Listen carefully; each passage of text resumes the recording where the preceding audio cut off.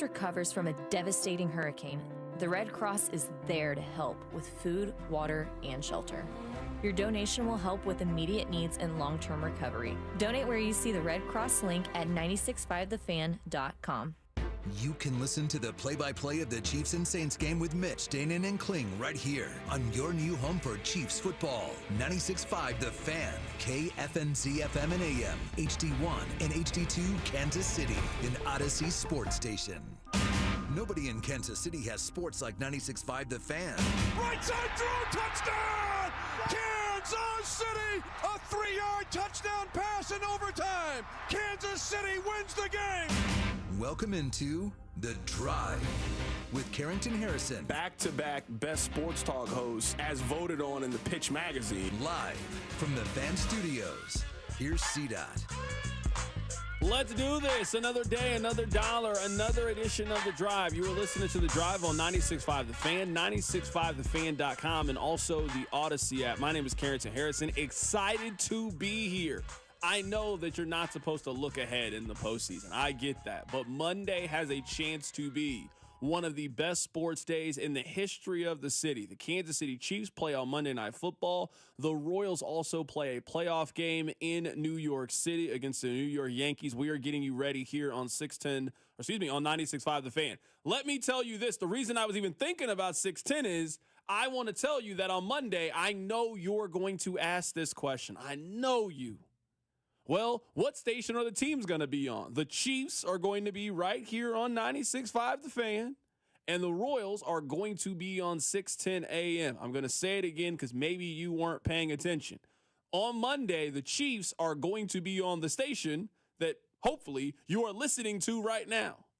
And the Royals will be back on their old home, back over on 610 AM. We are excited here. Hopefully you are excited as well. We got so much to get into. I did not think that as we head into October, a majority of our show is going to be centered around the Kansas City Royals, but here we are. We have so much to get into. I will not waste any more of your time. Let's give you a chance to win that pizza.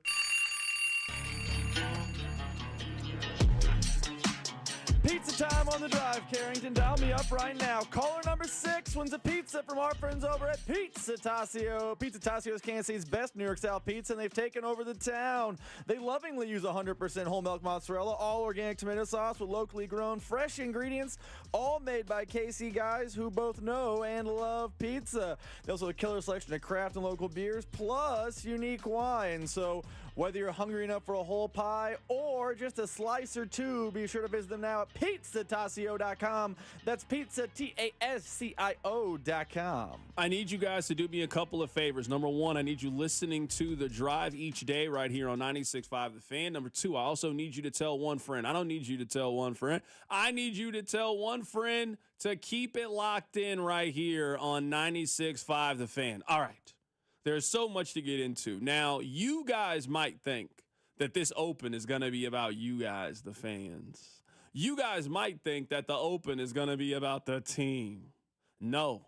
This Open, at least a small part of it, has to be about this show. Rob, if you can, put the pizza winner on hold, because before we move forward, we need to congratulate ourselves. We got to quit waiting on other people to give us our flowers, and we just got to start taking them. This show in particular gave you the pathway. Now, text line, I know you've been here. You can attest to it. I've been making this analogy now for 6 weeks. I've been telling you it's like the Electoral College. It's like election night, and you got to look up on the screen, and you got to figure out what the right pathway is to winning the White House. I know you've heard me say this before. I've been telling you for 6 weeks.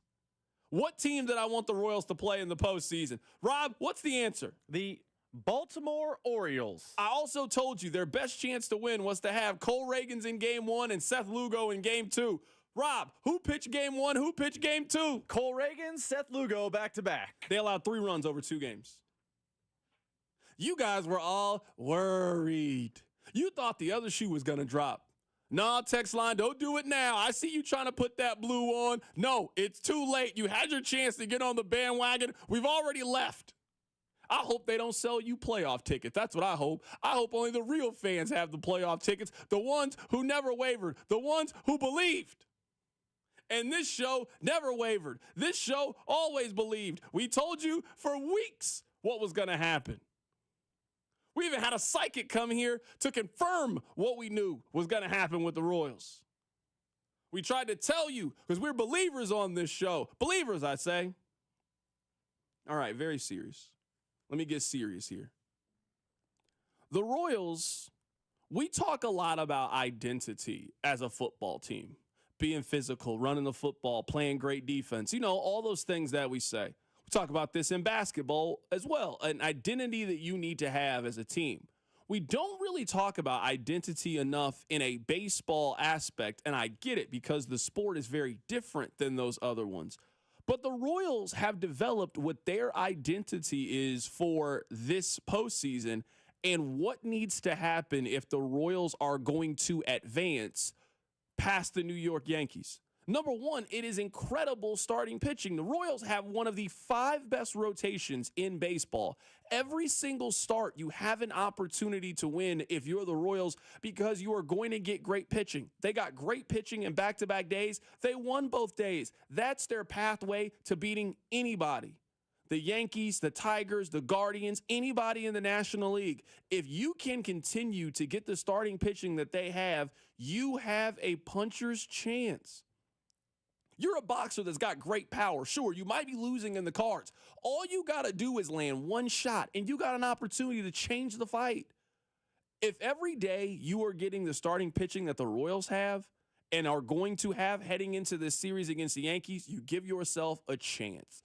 Now, you're not going to be the favorites against the Yankees. The Yankees were maybe the best team in the American League, maybe the best team in all of baseball. You are the underdog in this, but you got a chance because you can pitch, and not just starting pitching-wise.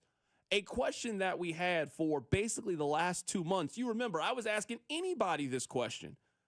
Hey, if the Royals are up 5-4, 5-3 heading into the 7th inning, what would you do? What's going to be the pathway to help the Royals win? What's the 7, 8, 9? The 9 has been figured out with Lucas Ursek. He is one of the best closers remaining in the postseason. He has been lights out like a vault baby, locked down for the last 2 months probably with the Royals. But they really started to develop the rest of that back half of the bullpen, and they've really gotten strong. Let me give you some stats here. I got this from Rainey. If you go back to September 21st, the Royals bullpen has allowed 14 hits and 1 earned run in their last 40 innings. We're talking about a team that's not walking guys, a team that's not allowing guys to get on base, a team that is not giving up runs in that second half. So you couple that deadly bullpen with their starting pitching, got yourself a puncher's chance. That's what the Royals have. The Royals have a puncher's chance of winning this series against the Yankees. They're going to need more offense than they've gotten, and we can go through the stats and numbers, at least in conjunction with their offense and how much they are going to need to win this series. But I think today is a celebration of, man, they did it. It was not always easy. September was really stressful. But in a weird roundabout way, them sweeping the Nationals saved their season. They were probably still going to make the postseason, but because they were able to take the last couple of days off, because they were able to reset their bullpen, reset their rotation, and get them ready for these 2 games against the Orioles, it turned their season around and gives them a chance at something special. We throw out the term house money. You can't have more house money than what the Royals have going up against the biggest payroll in baseball and the biggest expectations. There are only 2 teams that have to make it to the World Series. The Royals are playing one of them. All of the pressure is on the Yankees. If the Royals can win game 1 of that series, and you know if you're Kansas City that you got at least 2 coming back to Kansas City, you got a chance to really surprise some people and shock some people. Why not the Royals? Last year, it was the Arizona Diamondbacks. It's been the Royals before. This feels like a very similar conversation that we had when the Royals went up against the Los Angeles Angels back in 2014. Sometimes history really repeats itself. But that series win against the Nationals ended up being a blessing for the Royals. The fact that they swept that series, the fact that they got a couple of days off to rest and get ready and they were perfectly aligned to beat the Baltimore Orioles, a team that was not great in the second half of the season. That was their best chance. Now, you give yourself an opportunity to advance and see what else you can make of this season, Rob. Things worked out exactly how they needed to for the Royals. I mean, we were saying all along, this is the path. You get Reagans, you get Lugo, you get good enough offense. Now, we can talk later in the show about if they have enough offense to keep going, but they got enough against the O's. The bullpen, I will credit you as well. You talked about a week ago about how the bullpen, it may have been addition by subtraction. No more Chris Stratton, no more James MacArthur in the bullpen, and it was, here are the 5 guys we trust, and those 5 guys for the last 2 days were incredible. The sweeping of the Nationals changed everything. This show was telling you there should be absolutely no reason to pitch Cole Reagans on Sunday. They didn't. They lined him up. He was dominant on Tuesday. Seth Lugo was a little more shaky than Reagans, but a little more shaky is all relative. He was fantastic. Angel Zerpa was fantastic. There was nothing but success for guys on the mound for the Royals, and that gives you a chance in any series, even against a team like the Yankees in a bandbox like Yankee Stadium. If you can hold teams down, you can win. And Royals fans, Kansas City, the team, they should have the mantra, why not us? Because every year it feels like one of these teams arises. The D-backs, frankly, the Rangers to an extent last year, the Royals of 14. I mean, there is always that why not us team. Why can't it be the Royals in 2024? One more point I want to make before we're joined by Jake Eisenberg. We're going to talk a majority of Royals today as the Royals are heading to the divisional round of the baseball playoffs. I don't know if we are having this conversation, at least today, if it wasn't for the return of Vinny Pasquantino. They really needed him. And if they're going to beat the New York Yankees, you know what I think they need Vinny to be? I think they need Vinny to be 2014 Mike Moustakas. I think they're going to need something really special from their big 3. You're going to need something really special from Bobby Witt Jr. You're going to need really something special from Salvador Perez and also Vinny Pasquantino. He was important over the course of these last 2 games. They didn't have a whole lot of offense, but they had just enough offense to go with their starting pitching and to go with their bullpen to go on the road and win 2 out of 3 games against the Baltimore Orioles. We're going to be talking a lot of Royals today. We can take your phone calls as well, 913-586-7965. Coming up on the other side, we'll be joined by Jake Eisenberg, play-by-play voice for the Kansas City Royals. We'll get his thoughts as the Royals head to New York to take on the Yankees. Keep it right here. It's The Drive. The Drive with Carrington Harrison on your new home for Royals baseball. 96.5 The Fan. Brought to you by DM Injury Law. Have you or a loved one been in a car wreck? Contact DM Injury Law today and get the money you deserve. Car wreck? Remember, Mike's got this. It's finally starting to actually feel like fall outside. So you know what that means. Time to get to Kohl's for cozy, comfy, and cute outfits. With their friends and family sale, I saved 20% on everyday styles that I can't wait to wear all fall long. Plus, I earn Kohl's cash. But don't take my word for it. Get to Kohl's and discover fall faves for yourself. Select styles. Offers end October 6th. Some exclusions apply. See store or kohls.com for details. It takes a lot to prepare for game day as a dedicated fan, and preparing the perfect tailgate meal might be most important of all. That's why Hellmann's Real Mayonnaise is the MVP. Hellmann's Mayonnaise is the secret to bring out the rich and creamy taste to all your game day dishes, from buffalo chicken dip to your favorite sub sandwich and everything in between. So give it a try, and mayo game day be delicious with Hellmann's Real Mayonnaise. Shop at your local Walmart, Kroger, or grocery store and add some extra deliciousness to your game day dishes this football season. Kansas football fans, picture this. You bet on your favorite player to score the first touchdown, and he throws an awesome block so his teammate can score instead. If this happens, MGM wants to give you another chance at the end zone. With BetMGM's second chance promotion, you'll get your stake back if your first touchdown scorer scores second instead. That's right. Bet on any pro football player to score the first touchdown of the game. If you're right, you win. If your player scores second, you get your stake back in cash. Everyone knows the most exciting part of football is the score. With BetMGM's second chance promotion, you have a chance to keep the fun going after the first player crosses the goal line. BetMGM and GameSense remind you to play responsibly. See BetMGM.com for terms. 21 plus only, Kansas only. Existing customer offer. Subject to eligibility requirements. Please gamble responsibly. Gambling problem? Call 1-800-GAMBLER. In partnership with Kansas Crossing Casino and Hotel. It's not just about watching the game, it's about betting on it. I'm Mike Valeni, and on Cash the Ticket, Jim Costa and I break down every college football and NFL matchup like it's the last game we're ever going to watch. From the best bets to the sneaky underdogs, and of course, as my co-host likes to say, the value. And the one thing we're not going to do is pretend we're professionals. We have fun with it, it's an entertainment product, and it makes watching games a hell of a lot of fun.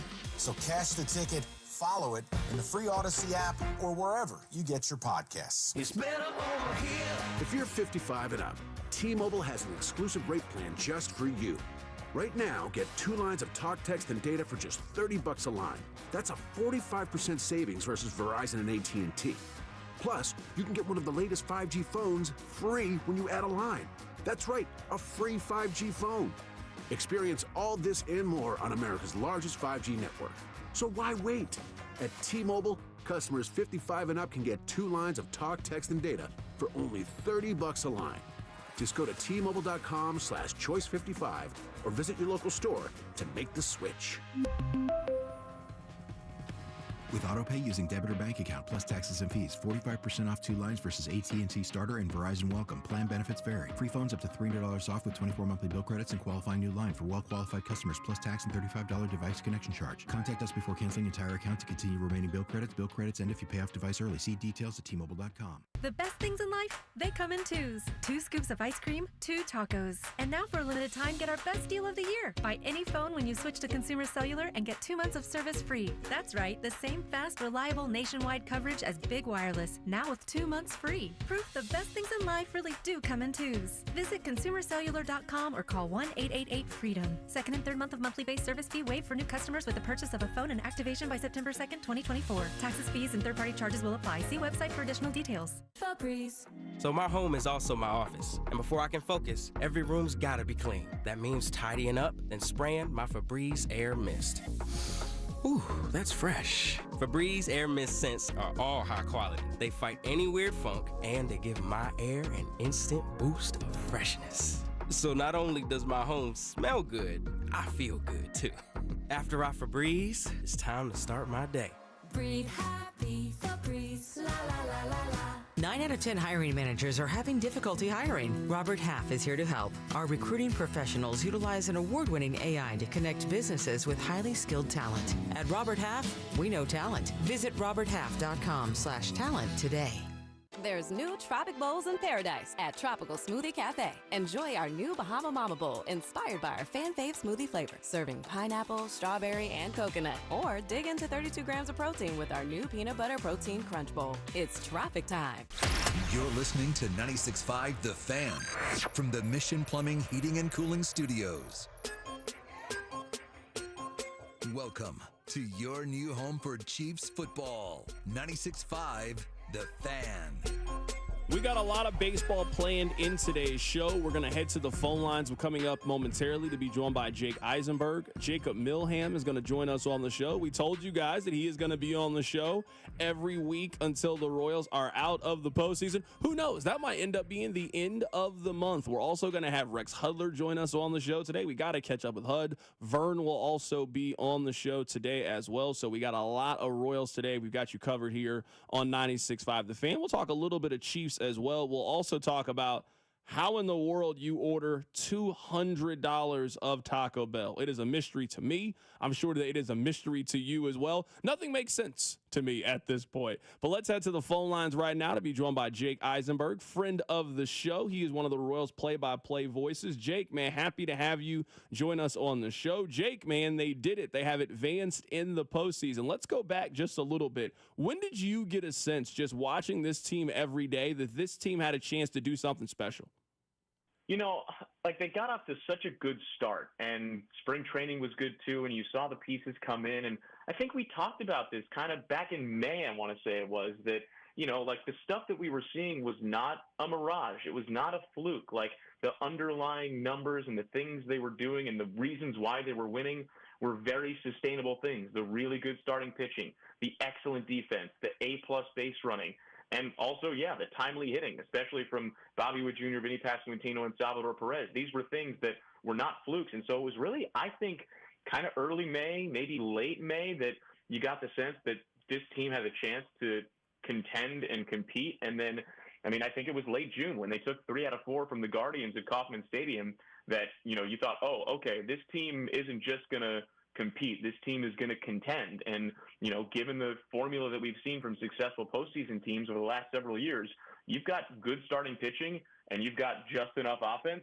That is a very strong winning formula, and that's exactly what we saw these last couple of games in Baltimore. I thought for the last couple of weeks or so that their best chance was almost exactly how it played itself out. I thought their best chance was playing the Orioles and also to have a healthy Reagans and a healthy Seth Lugo in games 1 and 2, and then they win both of those games. I mean, that's the formula for this team. What's been really surprising to me, and you and I have talked about this over the course of the season, is this bullpen has become incredibly reliable where if you're going to hand things off after a good Reagans and Lugo start, and now you're going to hand things off to a bullpen that's been lights out for the last 3 weeks, you really got a chance to pull off an upset.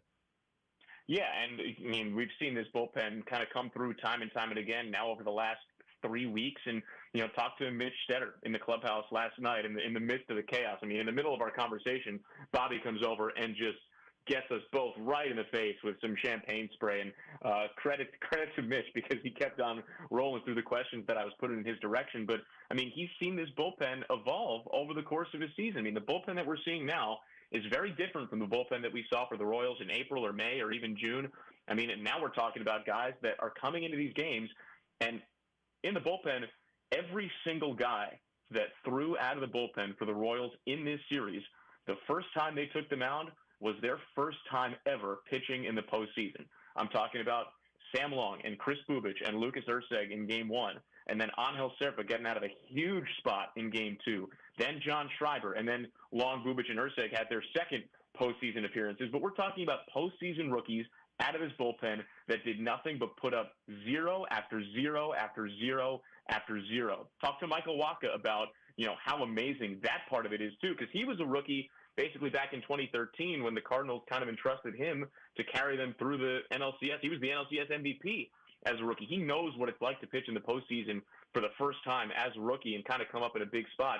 And he was in awe about what these guys out of the bullpen have done to rise to the occasion and meet this moment and hold a really good Orioles offense, scuffling as they might have been, to literally 0 runs out of the bullpen. It's truly astounding what this bullpen has accomplished over the last few weeks, and especially the last 2 days. And, you know, Michael Wacha was impressed. Mitch Stetter was raving about the preparation that they do to get these guys ready and how, you know, they were not shaken by the moment. Jake, we're talking about all these other people making their first postseason appearance. You made your first postseason appearance. How has that been? What's been the experience like? You as just getting this job, being the young guy, being the new guy in town. You know, everybody else that calls Royals games, they were there for 14 and 15, so you're kind of getting thrown into the mix. What was it like to call your first postseason games? Yeah, pretty electric. And I'll be honest, I think that other people are making a little bit of a bigger deal out of it than I am, and maybe I'm just trying to trick myself into thinking that it's all normal and just another game. You know, I asked, you know, Denny for some advice and Ryan for his advice and Stu, you know, and how they've handled kind of these moments, and the advice was kind of the same, that, you know, like the game is the thing, the pitch is the thing. This is not necessarily the type of broadcast that's going to dive into somebody's backstory, or we're not looking to fill time in a blowout. Like, the game is the thing, and the game will tell you what you're doing. And being on the air with Denny, who's literally seen it all and done it all, and being on the air with Ryan as well, who was there, you know, in 14 and 15 for his first postseason games. And his first postseason games came nearly 20 years into his broadcasting career and his Royals career, for that matter. And so I was just kind of picking his brain about, you know, what he wished he knew at that time and how he's handled these moments, you know, over the course of his career, and maybe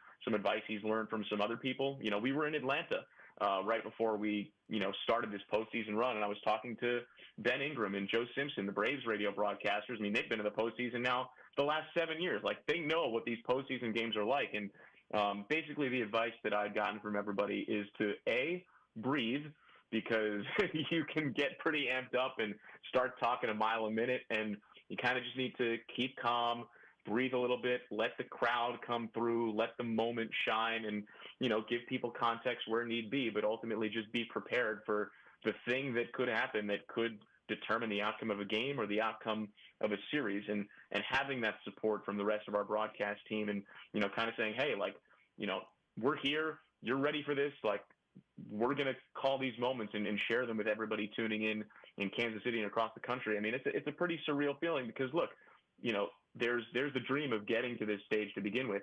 Then there's the dream of getting to the major leagues and calling postseason games and an ALDS and an ALCS and then a World Series. I mean, this is the pinnacle of what we do, and it is such a surreal honor to be able to kind of showcase these games and these moments for everybody, with our entire broadcast team.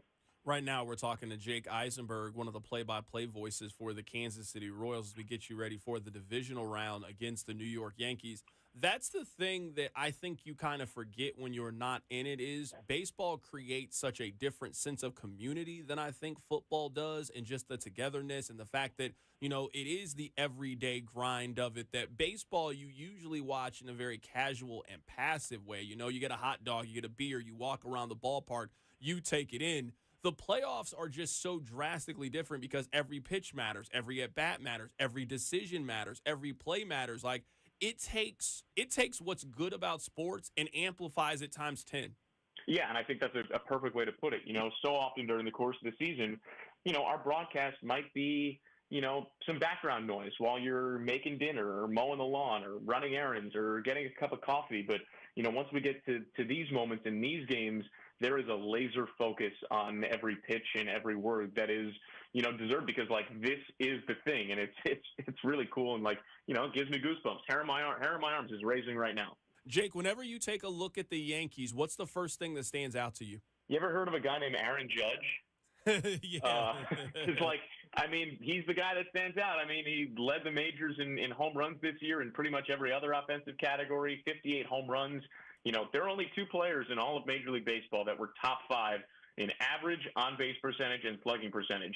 Those two are Bobby Witt Jr. and Aaron Judge. Oh, yeah, and there's a third guy named Shohei Ohtani. Those are the only 3 players in baseball that were top 5 in average, on-base, and slugging. And Aaron Judge also led the world in pretty much every other hitting category that Bobby Witt Jr. didn't lead the world in. So, yeah, the Yankees go as Aaron Judge goes. There's also a guy named Juan Soto that, is hitting back-to-back with him. It is a formidable Yankees offense, and that's somewhat of an understatement. So you think about the Yankees right now, you think about Aaron Judge, and you think about this matchup, and you think about a Yankees offense that was one of the best in the regular season. They had a run differential of plus 147. That was the best in the American League. It was second only to the Dodgers. They can score a lot of runs in a lot of ways, especially with the long ball. And so that's the first thing that comes to mind about the Yankees. They have some experienced starting pitching. No doubt, the Royals are going to see Garrett Cole, whether it's game 1 or game 2. I'd be shocked if it wasn't game 1, if it hasn't already been announced. But that's a guy who's been there and done that under the brightest lights and on the biggest stage. And so, yeah, this is obviously a test, but I think it's a test that the Royals are ready for. And that's the thing that worries me most heading into this series is I don't question on whether or not the Royals have enough starting pitching to win this series. I don't question the bullpen. It's funny how we've gotten here, but their bullpen, I think, is worthy of your respect, your praise, and I think they might honestly have the better bullpen in this series. I'm worried about the Royals' offense and do they have enough to score where you beat the Orioles 1-0, you beat the Orioles 2-1, 2 great wins. It's going to be really difficult to beat the Yankees 3 times, 2-1. You're going to have to beat them 6-4 one of those games, and I'm just not sure if that's where the Royals' offense is right now. Yeah, and by the way, Garrett Cole is starting game 1 for the Yankees. I wasn't 100% sure, but just looked it up. So it'll be Garrett Cole for the Yankees, Michael Wacha for the Royals on Saturday night in the Bronx. As far as the Royals' offense is concerned, only 1 run the other day, only 2 runs yesterday, and it was enough because of the pitching and the defense. But I think that the Royals are going to now come into a hitter-friendly environment in Yankee Stadium, with that short portion right field. And I think having Vinny Pasquantino back in the lineup makes an enormous difference. And, think about it this way. Vinny got 2 hits yesterday. One of them drove in the game's first run. Now he's got even more time to have that thumb continue to heal and continue to get more comfortable. It's a couple of more off days and then a game on Saturday. And so the more time that he has to get closer to 100%, the better off this Royals offense is, and the closer it could look to what we saw in June, July, and August. Jake, I do want to get your opinion a little bit more on Vinny Pasquantino. What kind of boost, what kind of extra spark do you think Vinny gave the Royals with his addition back to the lineup? Well, I think it deepens the lineup and it lengthens the lineup, and I think it allows Matt Quatrero to construct the lineup in a slightly different way. Because you have Vinny as a left-handed hitter now hitting third, you can have Michael Massey as the left-handed hitter hit leadoff instead of third, and we saw that kind of changes the bottom of the lineup a little bit too, with Kyle Isbell batting eighth as a lefty, and then Maikel Garcia batting ninth as a righty, kind of being able to set the table for the top of the lineup. I mean, think about it this way. Michael Massey's only going to lead off truly once. That's the way that, baseball works. The leadoff hitter is only guaranteed to lead off once during the game. Kyle Isbell gets on. Maikel Garcia, who led off most of the season, gets on. Michael Massey is a de facto second or third hitter up, and then it's Bobby, Vinny, Salvi. And I think that not just having Vinny back in the lineup for all he does by himself, hitting with runners in scoring position, where he has been so good throughout this entire season, but also now you've got a bat in between Bobby and Salvi that maybe impacts the kinds of pitches that Bobby Witt Jr. sees, or maybe impacts the kind of pitches that Salvador Perez sees. And I think, that was one of the things that helped the Royals offense hum. So injecting him back into the lineup, yeah, it breathes a lot of life from an actual baseball perspective, but I think the things that swirl around it, there's a domino effect here that exists with Vinny's bat being back in the lineup, and that's only a positive one. Jake, give me an X factor that the Royals need, a player that they need to come through over the course of the next week or so for them to win the series and upset the Yankees. Oh, man. I mean, it's a 26-man roster, and there are so many more people outside of those 26 that, help this team to success. You could say the X factor is Michael Wacha making a good start in game one, or Cole Reagan's making a good start in game two, or any of the starters, in game 3 or 4 or 5 if necessary. It could be any guy out of the bullpen, depending on the situation. I'm kind of thinking out loud right now as to who it might be. I mean, if you want to go somebody outside the obvious to have a big series, or maybe, play a role that might not be expected to be played or make an outsized impact, I think the two guys that come to mind are Michael Massey and Maikel Garcia, who both had an outsized impact in the wild card series, both offensively and defensively, with Maikel scoring the run on, I don't know what day of the week it was, Tuesday, stealing the base, moving over on Massey's groundup and coming in to score. And then Massey, yesterday, he had 2 hits, a double to open the game. He also made a crucial defensive play to save a run in the 4th inning. So I think that those two guys could be X factors outside of the obvious ones of Bobby, Vinny, Salvi, Wacha, Reagans, Lugo, bullpen, Irsay, Bubic. I think if you're looking for somebody outside of that obvious conversation, I think Michael Massey and Maikel Garcia could be X factors. Jake, I know it's hard to not look ahead here, but I think a lot of people in Kansas City are keeping an eye on Monday. Monday has a chance to be one of the more special days in Kansas City sports history, at least that I can remember. The Royals, they play at 6:30, and the Chiefs play at 7:15 on Monday Night Football. Monday has a chance to be one of those legendary days, and you are in the middle of it.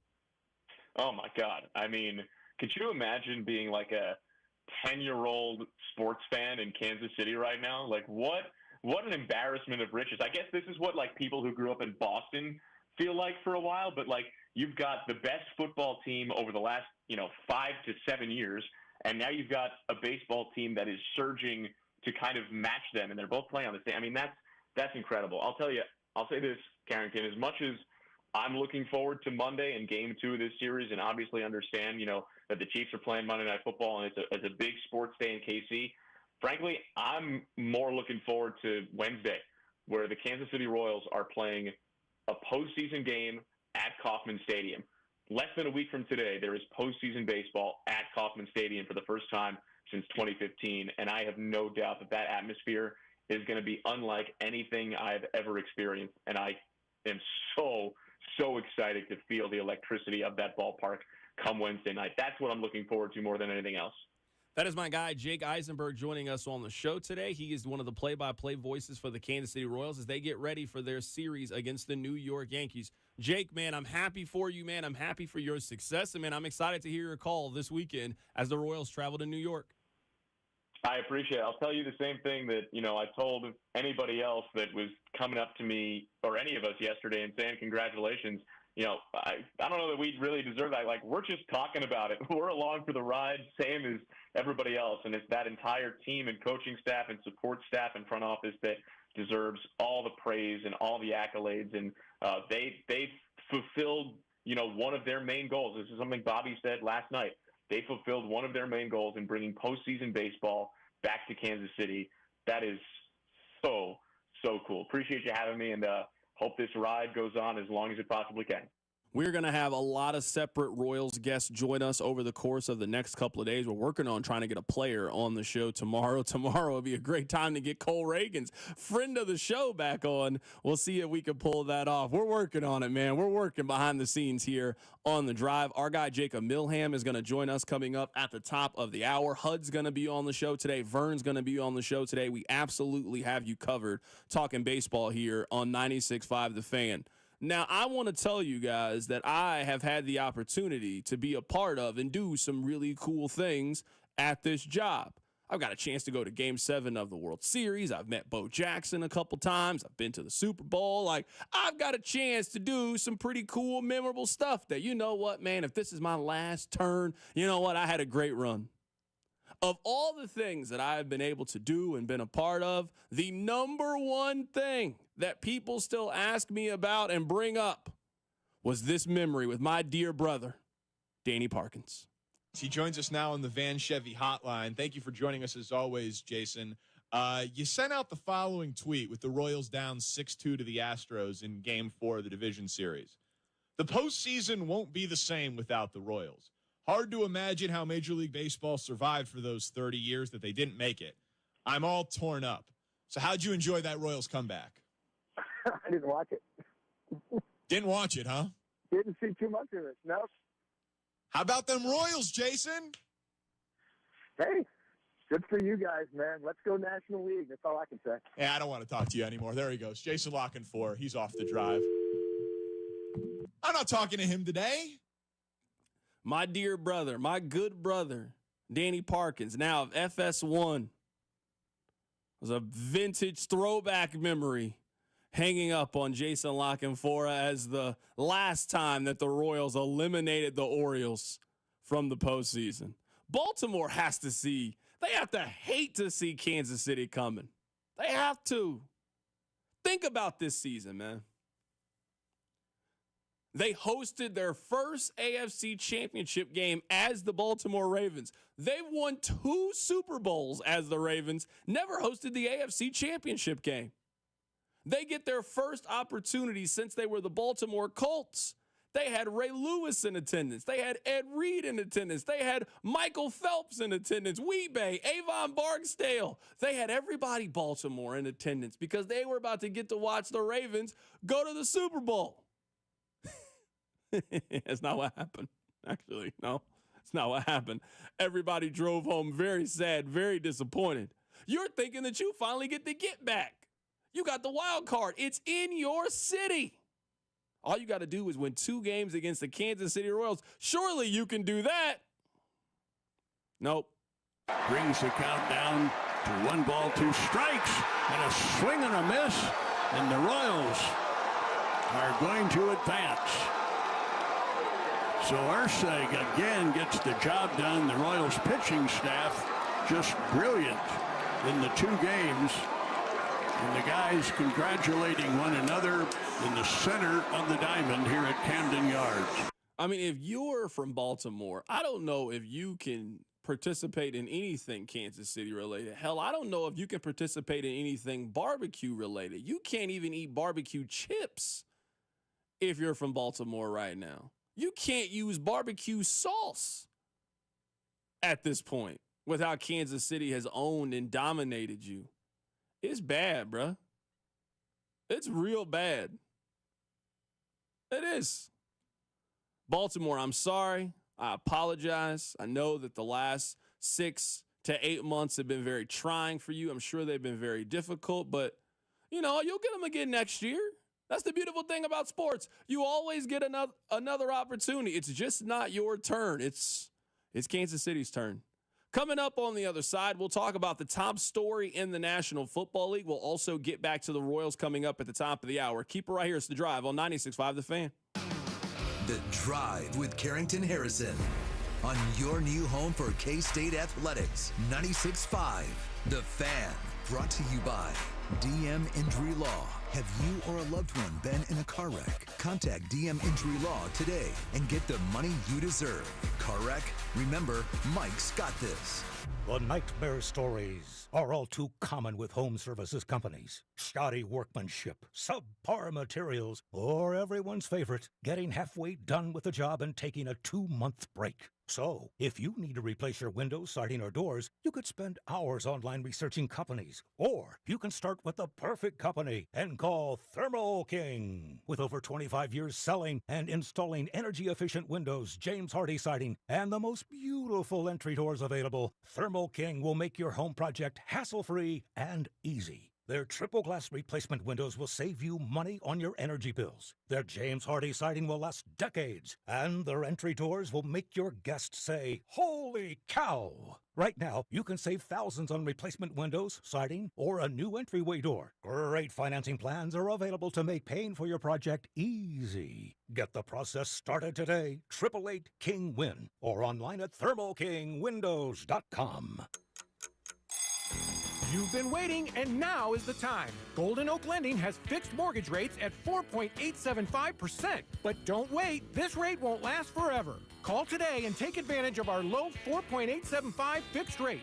Call 913-890-GOLD. That's 913-890-GOLD. Golden Oak Landing, cured my blues. 5.784 APR, FHA, 15-year, 20% equity, qualified credit. Additional terms apply. NMLS 114937. Calling all Kansas City football fans to downtown Las Vegas. Join us at Circa Resort and Casino this October for the ultimate game day getaway. Huddle up at Overhang Bar with 96.5 The Fan for our pregame tailgates on Fridays with drink specials and giveaways, including a pair of game day tickets. Then catch all the action at the world's largest sportsbook or lounge in the center of it all at America's favorite place to watch football, Stadium Swim, featuring 6 pools and a massive 143-foot screen. To book your Huddle Up experience, visit circalasvegas.com today. Kansas football fans, picture this. You bet on your favorite player to score the first touchdown, and he throws an awesome block so his teammate can score instead. If this happens, MGM wants to give you another chance at the end zone. With BetMGM's second chance promotion, you'll get your stake back if your first touchdown scorer scores second instead. That's right. Bet on any pro football player to score the first touchdown of the game. If you're right, you win. If your player scores second, you get your stake back in cash. Everyone knows the most exciting part of football is the score. With BetMGM's second chance promotion, you have a chance to keep the fun going after the first player crosses the goal line. BetMGM and GameSense remind you to play responsibly. See BetMGM.com for terms. 21 plus only, Kansas only. Existing customer offer. Subject to eligibility requirements. Please gamble responsibly. Gambling problem? Call 1-800-GAMBLER. In partnership with Kansas Crossing Casino and Hotel. This is the story of the one. As a facility technician installing a new welding station, he knows getting the ventilation right is critical for safety. That's why when questions arise, there's Grainger.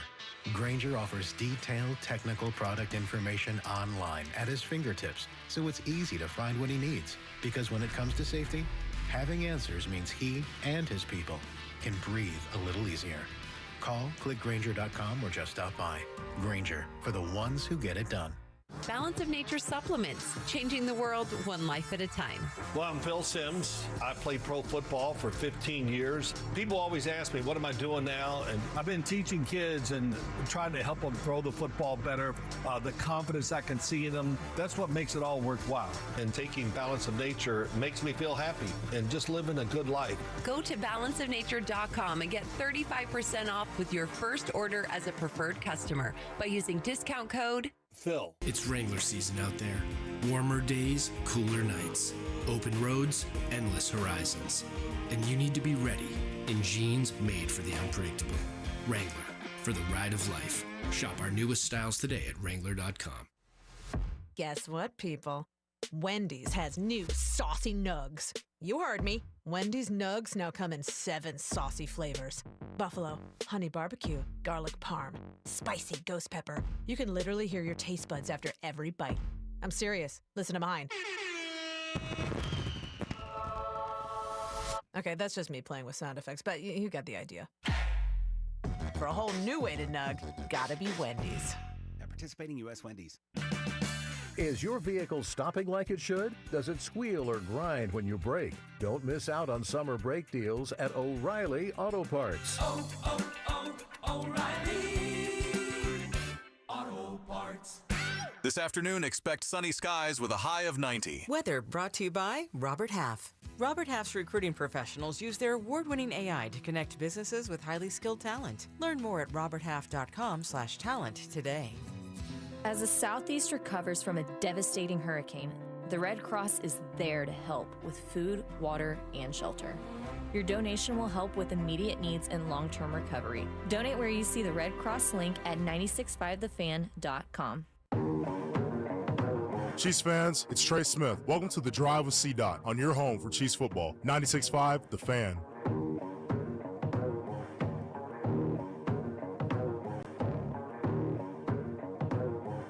Tour to talk about the NFL and talk a little bit of football. Now, the top story in the NFL is regarding Davante Adams, and I can't speak for everybody, but I assume that a majority of you have Netflix.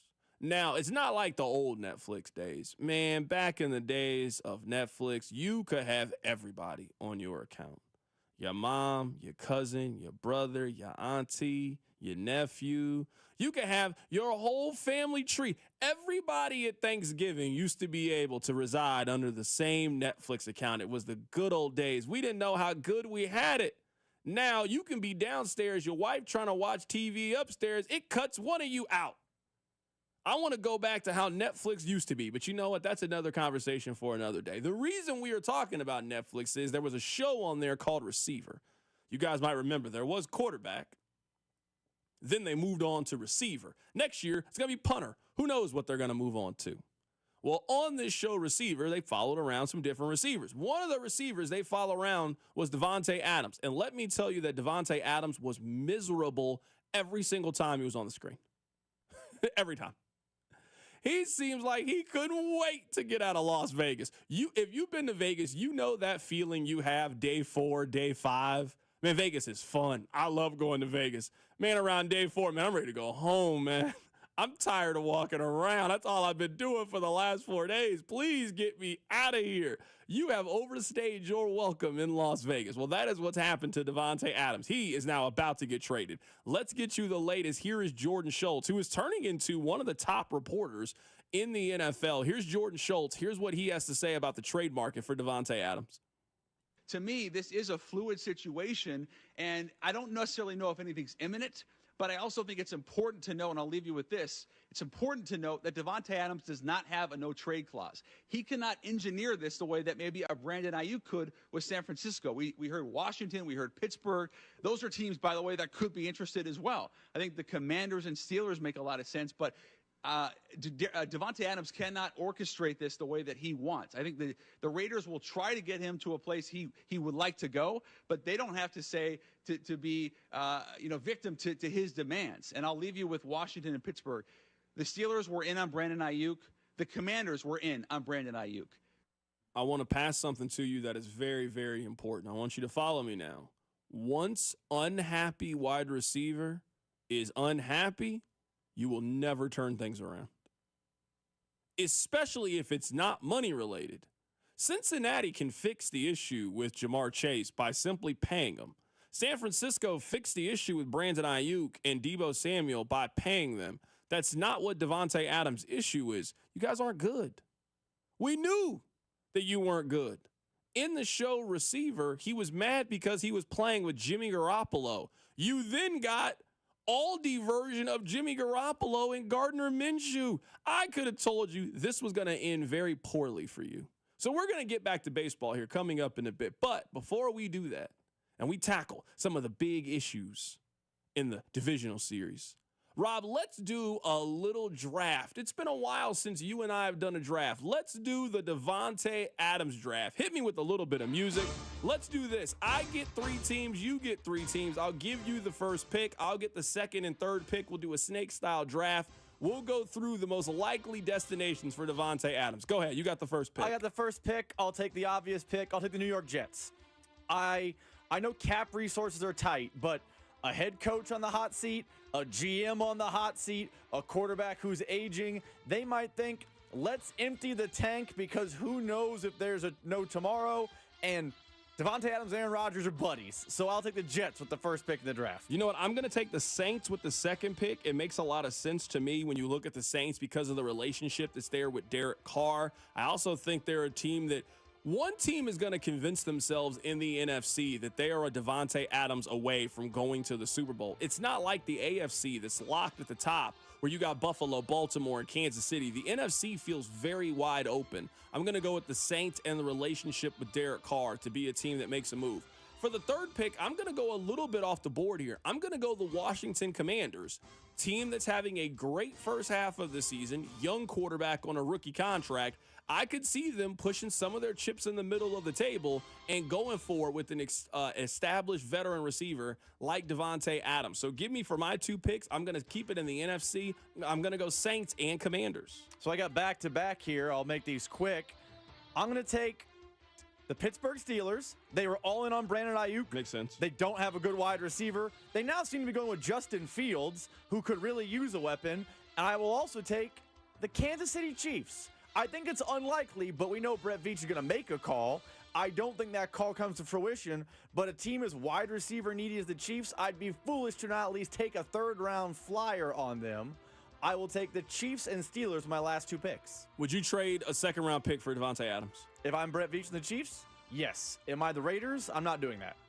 I can't believe you, of all people, would trade a second-round pick for Davante Adams, especially because I don't think the Chiefs will sign him to a second contract. You're turning into somebody different over the course of this season. I don't know what's going on at home here, but now you like running backs. You want them. What's going on right now? FM Rob's a different Rob. I don't know what's going on, man. It's real confusing what's going on over there. It's very, very confusing. All right. I got one more pick left, right? Mm-hmm. All right. I've got the Saints. I've got the Commanders. With the 6th pick in the Davante Adams draft, you know who I'm going to take? I am going to take the Dallas Cowboys. The Cowboys, I think, are going to need something. You are already all in on this year. You paid Dak Prescott. You paid CeeDee Lamb. They don't really have a lot else offensively. I think they're still going to need to go pick up a running back at some point between now and then. Shockingly enough, Ezekiel Elliott is done. I don't know how they're the only people that are caught off guard with this, but if Rico Dowdle, however you pronounce the gentleman's last name, and Ezekiel Elliott, if those are your 2 running backs, you are cooked for the season. I think they need to go out and get a running back. They actually should have got Kareem Hunt. But the Cowboys, they are in a tough spot with no run game. I also think they need something else in the passing game. I'm going to throw Davante Adams to the Dallas Cowboys on a 1-year kind of flyer type move. I think the Cowboys could be in for Adams. By the way, real quick, I'm not going to breaking news sounder, but Rashid Rice is officially to the IR, so he will miss a minimum of 4 games. I think we all kind of knew that was coming. We still don't know the severity of the injury. We'll talk about that later in the show, but official, he's on the IR, meaning he will miss at minimum 4 games. This is more kind of roster maneuvering to open a spot, but he is now on the IR for the Chiefs. His mom put that stuff back? That I can't answer. I was just asking. I didn't know if his mom put the stuff back. I wasn't sure. All of a sudden, it's on TMZ, and it was a lot happening all at one time. I couldn't have been the only one that was confused by the video. She had on her son's jersey and she looked right into the Ring camera. Like she basically just went up to the precinct and told them that she committed a crime. There was a lot going on, man. I don't know what's happening with Rashid Rice. I try not to get into the family business matters, but I mean, when your family's on TMZ, I mean, I don't know what else I'm supposed to do with this scenario. Put the stuff back. It ain't got your name on it. And wasn't that, Chapel or Chappelle Roan stuff? Yeah. Like, it looked like a what's the a Mad Lib? It was like Rasheed Rice, mom, steals packages from Chappelle Roan's home. I'm like, how it like blew my mind and it happened. You know what? When I actually read the headline, I was really surprised that they didn't put Travis Kelce's teammate on there. They'd have been blaming Travis for that. Travis Kelce's teammate, who was in a relationship with Taylor Swift, like they was trying to hit all the keywords. Bro, just keep your hands to yourself, and if it ain't your package, you know what? Just don't touch it. Leave it alone. Quit stealing. Ain't that one of the 10 Commandments? That might be the first 10 Commandment. Thou shalt not steal. Put the stuff down. That's what I would encourage you to do. All right, coming up at the top of the hour, let's get back to talking about baseball. Let's get back to talking about the Royals as they get ready for their series against the Yankees. We got Jacob Milham of Kings of Kaufman. He will be on the show every week until the Royals are done with their season. Could be at the end of the month. Keep it right here. It's The Drive on 96.5 The Fan. The Drive with Carrington Harrison on your home for Kansas City sports. 96.5 The Fan. Brought to you by DM Injury Law. Have you or a loved one been in a car wreck? Contact DM Injury Law today and get the money you deserve. Car wreck? Remember, Mike's got this. This is a special report from the Missouri Lottery. Please do not attempt to put giant checks in the bank's pneumatic tubes. You will be provided with a bank-compatible check or just cash. The Missouri Lottery. Play responsibly. Brought to you by Blue KC is the Coaches with Character program. Do you know a rock star high school coach in your district? Nominate them for the Blue KC Coaches with Character program at bluekc.com/nominate coaches with character. Let's make our coaches feel special and make our community a better place to live, work, and play. Tune in this week to kick off with Boomer and Valenti to hear the Sims Spotlight featuring Super Bowl winning quarterback Phil Simms. Brought to you by Balance of Nature. Balance of Nature supplements. Changing the world one life at a time. This is Gene at House of Diamonds. No paint-by-number custom jewelry, no bogus sales and financing offers, and absolutely no lab diamond ripoffs. Everything at House of Diamonds is real. House of Diamonds on the southeast corner of College and Quivira. Hey, it's Rex here with RexBuysKC.com, your local KC home buyer. If you own a property in the Kansas City or surrounding area and want to sell it fast and at a fair price, write this number down. 816-330-6000. I'm a private real estate investor, not some hedge fund or large national chain. My family and I live right here in KC. I can pay cash and close on your timeline, even in as little as 3 days. Here at RexBuysKC.com, we're improving Kansas City one house at a time. I buy inherited houses, vacant houses, foreclosure houses, behind in payment houses, my tenant won't pay the rent houses, and properties that need complete rehabs. Do you own a house that's trashed and needs thousands of dollars in repairs? Great. If you own a house and want to sell it fast, call me at this number, 816-330-6000. That's 816-330-6000, or go to RexBuysKC.com. That's RexBuysKC.com. And I look forward to working with you. This ad furnished by Nesmith Taju LLC. Offer not valid in all states or where prohibited by law. Loans are subject to lender approval. See website for details. Honey, the credit card bill came, and we're maxed out. Great. Maxed out cards, rent is due, bills are piling up. We just need some extra cash to help us get by. We should do what my brother did. He went to 89cash.com and got $3,000. With our bad credit? 89cash.com is different. They're one of the largest personal loan networks. They can help people with any type of credit get up to $5,000. I'm sure there's a lot of paperwork. Nope. My brother said it was fast and easy. He did it right from his phone. If you have a regular source of income, you can be approved for a loan of up to $5,000 in minutes, and your cash can hit your bank account as soon as the next day. Our lenders have millions of dollars to lend regardless of your credit history. Great news! I went to 89cash.com and we'll have our money as soon as tomorrow. Wow, that is fast. If you need extra cash, go to 89cash.com. That's 89cash.com. 89cash.com. At Uline, they know firsthand the road to success is an uphill climb.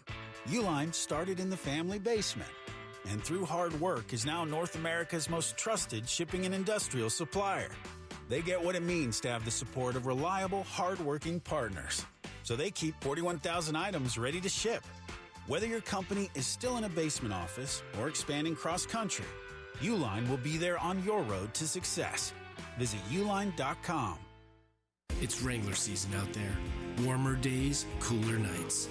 Open roads, endless horizons. And you need to be ready. in jeans made for the unpredictable. Wrangler, for the ride of life. Shop our newest styles today at Wrangler.com. Keep it twisted all year long with Twisted Tea Hard Iced Tea. Twisted Tea is real iced tea that packs a punch with 5% alcohol. Tastes great at the beach, the mountains, or even in your backyard. Look for the bright yellow Twisted Tea cans. Twisted Tea Brewing Company, Cincinnati, Ohio. Please drink responsibly. You can listen to the play-by-play of the Chiefs and Saints game with Mitch, Danon, and Kling right here on your new home for Chiefs football. 96.5 The Fan, KFNZ FM and AM, HD1 and HD2 Kansas City, an Odyssey sports station.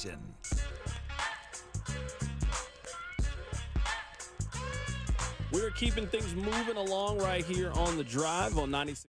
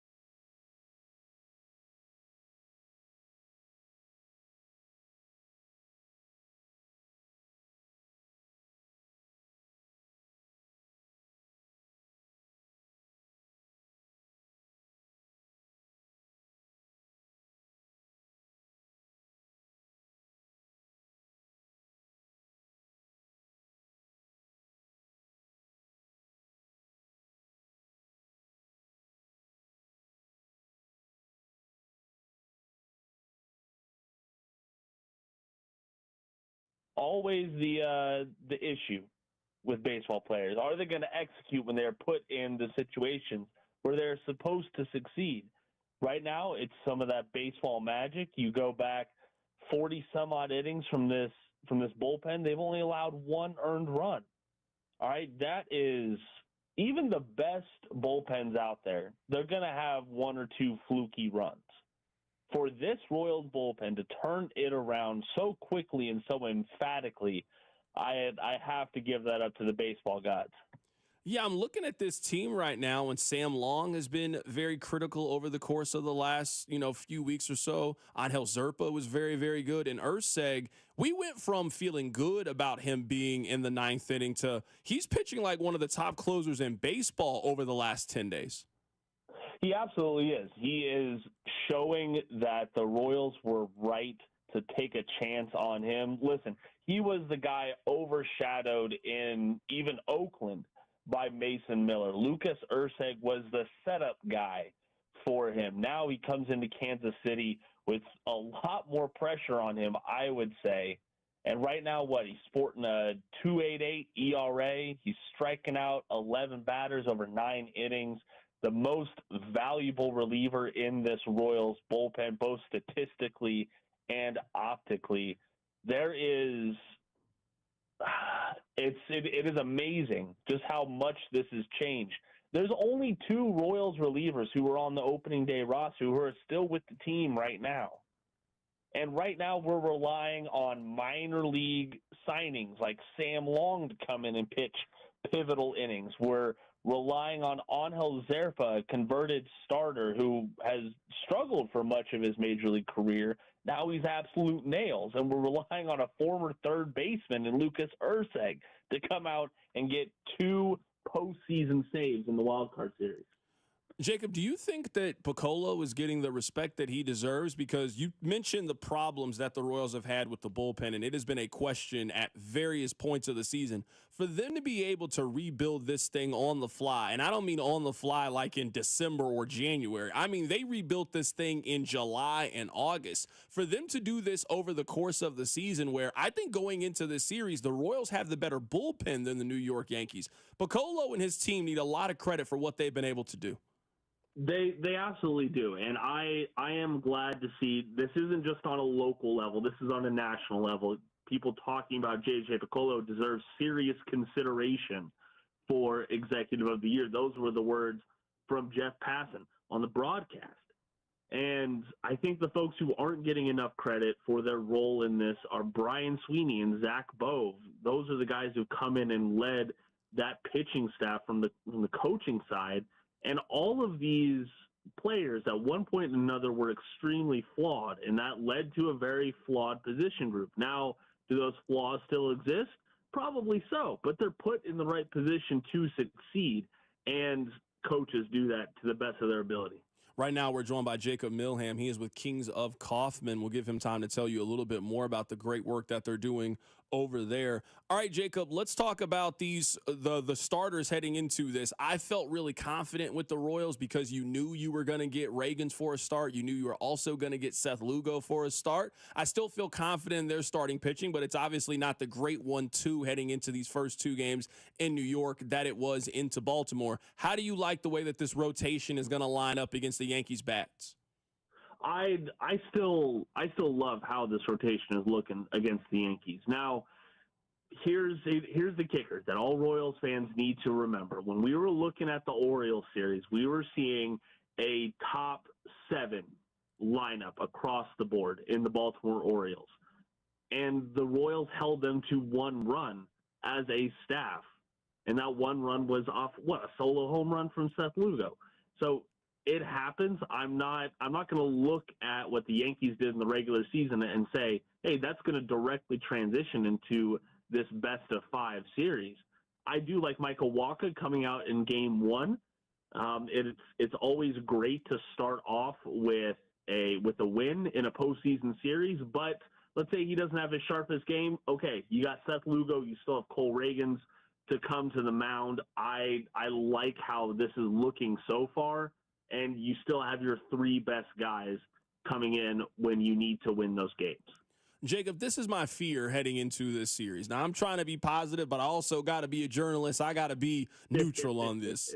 I trust the Royals' rotation. I trust the Royals' bullpen heading into this. I'm not sure if they can score enough runs to win this series. Like, you're not going to beat the Yankees 1-0 and 2-1. That's just not how you're going to go into New York and go up against Judge and Soto and the other pieces that they have.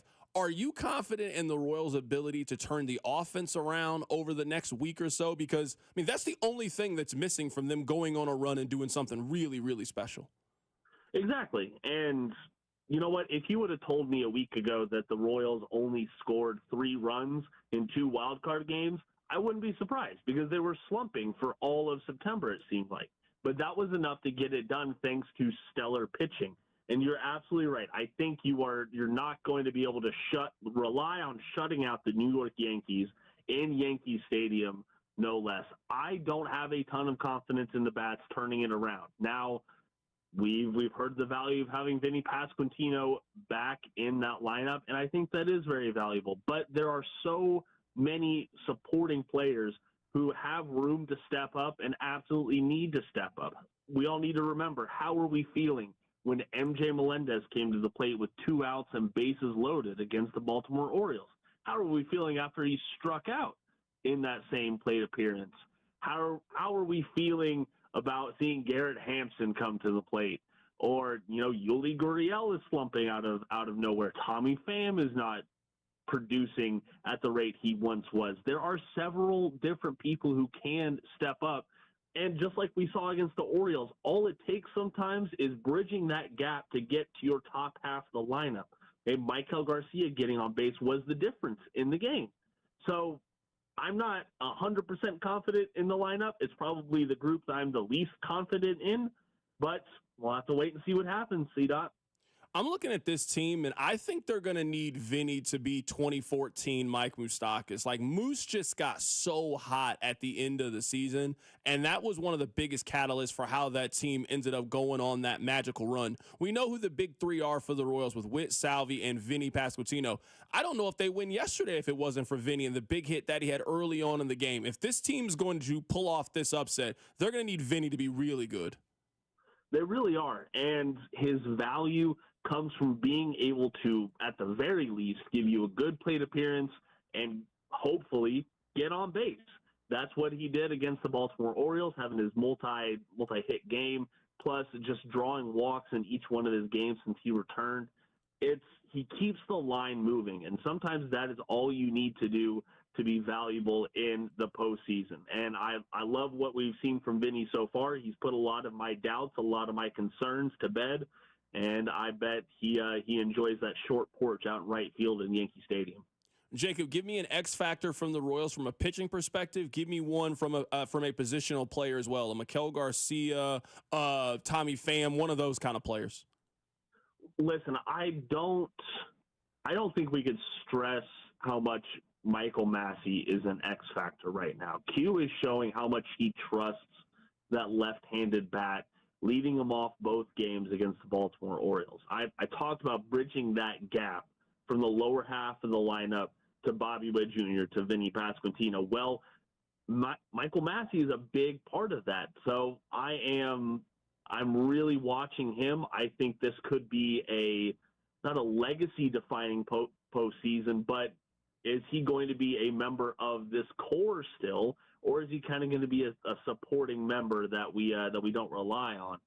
Looking at the pitching side of things, I'm going to go, unfortunately, with an easy answer, with Lucas Urzeg. We have gotten so accustomed to him coming out and putting an egg up on the board and getting his job done. Well, how are we feeling about him in this bullpen when he was giving up multiple runs, when he was blowing saves?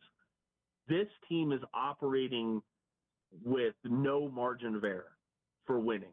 Okay, Lucas Urzeg gives you that edge, and if he doesn't have it, there's not going to be a whole lot of folks who can pick him up and save the Royals at that point. So I'm watching him fairly closely. I think he's going to do well against this Yankees lineup, but we got to wait until Saturday to find out for sure. That is our guy, Jacob Milham, joining us on the show. He does fantastic work with Kings of Coffin. Be sure to check him out. Jacob will be on the show next week as we get you ready for home playoff games at Kauffman Stadium. Jacob, great stuff, man. Always appreciate catching up with you, man. Thanks, C-Dot. Have a good one now. Absolutely. That's Jacob Milham joining us on the show. Fantastic work they do over at Kings of Kaufman. Coming up on the other side, we'll talk about my concern heading into this series against the Yankees. That's coming up. Keep right here. It's The Drive. The Drive with Carrington Harrison on your new home for Chiefs football. 96.5 The Fan, brought to you by DM Injury Law. Have you or a loved one been in a car wreck? Contact DM Injury Law today and get the money you deserve. Car wreck? Remember, Mike's got this. The Chiefs, Cardinals, Royals, Blues, and our two soccer teams, the Current and St. Louis City SC, are all endorsing Amendment 2. Here's why you should support it too. Right now, Missouri sports fans are taking their money and placing their bets in Kansas and Illinois. We're losing our money to other states, money that could be invested in our schools. Amendment 2 fixes that. By legalizing sports betting, Amendment 2 will generate over $100 million for Missouri schools over the next 5 years. And there's a strong constitutional guarantee ensuring the revenue from sports betting will go to education. Kansas and Illinois know sports betting is a winner for their fans and taxpayers. It's time for Missouri to get into the game. Amendment 2 means over $100 million for Missouri schools. Join the Chiefs, Cardinals, Royals, Blues, Current, and St. Louis City SC in supporting Amendment 2. Paid for by Winning for Missouri Education, Mike Pridmore, Treasurer. Kansas football fans, picture this. You bet on your favorite player to score the first touchdown, and he throws an awesome block so his teammate can score instead. If this happens, MGM wants to give you another chance at the end zone. With BetMGM's second chance promotion, you'll get your stake back if your first touchdown scorer scores second instead. That's right. Bet on any pro football player to score the first touchdown of the game. If you're right, you win. If your player scores second, you get your stake back in cash. Everyone knows the most exciting part of football is the score. With BetMGM's second chance promotion, you have a chance to keep the fun going after the first player crosses the goal line. BetMGM and GameSense remind you to play responsibly. See BetMGM.com for terms. 21 plus only, Kansas only. Existing customer offer. Subject to eligibility requirements. Please gamble responsibly. Gambling problem? Call 1-800-GAMBLER. In partnership with Kansas Crossing Casino and Hotel. We hear a lot from our patients after we've successfully treated their erectile dysfunction. But one thing we hear the most is, why didn't I get treated sooner? This is Jeff for Heartland Men's Health. And if you're suffering with ED and all the emotional and relationship problems it causes, don't wait. Call us today. ED is simply a medical condition like any other. And for most men, it's fully treatable, which means you can get your sex life back. And I'm not talking about sex that's just okay, by the way. I'm talking about good sex with the ability to enjoy intimacy without the anxiety that affects so many men who have ED. In fact, you might find you're performing like you haven't in years. At Heartland Men's Health, we're ED experts. We've successfully treated thousands of men with protocols that are successful in well over 90% of cases. And we have a variety of treatments and treatment combinations so you can get the one that's right for you. So stop waiting and call us. Your first visit includes blood work, a medical consult, and if medically advised, a test dose. And if that test dose doesn't work in the office, your visit is free. Call 844-447-6600 or go to heartlandmenshealth.com. This ad furnished by Nesmond Taju LLC. Offer not valid in all states or where prohibited by law. Loans are subject to lender approval. See website for details. Honey, the credit card bill came, and we're maxed out. Great. Maxed out cards, rent is due, bills are piling up. We just need some extra cash to help us get by. We should do what my brother did. He went to 89cash.com and got $3,000. With our bad credit? 89cash.com is different. They're one of the largest personal loan networks. They can help people with any type of credit get up to $5,000. I'm sure there's a lot of paperwork. Nope. My brother said it was fast and easy. He did it right from his phone. If you have a regular source of income, you can be approved for a loan of up to $5,000 in minutes, and your cash can hit your bank account as soon as the next day. Our lenders have millions of dollars to lend regardless of your credit history. Great news! I went to 89cash.com and we'll have our money as soon as tomorrow. Wow, that is fast. If you need extra cash, go to 89cash.com. That's 89cash.com. 89cash.com. Order for Jennifer C.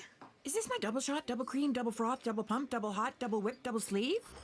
Yeah. Can you handle that much caffeine? Hey, did you know Discover automatically doubles all the cash back you've earned at the end of your first year? Well, I do now. Seriously, did you know Discover automatically doubles all the cash back you've earned at the end of your first year? Yeah, you just said that. Did you say I just said that? Yeah, I'm cutting you off. Did you say you're cutting me off? You earn, we match. Unlimited cashback match. See terms at discover.com/creditcard. Pizza just goes better with Pepsi Zero Sugar. Pizza. Thank you. But don't take our word for it. In fact, don't take any words for it.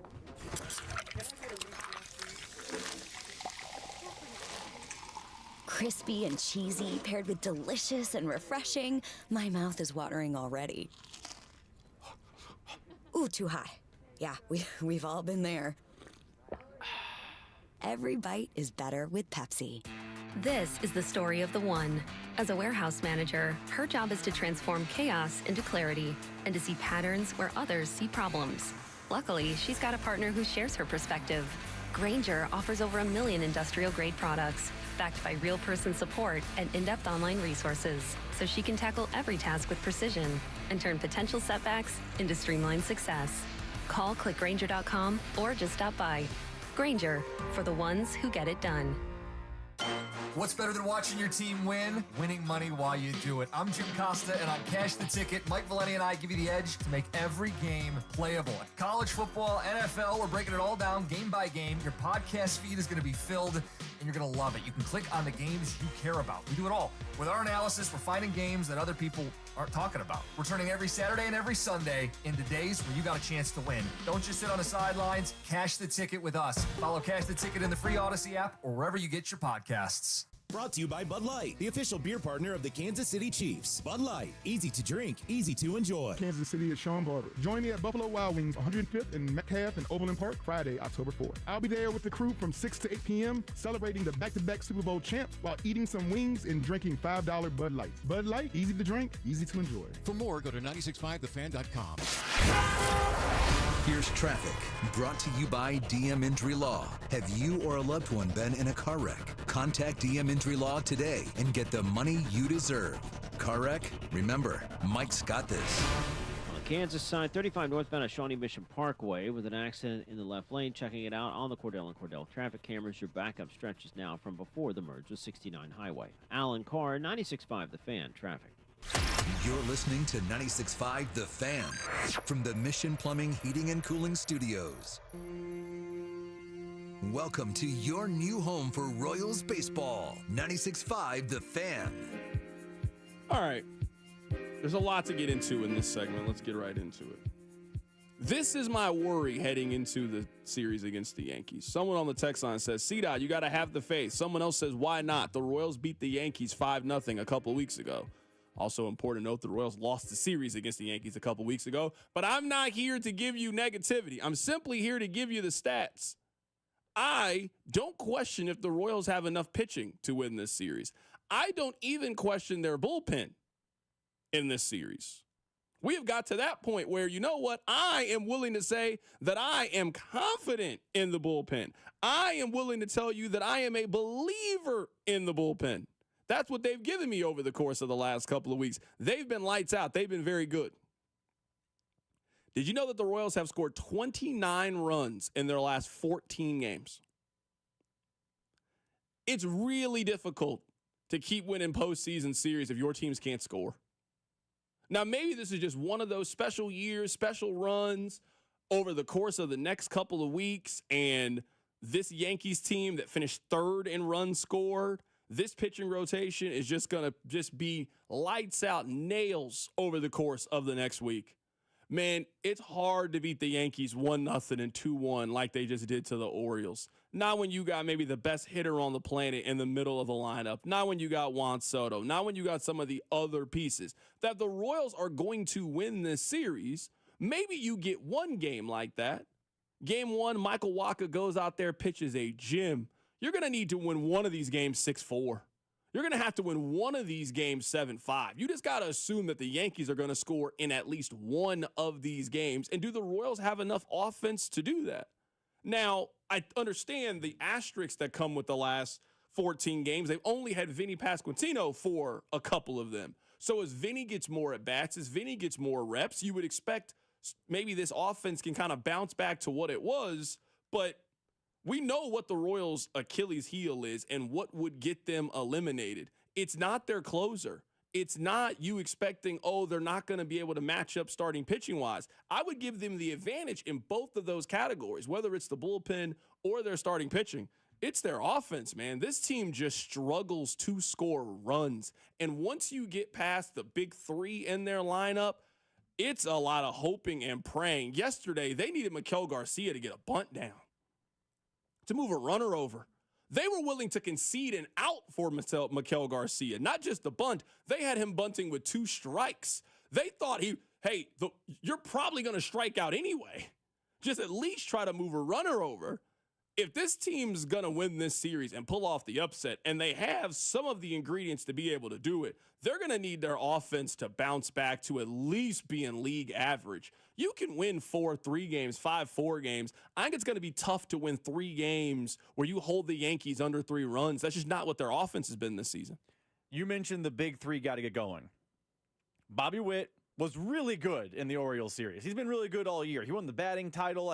I have no concerns about Bobby Witt. I think Pasquantino, he had some good at-bats yesterday. Pasquantino looks like a guy who is starting to refine the form. We knew there'd be a level of rust.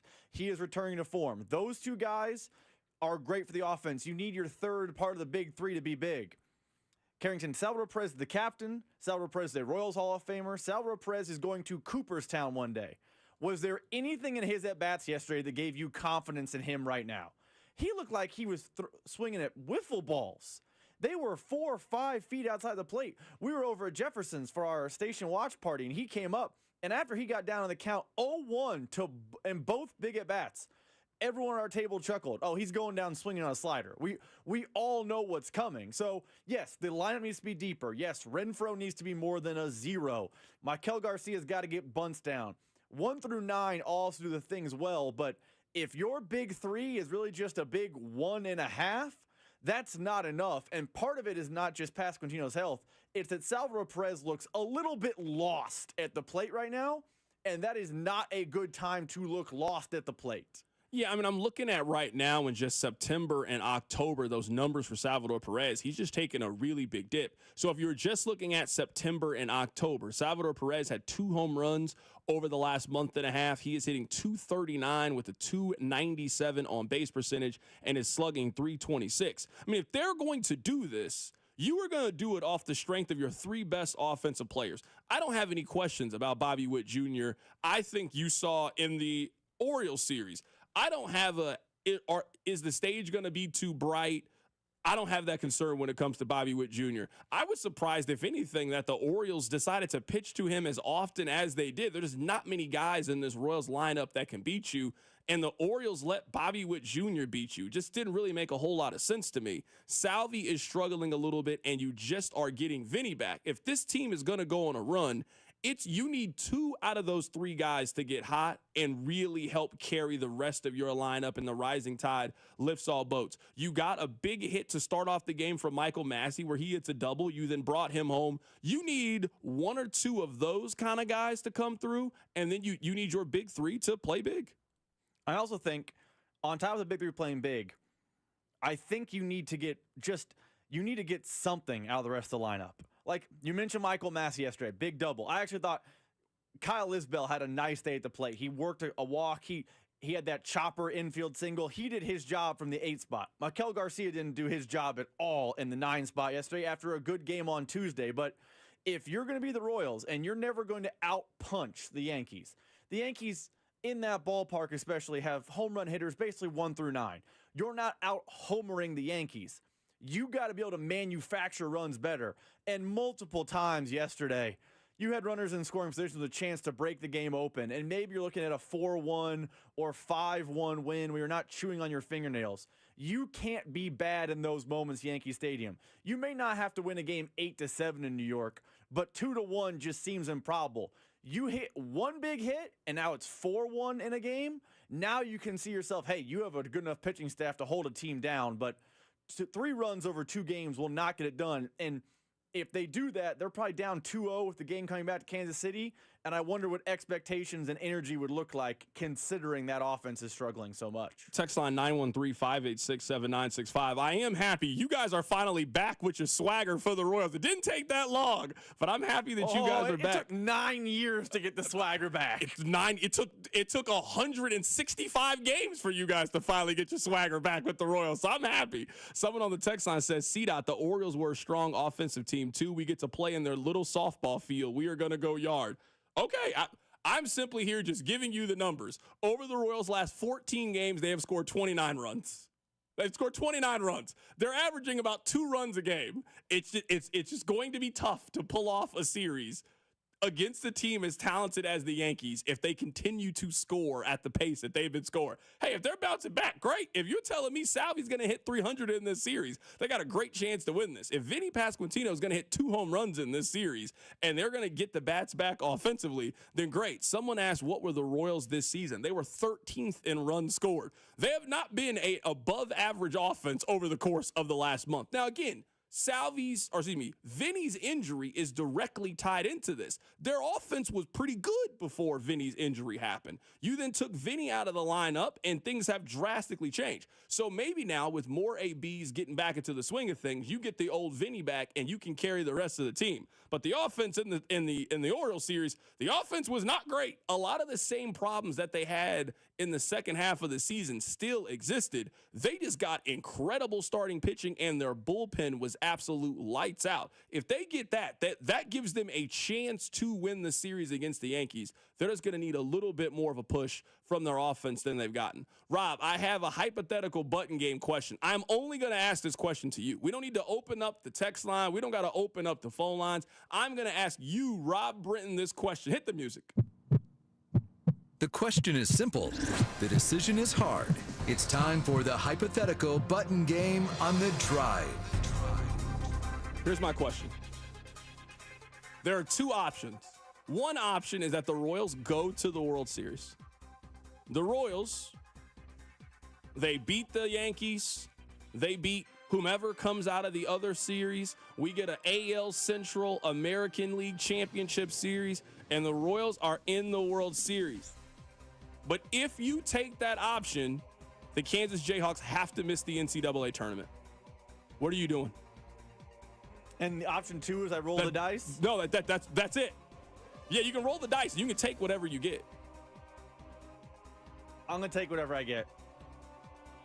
I think there's a scenario where the Royals pitching is good enough where they can hold down. Yeah, it'd be one thing. You're rolling the dice? I'm rolling the dice. It'd be one thing if you're like, hey, Rob, they're going to have a disappointing March Madness. That's one thing. That's life. Hey, they're out in this first round. They're out in the second round. I've seen that before. No, to they not make the tournament. They missed the tournament. I can't. No, roll the dice. They missed the tourney. I'll see what happens with the Royals. Wow, that's crazy. You wouldn't lock that in for one measly NCAA tournament appearance? What does it matter? They have the record for most consecutive tournament appearances right now. They didn't make it in 2020? Yes, they did. No, they didn't make it. Oh, you mean the year there wasn't a tournament? Yeah, they didn't make the tournament. The year no one made it. Okay, yeah, no. So their streak starts over. Their streak's at 3 or 4. That's not how the streak works. You know what? I would press the button. Oh, stunner. If you're asking me now. No way. If you're asking me right now, I could take the option of the Royals going to the World Series or KU missing the NCAA tournament. I'm willing to make the sacrifice that you're not willing to make. I'm willing to press the button and make sure that the Royals, a team that makes everybody happy. Everybody loves the Royals. All of us don't love KU. Somebody has to make the difficult decisions on this show. Someone has to make it. Someone on the text line said, I'd press that button for the Royals to make the World Series, even if it meant the Chiefs missing the playoffs. Now, You're taking it too far. You're taking it too far. Yeah, come on now. We was having a little fun here. We was joking. You took it too far now. Come on now. You took it way too far. By the way, there's no way that guy on the text line's real, because that same text line, like 2 weeks ago, told me they wouldn't trade a Royals sweep for a loss to the Chargers. Yeah. Hey, we can sweep the Giants and make the playoffs automatically, but you lose the Chargers. God, no. That's the text line told me. That is funny. We did go on the text line in really 10 days to, hey, would you take the Chiefs losing a couple regular season games to help the Royals? No, they're done anyway. Now it's, who cares about the offense? They're beating the Yankees. Man, I love when the text line bounce back. You guys tell me you missed when I'm positive. I've been the same this entire time. I've been the same. You guys are the ones that are flip-floppy against the Royals. It's you guys, not me. I've been the same this entire time. Text line 913-586-7965. We appreciate you guys listening. It's The Drive on 96.5 The Fan. All right, let's get back to serious baseball things. We were just having a little bit of fun here. Let's get back a little bit serious. Here's Tim Kirchin. He was on SportsCenter. Listen to what he had to say. Scott, there is no favorite. There is no prohibitive favorite. There is no 100-win team for the first time in 2014. This is the most wide-open playoff race I have ever seen. I give a chance for all 12 teams, at least I did at the beginning, to actually get to the World Series. I can never remember a season where I thought 12 teams were good enough to go to the World Series, and now I believe it even more. The Royals have 4 really good starting pitchers. They have a closer that throws 100 with a great changeup. They have an all-star catcher, and Bobby Witt is the second best player in the American League. The Royals are really dangerous. There are dangerous teams everywhere, but every team, Scott, has a flaw. Every team has a weakness, and we will see those as we go along here. I have zero idea who's going to play in the World Series, and that's what makes this October so beautiful. is we have no idea what's going on. This is the thing that I think is most enjoyable about this year's baseball playoffs that I think lead it to being a lot of fun. I believe that there's a lot of balance in this year's Major League Baseball playoffs, and there's a little bit of something for everybody. There is the David and Goliath storyline that is right there for you with Yankees and Royals. We're talking about the big market club, the biggest market club. We're talking about a team that won 56 games last year and a team that has really had a surprising year in the Royals. You got great star power in that series with Bobby Witt Jr. and Aaron Judge and Juan Soto and Salvador Perez, who is eventually going to go into the Pro Baseball Hall of Fame. Like, the storylines are there that if you want to latch on to an underdog story, the Royals are the perfect underdog story. Nobody is picking the Royals to advance or do anything in the postseason. People are worried about the Tigers, who have been incredibly hot. People are picking the Dodgers. People are picking the Yankees. People are picking the Phillies and the National League. That if you're the neutral observer and you love cheering for the Dogs, the Royals are a perfect team for you to cheer for. How about in the other series in the American League? You got the Guardians and the Tigers. Those two teams played 13 times. It was a 7-6 split. And the Tigers, who lost the season series against the Guardians, they outscored the Guardians by 10 runs in those 13 games. They, in a lot of different metrics, were a better team than the Cleveland Guardians, certainly over the course of the last 6 weeks or so. You were talking about a Tigers team. The Tigers were 70-70 on September 4th.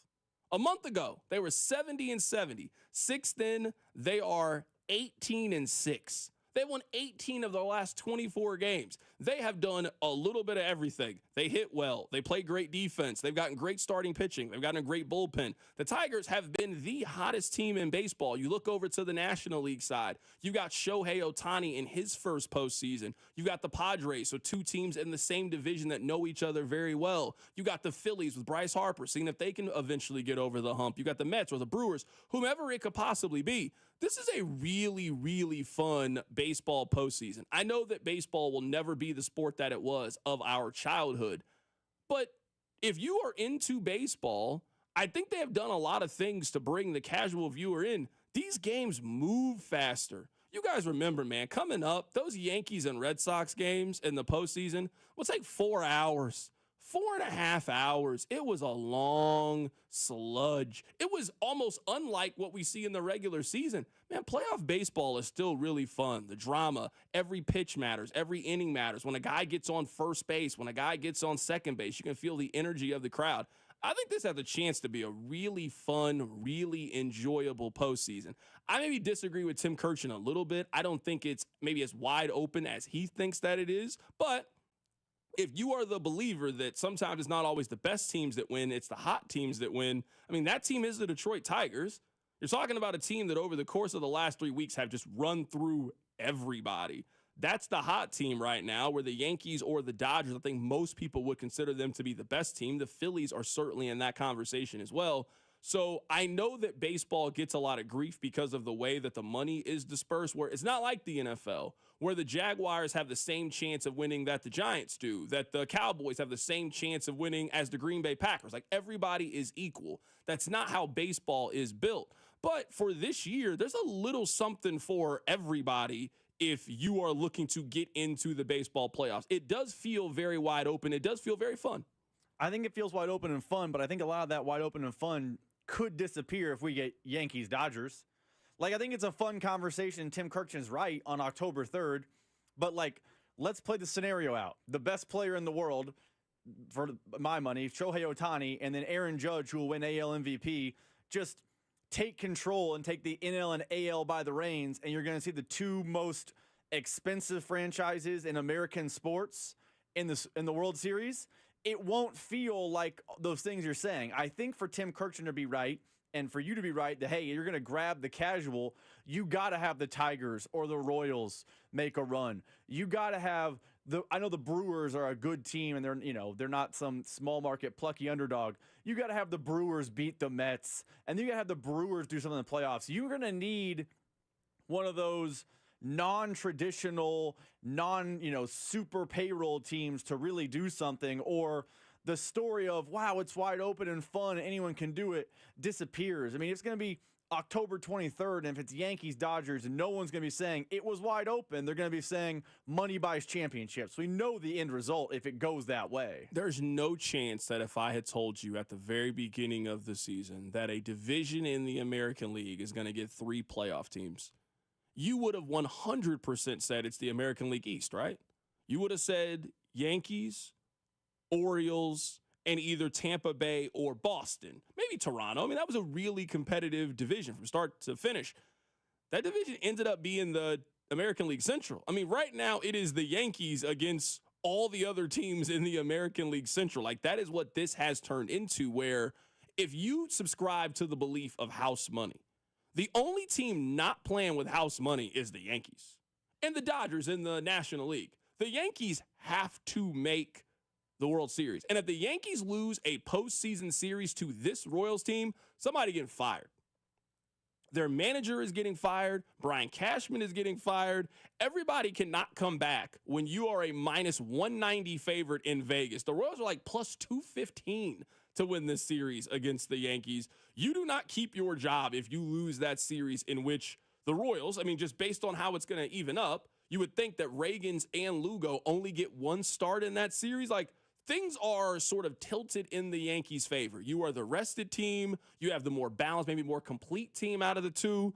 Like, if you lose this series to the Royals, somebody getting fired. And I'm saying somebody's getting fired by the end of business next week at this time. I think this has a chance to be a really fun postseason. And there could be that Diamondbacks team from last year. Remember, the Diamondbacks made a run and they made it to the World Series.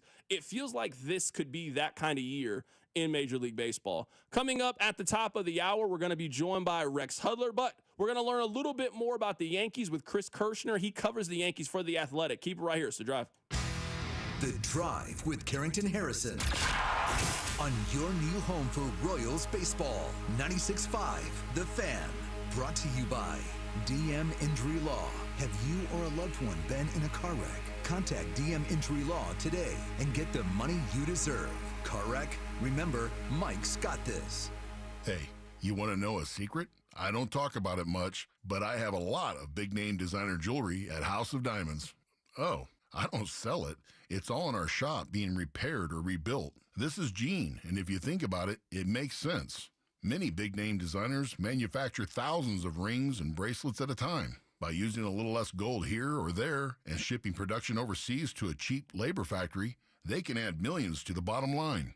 Yes, that means more repair work for me, but I hate seeing people pay more for a big name and get less in return. At House of Diamonds, our custom jewelry is made one at a time by a craftsman from a unique, one-of-a-kind design created just for you and only for you. We offer a double lifetime warranty on craftsmanship because we can. Big designer names want to make it cheap. Our family name wants to make it right. Come see the difference at House of Diamonds. House of Diamonds on the southeast corner of College and Quivira. What's up, everybody? Nick Costos here with the Sports Betting Minute, brought to you by BetMGM, the sportsbook born in Vegas. Please gamble responsibly. Coming up Sunday, Week 5 in pro football, Green Bay, a 3-point road favorite at Los Angeles from the NFC. Total in the game is 48.5. The point spread of this game was 3.5 earlier in the week, and now we're sitting at 3, and that makes it a 5-point for me on Green Bay. I also think Green Bay is going to score a lot of points in this game, like Green Bay's team total over. LA's defense is absolutely dreadful. Green Bay's starting quarterback is back, and I think LA's offense is going to struggle with all the injuries there. So give me Green Bay laying the 3 coming up on Sunday. Also like Green Bay's team total over. That's it for this Sports Betting Minute, brought to you by BetMGM, the sportsbook born in Vegas. Download the BetMGM app today. Please gamble responsibly. BetMGM and GameSense remind you to play responsibly. See BetMGM.com for terms. 21 plus only. Kansas only. Please gamble responsibly. Gambling problem? Call 1-800-GAMBLER. In partnership with Kansas Crossing Casino and Hotel. Brought to you by Blue KC is the Coaches with Character program. Do you know a rock star high school coach in your district? Nominate them for the Blue KC Coaches with Character program at bluekc.com/nominate coaches with character. Let's make our coaches feel special and make our community a better place to live, work, and play. This is a special report from the Missouri Lottery. Please do not attempt to put giant checks in the bank's pneumatic tubes. You will be provided with a bank-compatible check or just cash. The Missouri Lottery. Play responsibly. I'm Brian Tedesco, CEO of Blaupunk Americas, the pioneers of the car stereo. Today, we're not just about sound systems. We are revolutionizing the e-bike scene with Blue Dot Bike. Thanks to AmericanEagle.com, our online presence now features a dynamic e-commerce website that showcases the quality and affordability of our foldable e-bikes. And our collegiate e-bikes, just perfect for the college fanatic. These e-bikes offer a new way to experience freedom on two wheels, no matter your age. When we needed a top-notch website to match our cutting-edge e-bikes, we turned to AmericanEagle.com. They made the impossible seem easy, tackling digital challenges like pros. Check out the Blue Dot Bike website to see AmericanEagle.com's amazing work in action. Need the best in website and digital marketing solutions? AmericanEagle.com is your go-to. They've been a game changer for us, and they can be for you too. Visit AmericanEagle.com or call 877-WEB-NOW-1. That's 877-WEB-NOW-1. It's Wrangler season out there. Warmer days, cooler nights. Open roads, endless horizons. And you need to be ready in jeans made for the unpredictable. Wrangler, for the ride of life. Shop our newest styles today at Wrangler.com. Right now at Wendy's, you can get a small Frosty for $1. And literally everyone is going. The car behind you, going to get a $1 Frosty. The car ahead of you, already had one, going for a second. The person who cut you off earlier, you guessed it, $1 Frosty. Maybe it's all a sign for you to go get one. Just don't cut anyone off. No one likes that person. The iconic Frosty for $1, gotta be Wendy's. Limited time only at participating U.S. Wendy's. Not valid in a combo. Prices may be higher in Alaska, Hawaii, California, and via third-party delivery. It's Wrangler season out there. Warmer days, cooler nights. Open roads, endless horizons. And you need to be ready in jeans made for the unpredictable. Wrangler, for the ride of life. Shop our newest styles today at Wrangler.com. Here's traffic, brought to you by DM Injury Law. Have you or a loved one been in a car wreck? Contact DM Injury Law today and get the money you deserve. Car wreck? Remember, Mike's got this. Traffic is brought to you by Park & Go, your top choice for all covered airport parking. Heavy traffic at the 435 and 70 exchange on the Metro's east side, and then also on the southern lanes of the downtown loop. Tackle your airport parking needs at Park & Go. Always the best service, always the best price. Open 24/7, fast and free shuttle services. All spots are covered. Reserve your spot today at bookparkandgo.com. Park & Go, family owned and operated. I'm Lori Pearson and 96.5 The Fan Traffic. Patrick Mahomes joins CDOT every week during the season, right here on 96.5 The Fan.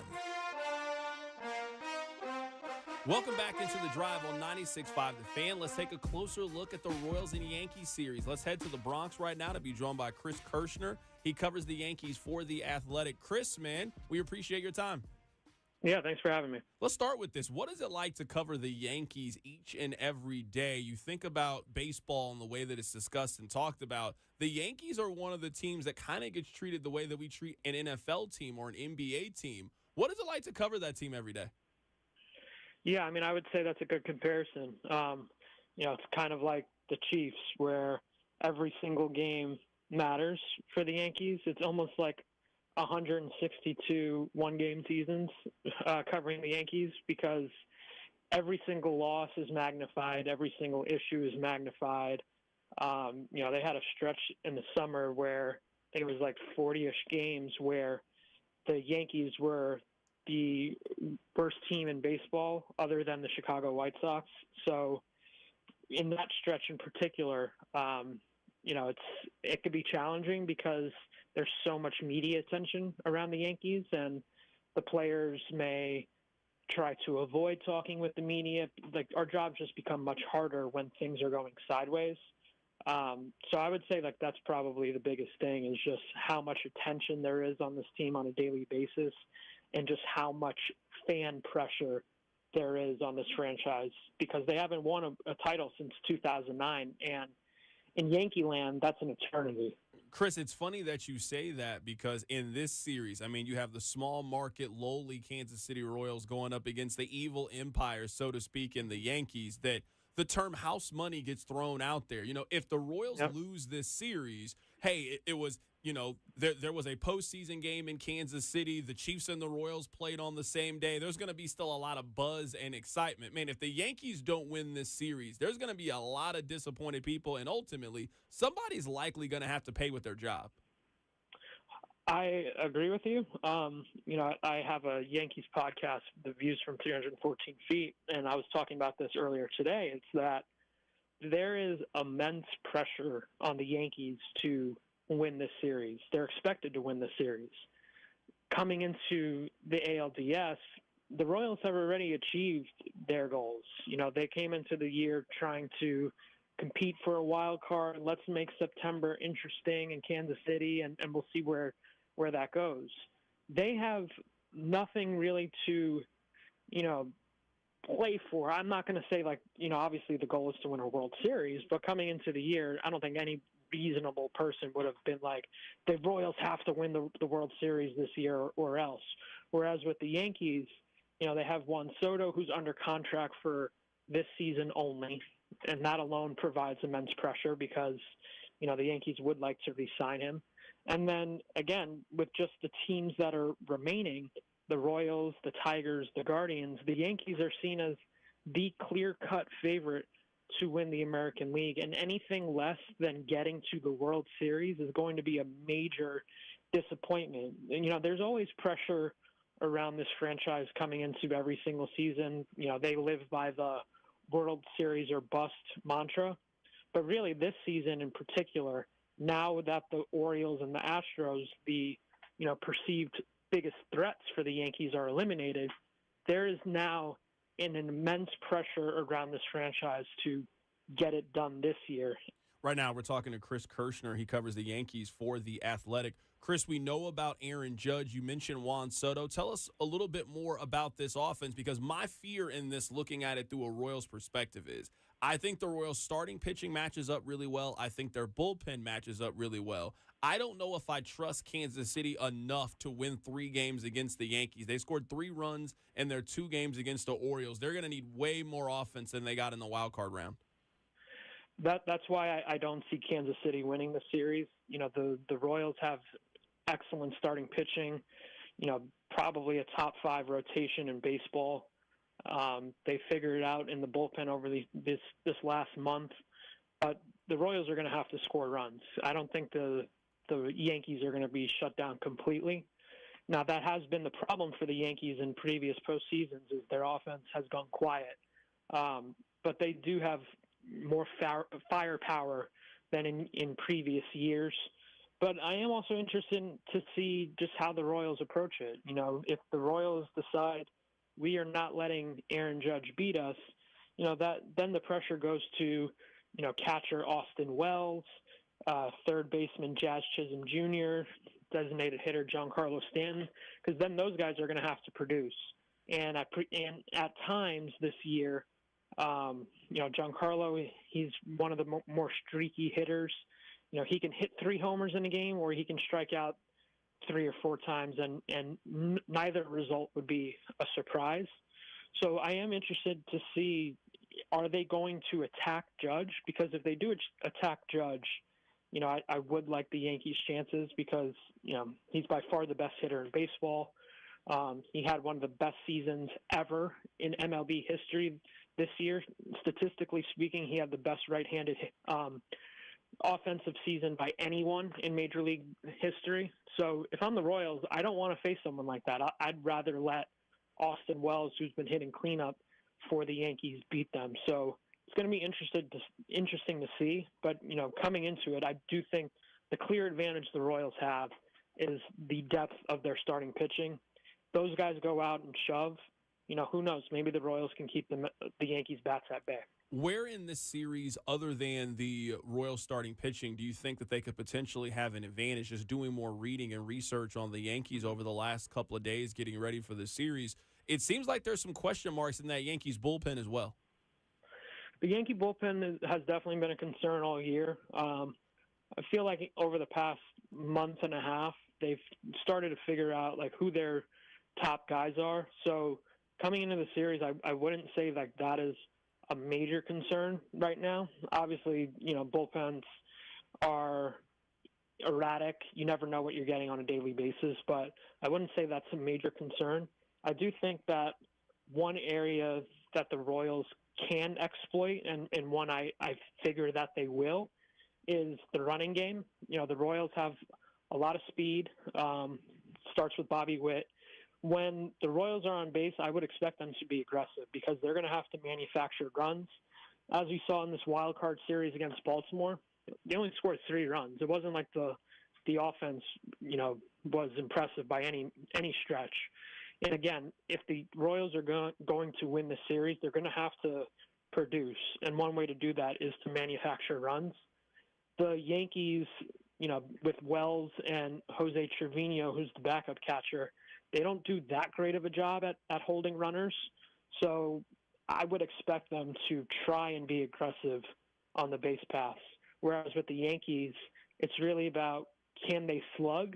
If they slug and hit homers, the Yankees are going to win the series. But, you know, one way I think the Royals can, you know, scratch across a couple of runs is trying to be aggressive in the running game. Chris, give us an X factor in this series. Give us somebody maybe in that pitching rotation or the bullpen for the Yankees. Give us a positional player aside from the stars. If this person plays well, the Yankees are advancing to the championship series. I think, you know, someone who's kind of gone under the radar is the other shortstop in the series, Anthony Volpe. Volpe has not had a good offensive year. He took a step back from, you know, what was a disappointing rookie season, honestly, especially offensively. Volpe won the Gold Glove last year. I personally disagree with that. I think Bobby Witt Jr. should have been the Gold Glove winner at shortstop. But Volpe, you know, is certainly in that category of the best defenders at shortstop. You know, I still think Bobby Witt should win the Gold Glove this year. But if Volpe can hit just a little bit, you know, he has the speed to, you know, I was just talking about the Royals taking advantage of their speed. If he gets on base and steals a couple bags, plays excellent defense, I think that would go a long way for the Yankees. Chris, I'm guessing that you have the Yankees advancing and winning this series. Who do you have them playing in the American League Championship Series, and who ultimately do you have them playing in the World Series in a couple of weeks? Yeah, I do think the Yankees are going to win the series. It would be stunning, honestly, if they don't beat the Royals. I would say Yankees in 4 in this series. And then in the ALCS, it's hard to pick against the Tigers and what they're doing right now, especially in a short series where you can probably pitch Tarek Skubal twice. You know, with the way he's been pitching, I would assume that, you know, you can kind of pencil in wins with just the level of dominance that Skubal's had right now. So I think it's Yankees-Tigers in the ALCS, and then in the World Series, I think the Yankees would advance, especially in a 7-game series over the Tigers. So Yankees, Phillies in the World Series. I don't know who wins that. Honestly, I think both teams are pretty even. I would probably give the edge to the Phillies over the Yankees in the World Series, but this season has been so bizarre in that there's not really one dominant team. I think any of these teams, honestly, if they advance to the World Series, could win it all. That is our guy, Chris Kirschner, joining us on the show today. He covers the New York Yankees. We are all excited for what should be an exciting October. Royals-Yankees. The first game is on Saturday. Chris, great stuff, man. Appreciate the insight, teaching us a little bit more about the Yanks, man. Thanks for hopping on today. Yep, thanks for having me. That was our guy, Chris Kirschner, joining us on the show. Coming up at the top of the hour, something came front of mind yesterday as I was watching the Royals in the postseason. I'll explain. Keep it right here. It's The Drive. The Drive with Carrington Harrison on your new home for K-State Athletics, 96.5 The Fan. Brought to you by DM Injury Law. Have you or a loved one been in a car wreck? Contact DM Injury Law today and get the money you deserve. Car wreck? Remember, Mike's got this. Here's traffic, brought to you by DM Injury Law. Have you or a loved one been in a car wreck? Contact DM Injury Law today and get the money you deserve. Car wreck? Remember, Mike's got this. Traffic is brought to you by Park & Go, your top choice for all covered airport parking. Heavy traffic at the 435 and 70 exchange on the Metro's east side, and then also on the southern lanes of the downtown loop. Tackle your airport parking needs at Park and Go. Always the best service, always the best price. Open 24/7, fast and free shuttle services. All spots are covered. Reserve your spot today at bookparkandgo.com. Park and Go, family owned and operated. I'm Lori Pearson and 96.5 The Fan Traffic. When Keller Fire and Safety does routine inspections, the two most common fire sprinkler problems are paint and corrosion. A fresh new coat of paint is great on walls and ceilings, but not on fire sprinkler heads, and corrosion buildup happens silently. Bottom line, painted and corroded sprinkler heads will not operate properly. Call Keller to inspect, clean, repair, or replace. Keep your employees and property safe and keep the fire marshal happy. Keller Fire and Safety. KellerFire.com. When a KU versus K-State rivalry game begins, emotions run high, legends are created, school pride hangs in the balance. Memories that last a lifetime will be made, because each game is the most important game in history. At least, until the next one. Get in the game with your chance to win up to $50,000. The Rivalry Riches instant ticket from the Kansas Lottery. See kslottery.com for details. You've been waiting, and now is the time. Golden Oak Lending has fixed mortgage rates at 4.875%. But don't wait. This rate won't last forever. Call today and take advantage of our low 4.875 fixed rate. Call 913-890-GOLD. That's 913-890-GOLD. Golden Oak Lending, cured my blues. 5.784 APR, FHA, 15-year, 20% equity qualified credit. Additional terms apply. NMLS 114937. Right now at Wendy's, you can get a small Frosty for $1. And literally everyone is going. The car behind you, going to get $1 Frosty. The car ahead of you, already had one, going for a second. The person who cut you off earlier, you guessed it, $1 Frosty. Maybe it's all a sign for you to go get one. Just don't cut anyone off. No one likes that person. The iconic Frosty for $1, gotta be Wendy's. Limited time only at participating U.S. Wendy's. Not valid in a combo. Prices may be higher in Alaska, Hawaii, California, and via third-party delivery. The only thing more satisfying than a crisp fall day is a crisp fall day inside your cozy, spotless home. Right now, shop Labor Day savings on select cleaning essentials and exclusive brands from the Home Depot. Plus, with fast free delivery, you don't have to worry about running out of your favorite cleaners, paper products, trash bags, and more. The Home Depot has everything you need to get ready for a fall refresh. Get your home crisp, clean, and ready for the season with the Home Depot. How doers get more done. Free delivery on over 2 million items subject to availability. Hey everyone, it's Ted from Consumer Cellular, the guy in the orange sweater, and this is your wake-up call. If you're paying too much for wireless service, you don't have to keep having that nightmare. Consumer Cellular has the same fast, reliable coverage as the leading carriers for up to half the cost. So why keep spending more than you have to? Seriously, wake up and call 1-888-FREEDOM or visit consumercellular.com. Savings based on cost of Consumer Cellular single line 1, 5, and 10 gig data plans with unlimited talk and text compared to lowest cost single line postpaid unlimited talk, text, and data plans offered by T-Mobile and Verizon January 2024. Why choose a Sleep Number smart bed? Can I make my side softer? Can I make my side firmer whenever I want? Can we sleep cooler? Sleep Number does that. Cools up to 8 times faster and lets you choose your ideal comfort on either side. 94% of Sleep Number smart sleepers report better sleep. And now, during our biggest sale of the year, save 50% on the Sleep Number limited edition smart bed. Plus free home delivery on select smart beds when you add any base. Ends Labor Day. To find a store near you, visit sleepnumber.com. The Royals are on to the Division Series. KFNC FM and AM, HD1 and HD2 Kansas City, an Odyssey sports station.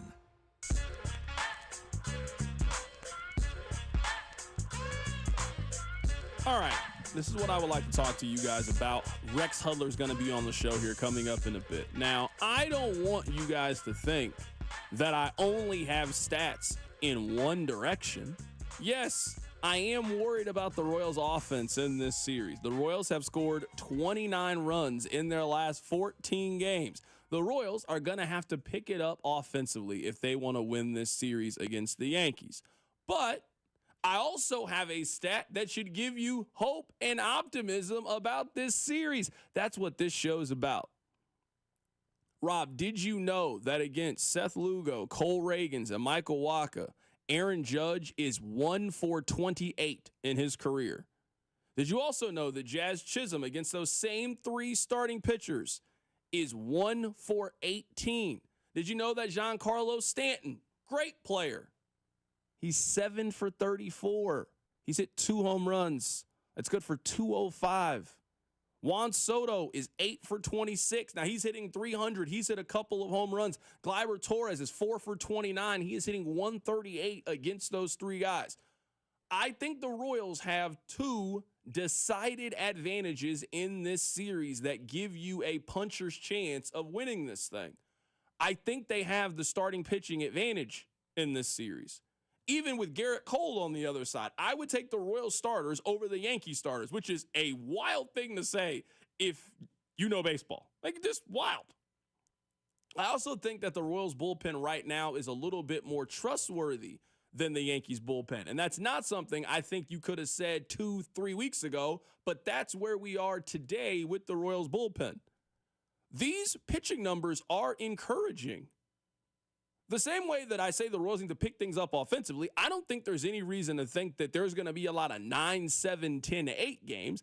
I don't think the Yankees are going to be able to score on the Royals like that. These games are going to be close. Are the Royals going to be able to do the little things and scratch runs across? And are they going to be able to score 4 or 5 runs a game? That could be and probably should be enough for you to win this series if you keep getting the starting pitching that you have been.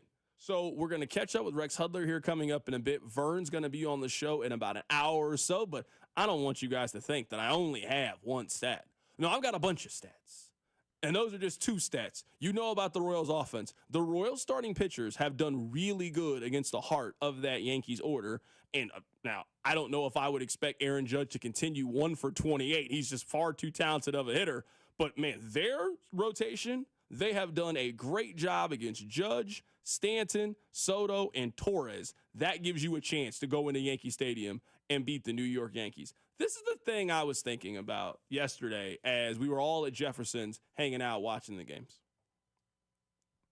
Think about the talent that is currently in baseball and that we've seen over the course of the last 10 years or so. Bobby Witt Jr. as an emerging superstar. He's won now 2 playoff games. He's only played in 2. He's won 2 of them. You think of Bryce Harper and the career that he's had. Bryce Harper has helped carry his team to the World Series, hit big home runs. Bryce Harper is going to the Hall of Fame one day. Think about some of the great players that we've seen. How does Mike Trout not have any postseason success? Like, not even a little bit of postseason success.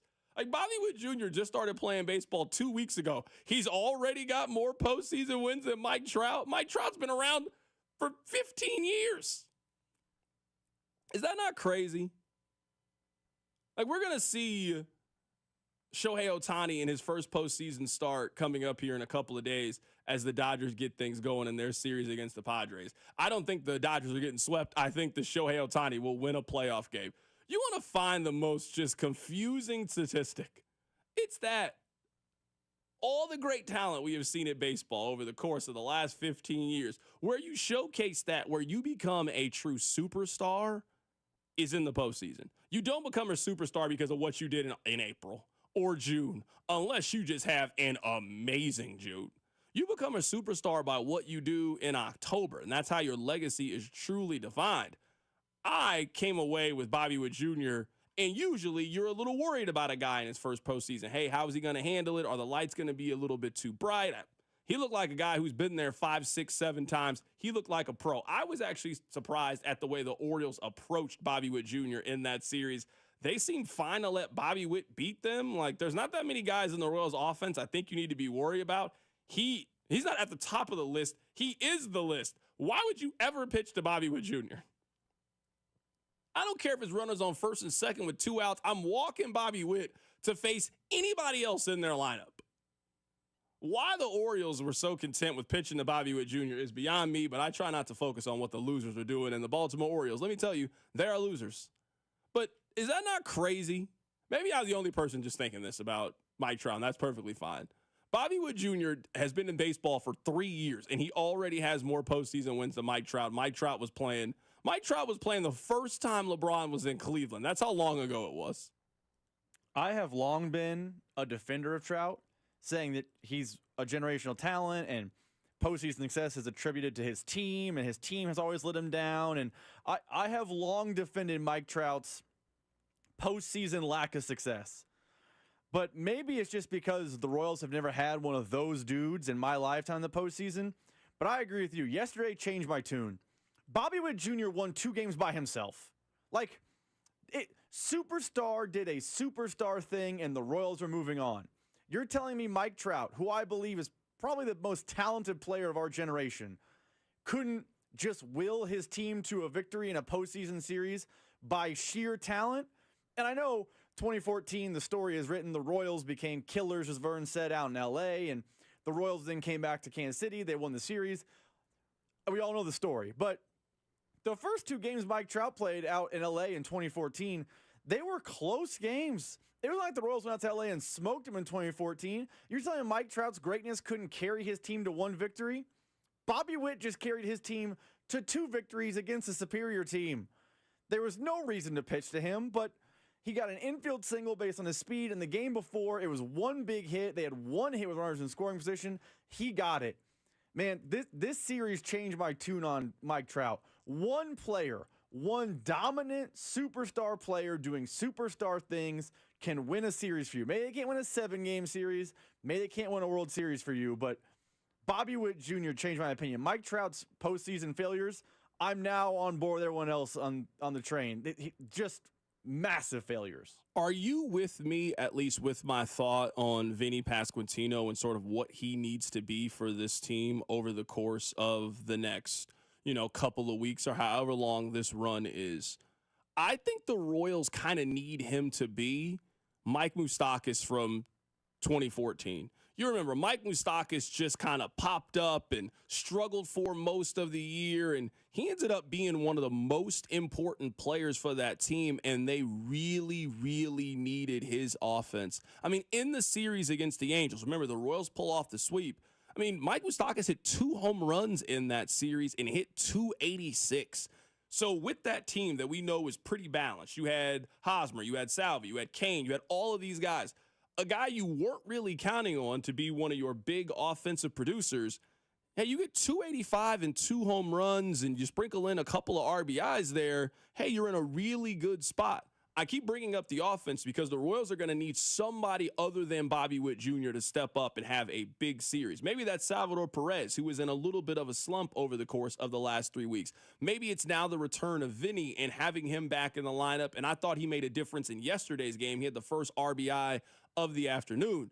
It just seems like they're going to need one other player along with Bobby Witt to kind of help carry this offense and get things going. And who is it likely to be? I think the answer is clearly Vinny Pasquantino. And as I'm trying to make a historical comparison, Mike Moustakas in 2014 is just probably the answer. I mean, that year in the postseason, the average wasn't there, but he hit 5 home runs, had 7 RBIs, and he had a .550 slugging percentage. If you put that guy in the middle of this Royals lineup in the postseason, they got a chance to really do something special here over the course of the next couple of weeks. I've heard Vern say before, I would say that series for Mike Moustakas absolutely made his career. Because remember, he had been sent down, then he came back up, and he had a really bad year. That series made his career.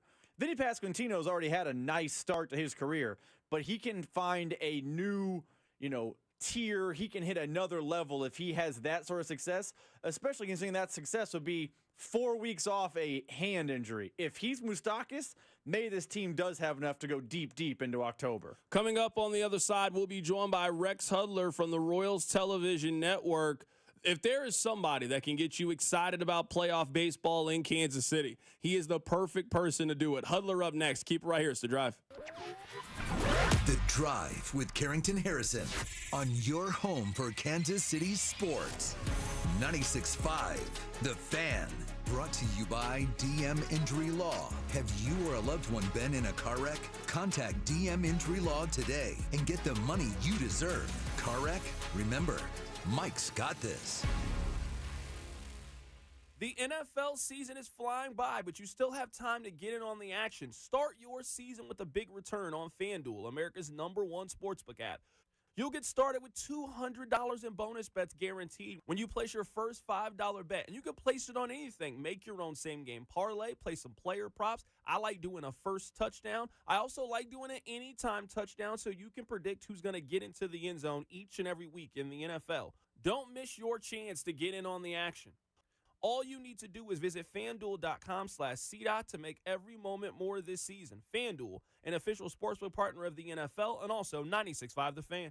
21 and present in Kansas. First online real money wager only. $5 first deposit required. Bonus issue is non-withdrawable bonus bets which expires 7 days after restrictions apply. See terms at sportsbook.fanduel.com. FanDuel is offering online sports wagering in Kansas under with Kansas Star Casino LLC. Gambling problem? Can help us your best bet. Call 1-800-522-4700. Visit ksgamblinghelp.com. Sponsored by Robert Half.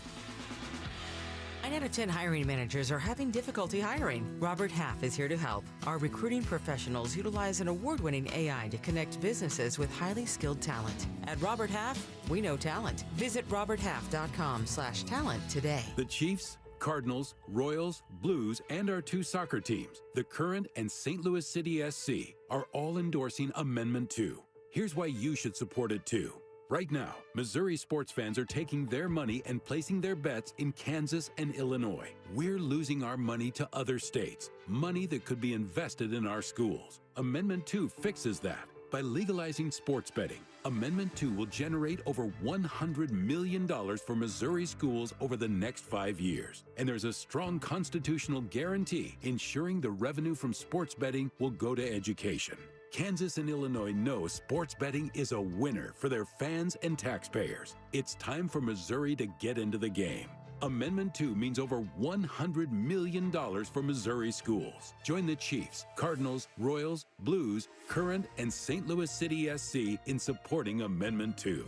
Paid for by Winning for Missouri Education, Mike Pridmore, Treasurer. Fall in the Midwest is pleasant. The air is crisp, the temperatures are mild, and all is right with the world. But every one of you knows that lurking around the corner is creepy old man Winter. He wants to come into your home, put his feet up on the couch, and take over the remote. That's why you need to replace your drafty old windows with triple glass replacement windows from Thermo King. Triple glass? But weren't you told that double glass windows were all you'd ever need? Think again. Triple glass windows offer double the insulating barriers against creepy old man Winter than double glass windows. And their super strong frames are guaranteed to never twist, warp, fade, or fail. And right now, Thermo King is selling their triple glass windows for the same price as double glass. Who would do such a thing? Thermo King, that's who. So don't let this beautiful weather fool you. Protect your home from creepy old man Winter and call Thermo King today. 888-KING-WIN or online at thermokingwindows.com. Brought to you by Blue KC is the Coaches with Character program. Do you know a rock star high school coach in your district? Nominate them for the Blue KC Coaches with Character program at bluekc.com/nominate coaches with character. Let's make our coaches feel special and make our community a better place to live, work, and play. This is Gene at House of Diamonds. No paint-by-number custom jewelry, no bogus sales and financing offers, and absolutely no lab diamond ripoffs. Everything at House of Diamonds is real. House of Diamonds on the southeast corner of College and Quivira. Ready to take your business to the next level? In today's fast-paced marketing world, staying ahead isn't just an option, it's essential. That's where scale marketing comes in. We don't just help you compete, we make sure you win. Whether you're looking to grow, expand, or overcome stagnation, Scale Marketing is your performance marketing partner. We specialize in helping mid-sized B2C companies with teams of over 100 thrive. Scale Marketing is a full-service agency offering expertise in performance marketing across traditional and digital platforms, creative production, and data analytics. We treat your money like it's our own, ensuring every dollar is spent with purpose and every decision is driven by data. Our knowledgeable team stays ahead of the trends, crafting strategies that align with your business goals. Partnering with Scale Marketing means gaining a dedicated strategist and a team committed to your success. If you're ready to lead the market, visit scalemarketing.com today. That's scalemarketing.com.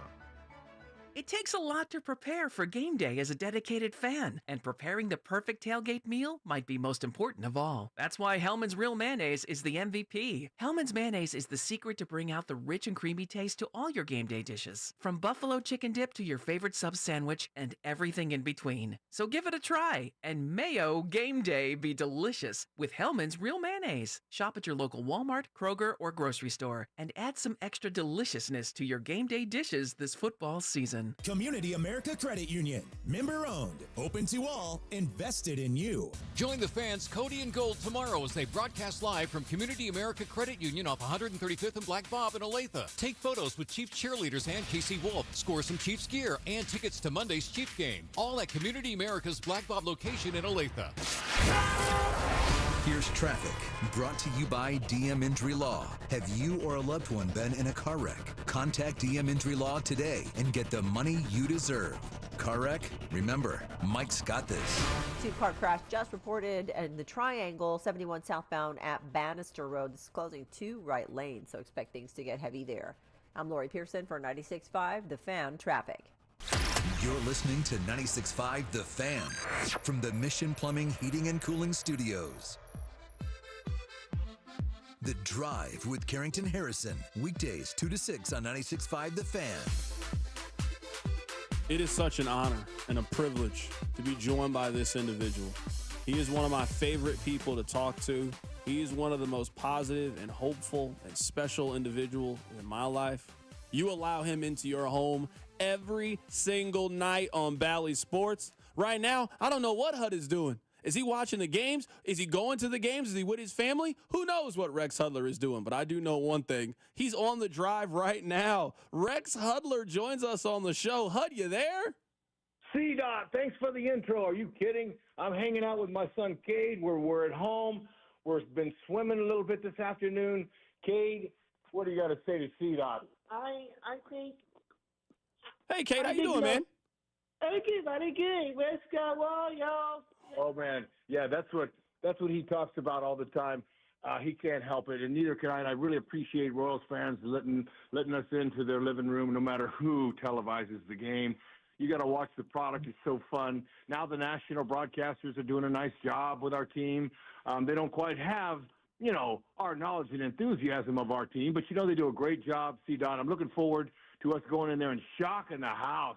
As the coal train will be making a stop in the Bronx, woo, and we got Waka going. Oh, boy, the Yanks are in for it. Right now, we're talking to Royals television broadcaster Rex Hudler. Hud, you have been around for these last couple of years when things were looking bad for the Royals, and you remain hopeful, you remain optimistic, and you told people to keep their head up. When did you realize that this season had a chance to get to where we ultimately are? That this team had a chance to make the postseason, not just make the postseason, they have already won 1 series so far. Wow, C-Dot, I get to spend 5 days in spring training, and I was impressed with the attitude, with the energy, with all these new players. Usually, you bring in 2 or 3 new guys, that changes the whole chemistry. Last year, they brought in 6 new coaches. Wow, that changed everything. And then the new players, I felt a good energy. There was a good vibe going, C-Dot.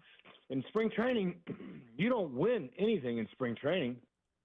Fortunately, we did not win the Cactus League again, as we did the last 5 years when we started out the season for 0-10 or whatever, and that just never worked. I mean, we were Cactus League champions and always came to open the season hungover from the party. Really, nothing in spring training works except chemistry.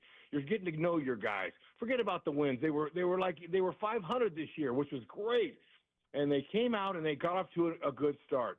That's been the problem the last 5 years here with this team. They can't get off to good starts, so it's hard when you're playing catch-up and you're 6, 7, 8 games back before April. I mean, May even comes. You're playing catch-up. That's always hopeless. It doesn't. It's an uphill climb. This year was a different story. 500, okay, over 500 in April. In May, we had a good year. June was our first swoon. We had a little June swoon. We won over 500 in June, but man, the rest of the season was good. I liked just how the players started believing in starting pitching. They started understanding that that's the main currency. If you don't have it, you don't win. It's that simple. And look what we've had over the last few years. We've had a lot of great draft picks, high draft picks by the Royals, and that's been impressive. But it's not their fault. You don't know what the product's going to do. It's the draft is a crapshoot, and you don't know what these guys are going to become. Fortunately, though, so the last couple of years, CDOT, they were just developing, and we weren't seeing much. They couldn't throw strikes. Lynch would throw 40 pitches in the first inning. Bubich was all over the place. Now, look at them. They've matured. They've come back to the pack. It's beautiful. Serpa, look at our bullpen. Man, so the 5 starting pitchers, the guys came to the park every day believing they had a chance to win, and they did. I never saw our offense like this, C-Dot. Hitting .320 with runners in scoring position for the whole season, that's an anomaly. Are you kidding? No team does that. Okay, so the last couple of losing streaks, we dropped it down to the 280s. That's about right. That's about good for a team that's got a great runners in scoring position average. So we finished second. That's fine. We didn't have to finish first in that. We got timely hits. We pitched and we defended. And, man, did you see those 2 plays we made? MJ Melendez, no way he makes that play. Massey saves the run. Playing in postseason, you got to be airtight, and that's what I saw, C-Dot. And if I'm a little bit fired up today, hey, you'll just have to forgive me. I can't help it. Hud, we love it. I think at least with this team, we talk a lot about finding your identity, and I think you just pointed to what it is it's great starting pitching. They got 2 incredible starts in Baltimore. It's about this bullpen that's really developed over the course of the last 6 weeks and to become one of the strengths of this team, and it's about playing great defense. I obviously have my questions and concerns about the Yankees as they've been arguably the best team in baseball so far this season, but this team absolutely has the pieces and tools to pull off an upset and beat the Yankees. See, Doc, this team has a chance to win the World Series. I mean, I can't believe that's coming out of my mouth. But they do, because now with their bullpen fortified, remember in 14 and 15, we had HDH. The world all knows about all major league teams tried to pattern themselves after 14 and 15, after the Royals and the bullpen, how strong we were. And all of a sudden, we've even gotten stronger. You bring Singer out there, you put him in the pen, Marsh. There's a couple more right-handers to add. You know, it really looks good, C-Dot. And with Ursag, I mean, you got to love management. You've got to give them credit. I mean, and the way Matt Quintero manages, now I'm sure Stephen Vogt will get the manager of the year. Nobody worries about that, and Q doesn't either, because we're going to win a title. Either this year, next year, or the next year after that. The Royals fans, we're going to have another parade, and I believe that. Look, just because of what I've seen and J.J. Piccolo has handed down, the blueprint was handed down from Dayton Moore, a world champion, and J.J. has all that. He knows what we need. He got us a closer. He got Ursag. He got a few other guys. They put pieces together. So, you know, this has not been just a wow, let's just put all these names in a hat and throw them out and see what happens. This is a well-thought-out plan, a well-thought-out team, and you get them all pulling on the same end of the rope, and they get hot in postseason, we know what can happen. I got to believe the Yankees are in trouble. Right now, we're talking to Rex Hudler, Royals television broadcaster. What impact do you think that Vinny had on this team? He had a very important hit in the first inning, helped driving in a run. I thought it was a real boost to the lineup, a real boost to the team that to have him come back and be a part of this postseason. What did you see yesterday? And you've been a player where you've lost a guy, and what that spark means to get a player of his caliber back to your team. Oh, man, C-Dot, that's huge. Now it started boiling. It started brewing in Atlanta. We're watching Pasquatch take batting practice. And now he's not underneath the cage hitting where no one can see him. He's out doing simulated games with live pitching. And our guy, Steven Cruz, who's been brilliant this year for us, too, a hard-throwing right-hander, 6'7", he was throwing to Vinny, and Vinny took him in the upper deck and almost out of the stadium. Okay, now we're getting excited. So I know he's feeling good. He got jammed a few times. That's what they wanted to see, how that thumb's going to react. And so when you add one of your guys, your 96th RBI guy that we lost, you add him, that's a morale boost. 0 for 4 the first game, no big deal.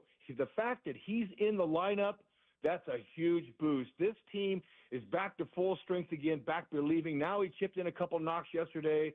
Like how he's leading Massey off. Look, Quintero is pulling all the right strings. Now, we all wondered why the Coltrane came out after 6 innings the other day. But he had a problem. See, we don't always know that. Fans go, oh, what'd they do? What's wrong? We don't know the inside. We don't know all that. But he knew who to bring in. He's relying on these guys, and the players are coming through. C-Dot, that's a huge bump in morale when Vinny came back. What is it like to hit at Yankee Stadium? Well, this stadium's a lot like the old one. And you know what? It's fun. It's just like any other ballpark. Matter of fact, you get a hard thrower, you're looking middle away, all you got to do is get a little back underside of chip shots out of the ballpark out in right field. That's a good thing. But you know what? The Royals are not based on home runs. Look at how we beat the Orioles. Just move it over. Got a steal. Moved him over. Got him in. Our starting pitching and bullpen, you're gonna limit the runs. And the Orioles, they were second in the world in home runs. What happens in postseason? We've been watching it year after year. In the postseasons, this is your 1, 2, 3. And this is my 4th postseason, all as a broadcaster, and I've seen it. Postseason, the pitching is so good. You're facing the top 3 aces on the team. So what does that do? It eliminates the home run ball. Well, how are you going to score runs to win? You got to back them. You got to get them on, get them over, get them in. That's how you win postseason games. And that's our method. That's what we did in 14 and 15. We have the same kind of team. These guys know how to do it. They learned from a painful 7-game losing streak once. They came back and won 4. They lost 7 again, and it was painful. How come we're not scoring any runs? Because guys are swinging too hard. Now that they've played the last several games under tight conditions, playoff style, they know how to scratch for a run. Other teams that rely on the home run ball, like Baltimore, they were feeble.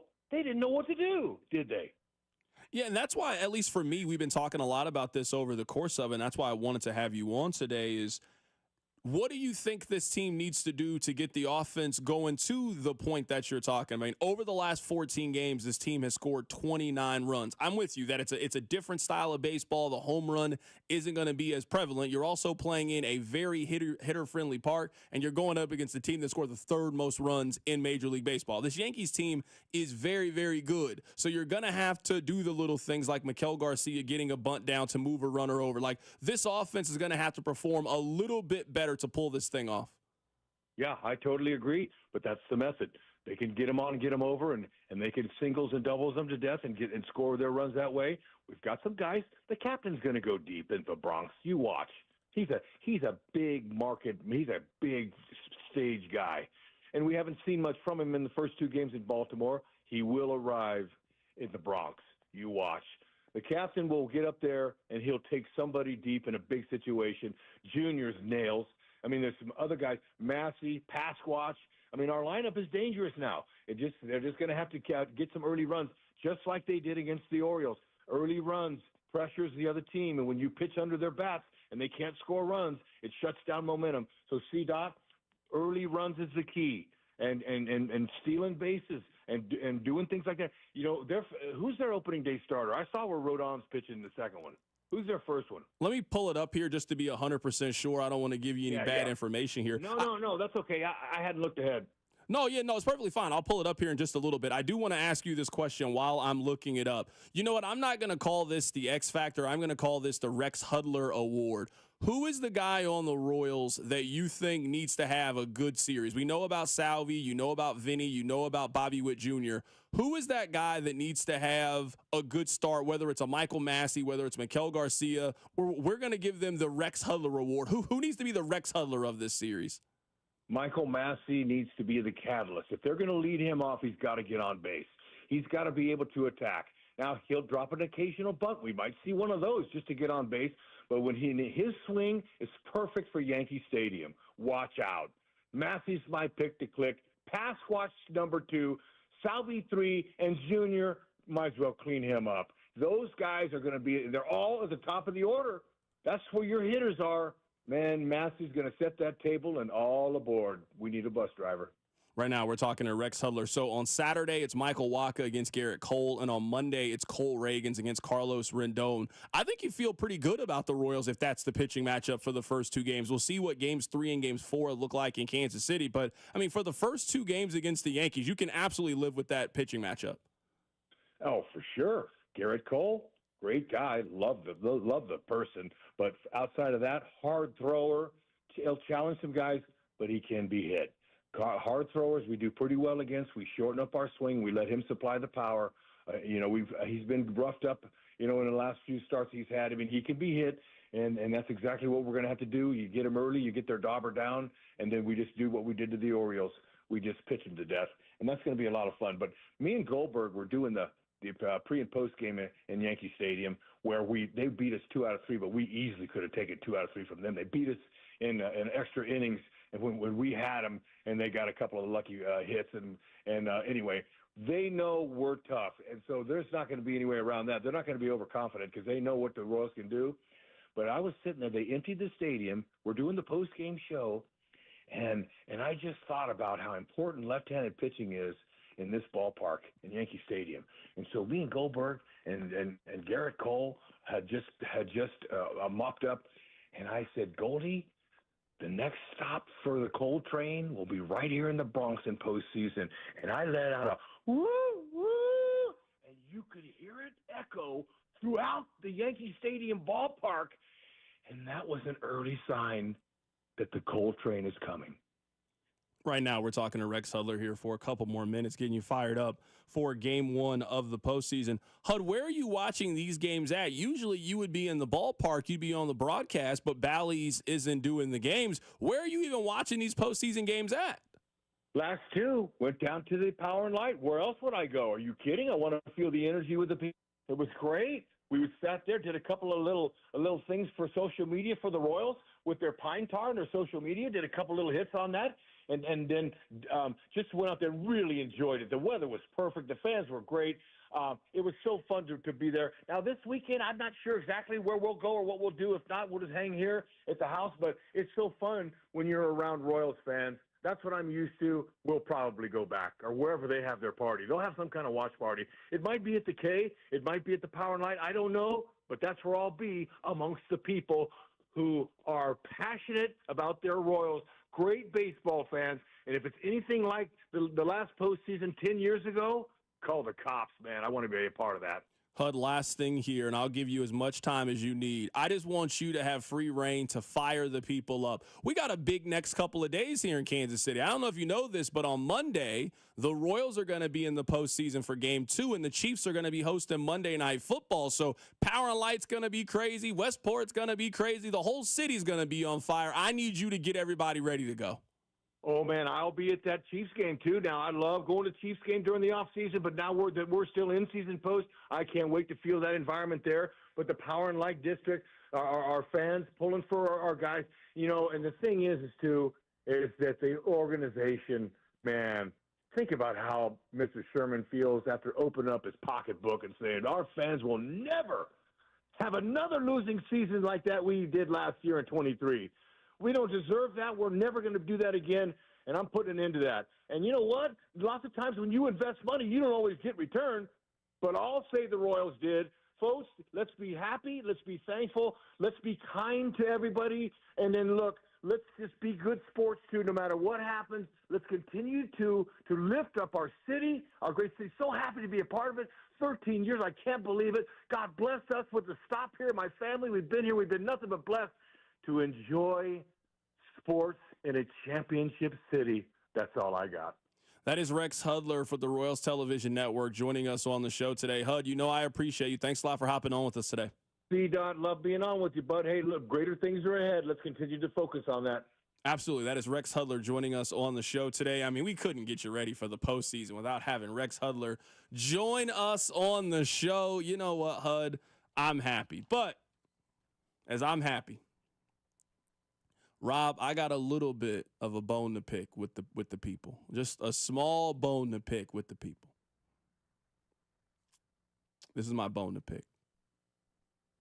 So I'm trying to figure out my ticket situation for the game, My guy that usually hooks me up, he couldn't hook me up. He's like, it's the postseason. I'll get you in touch with somebody. Hey, cool. Yeah, no problem. So I'm on the phone. Make my phone call. Hey, I don't have anything right now. Call me back in a couple of days. Hey, you know what? No problem. You know what? Let me go on StubHub and let me kind of work the tickets myself. Maybe it's not that big of a deal. I mean, we were talking about attendance on this show all season. I'm thinking, I could probably get in for like $40, $50. I'm thinking it's not going to be that bad to go to the Royals game. It's the Royals. I mean, you guys told me you would go if the stadium was downtown. You told me it was a school night. Last time I checked, Wednesday's a school night. And the stadium still not downtown. So I was thinking, oh, you know what? It's not going to be that big of a deal. It's going to be $40, $50 to go to the game.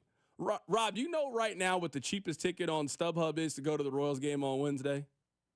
I'm guessing more than $125. $198 to be in section 417, row XX. You up near the Super Bowl banners for the Chiefs up there. And it's $200 a ticket. Rob, there was just 2 tickets that just got sold. You know how StubHub will show you recently sold? There was a pair in 411 row B for $180 each. Fair weather. You know what? I hope if you call the Royals ticket office, I hope they quiz you on the team. I hope they ask you what games have you been to this season, because I saw those Tuesday nights against the Twins, and they were looking measly. Now everybody want to go to the game. We were begging you guys to go to the game. Nobody wanted to go. Now everybody wants to go. Now it's the hottest ticket in town. It's harder to go to the Royals game than the Chiefs game on Monday. Where were the $5 tickets? Where were the $20 seats, Rob? I mean, I'm hurt by this. I can't believe this. Honestly, the Royals got lucky that their postseason is nowhere near graduation, because that just keeps people away from the stadium. I can't believe it. All the stuff I heard on why you can't go to the game. Now, it's cool to want to go to the Royals game. Now it's $200 a ticket. No, they should quiz you. You got to buy it on the app, right? You get the tickets on the MLB Game Time app. If you haven't been to at least 3 Royals games this year, you shouldn't be allowed to go to the postseason. You didn't put in the work in June or July to go to the Royals. You shouldn't be allowed to go. You got to go watch the game at Power and Light at KC Live. No, you can't go to the game. I'm making that rule right now. I hope they void your tickets so it could be reasonable for those of us who were out there. Oh, it's too hot to go out there. I mean, I got to get the kids ready for school. What time do you think the Royals are playing the Yankees on Wednesday night? I assure you, they are not putting Aaron Judge on television at 1. It's going to be a school night, but I bet you take the kids out to that one. No. If you weren't at Royals Marlins, you don't get to go to this series. You don't get to go. There should be a priority seating. You've It's been to sick. 0 games this year? Welcome to Double X. Yeah, you shouldn't be allowed to sit lower level. Oh, you came to a White Sox game? Here's 101 for you, sir. Yeah, you shouldn't be allowed. That's terrible. Somebody said, CDOT, this is going to be my first game since 2014. That's what I'm talking about. You shouldn't be allowed to go. You shouldn't be eligible for the seats. They shouldn't let you in there. You didn't go back in July. You can't go now. It's The Drive. The Drive with Carrington Harrison on your new home for Chiefs football. 96.5, The Fan, brought to you by DM Injury Law. Have you or a loved one been in a car wreck? Contact DM Injury Law today and get the money you deserve. Car wreck? Remember, Mike's got this. Hey, it's Carrington Harrison from The Drive here for our new friends over at Heartland Men's Health. Did you know that over half of men over the age of 50 experience erectile dysfunction, and it can also affect younger men as well? ED just isn't a medical issue. It can take a toll on your confidence and your relationship. Well, at Heartland Men's Health, they believe that ED is treatable, and their expert team is offering up solutions with a success rate of over 90%. I want you to take back control, and just for $99, your initial visit includes a medical consultation, some tests, and even a test dose. And if that doesn't work, then your visit is free for the price of on the house. So check out one of their 3 area convenient locations, Overland Park, Independence, and North Kansas City. Men, do not settle. Pick up the phone and call Heartland Men's Health today at 844-447-6600 or check out the website, heartlandmenshealth.com. Kansas football fans, picture this. You bet on your favorite player to score the first touchdown, and he throws an awesome block so his teammate can score instead. If this happens, MGM wants to give you another chance at the end zone. With BetMGM's second chance promotion, you'll get your stake back if your first touchdown scorer scores second instead. That's right. Bet on any pro football player to score the first touchdown of the game. If you're right, you win. If your player scores second, you get your stake back in cash. Everyone knows the most exciting part of football is the score. With BetMGM's second chance promotion, you have a chance to keep the fun going after the first player crosses the goal line. BetMGM and GameSense remind you to play responsibly. See BetMGM.com for terms. 21 plus only, Kansas only. Existing customer offer. Subject to eligibility requirements. Please gamble responsibly. Gambling problem? Call 1-800-GAMBLER. In partnership with Kansas Crossing Casino and Hotel. This weekly football preview is brought to you by MD Anderson Cancer Center. American football heads overseas this week as New York and Minnesota are set to kick off in London on Sunday morning. Back in the U.S., we'll see Miami take on New England, Buffalo heads to Houston, and Green Bay plays Los Angeles. Games will wrap up with New Orleans and Kansas City on Monday night. At MD Anderson Cancer Center, we're doing whatever it takes to end lung cancer. Visit MDAndersonLungCancer.com to learn more. MD Anderson Cancer Center is again ranked #1 in the nation for cancer care by U.S. News & World Report's Best Hospitals rankings. Our physicians treat more types of cancers in a day than many see in their whole career. This unmatched depth of expertise, combined with our groundbreaking discoveries, gives our patients access to the most innovative treatment options. Learn more at mdanderson.org. What makes a good real estate agent? They just know what makes your home sell. And homeowners all over Kansas City trust the Sharp Homes team brokered by Epic Realty to sell their home. And I trust Dawn as well. If I needed to sell my home, Dawn Sharp is the only call I would make. Dawn and her team know how to price your home correctly and how to market it to as many potential buyers as possible. She has over 200 5-star reviews on Google and Zillow, and you can see them when you Google Sharp Homes Team or visit them at homesforsaleInKC.com and start packing. Whether you own a local business or a global one, you're always looking for ways to position your operation to create opportunities and move on them faster.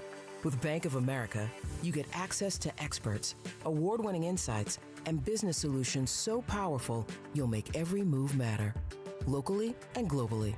Visit bankofamerica.com/banking for business to learn more. What would you like the power to do? Copyright 2024 Bank of America N.A. Let's face it, nowadays most companies have to rely on dozens of expensive, disconnected platforms to run their business. And even then, things can get a little, well, stressful. But with Odoo's all-in-one management software, packed with a suite of fully integrated business applications, every process is streamlined. Tasks are automated, and success is just a few clicks away. See how Odoo can take your business to the next level at odoo.com. That's ODOO.com. Hey guys, today I want to talk to you about Dan Dan the Wedding Man. Why rent a suit or tux when you could buy one from Dan Dan? Only $250 gets you a custom tailored suit or tux. And as always, Dan Dan has free alterations for life. It's the day your partner will remember for a lifetime, and it's a suit you can use for a lifetime. Best day, best look with Dan Dan the Wedding Man at 97th and Quivira. Online at dandantheweddingman.com or call 541-1192. Brought to you by Bud Light, the official beer partner of the Kansas City Chiefs. Bud Light, easy to drink, easy to enjoy. Kansas City is Sean Barber. Join me at Buffalo Wild Wings, 105th and Metcalf and Overland Park, Friday, October 4th. I'll be there with the crew from 6 to 8 p.m., celebrating the back-to-back Super Bowl champs while eating some wings and drinking $5 Bud Light. Bud Light, easy to drink, easy to enjoy. For more, go to 965thefan.com. Here's traffic, brought to you by DM Injury Law. Have you or a loved one been in a car wreck? Contact DM Injury Law today and get the money you deserve. Car wreck? Remember, Mike's got this. Checking the Cordell and Cordell traffic cams, southbound 71 at Bannister Road. 2-car crash closing 2 right lanes there in the triangle. Expect heavy traffic coming up behind that. That would be the southbound lanes again of 71. 71 southbound also slow from MLK through East Gregory and at 435 and 70 Exchange. I'm Lori Pearson for 96.5 The Fan Traffic. Kane is in the building. Welcome to your home for Kansas City sports. 96.5, The Fan.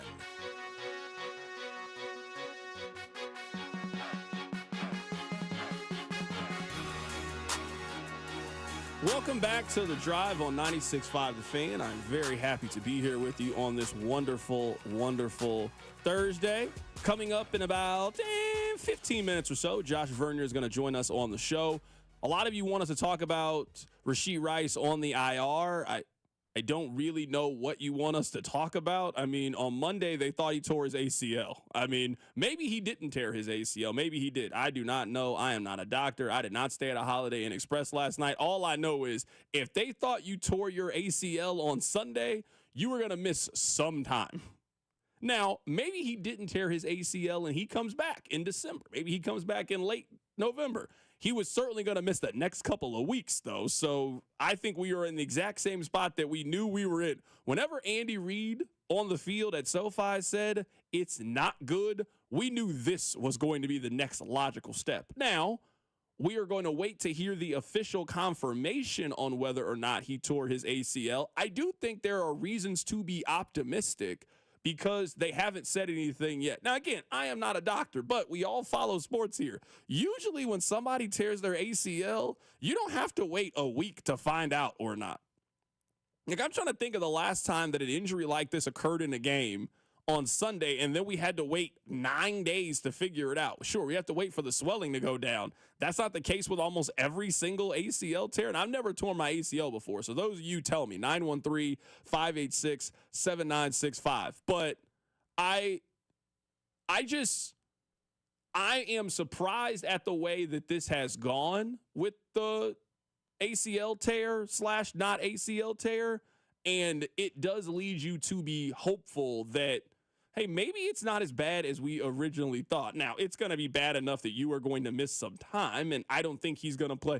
I don't think you see Rashee Rice before Thanksgiving. I think he is out for an extended amount of time. But as long as he can play in December and early January and play, I think everyone would take that outcome, right? So maybe that's just the take, because this is what we all expected, this is what we knew was going to happen, and we'll obviously wait to see and get an official confirmation on whether he tore his ACL or not. But Rashee Rice is not going to be playing for the Chiefs anytime soon, and we'll see what that means for their offense. All right, Rob, what I would like to talk to you about is I like to talk to you about Taco Bell. Now, I like Taco Bell. I wouldn't say that I love Taco Bell, but I like Taco Bell. Are you a Taco Bell individual? I do like Taco Bell. It's not my go-to fast food, but it's in the top 5. It's in the Mount Rushmore of my fast food experiences. Okay, so the Royals, they won a playoff game yesterday, and they celebrated with some Taco Bell. Now, let me tell you what the order was that Vinny Pasquantino put in, or somebody on his team, somebody associated with Vinny put an order in on Taco Bell. They ordered $200 worth of Taco Bell, which seems like you broke a record. I don't know what the record is at Taco Bell, but it seems like if you hand them either 2 $100 bills or swipe your debit card for $200, you should get unlimited cinnamon twists for the rest of your life. No one person, no human being has ever spent $200 at one time at Taco Bell. That has to be a record.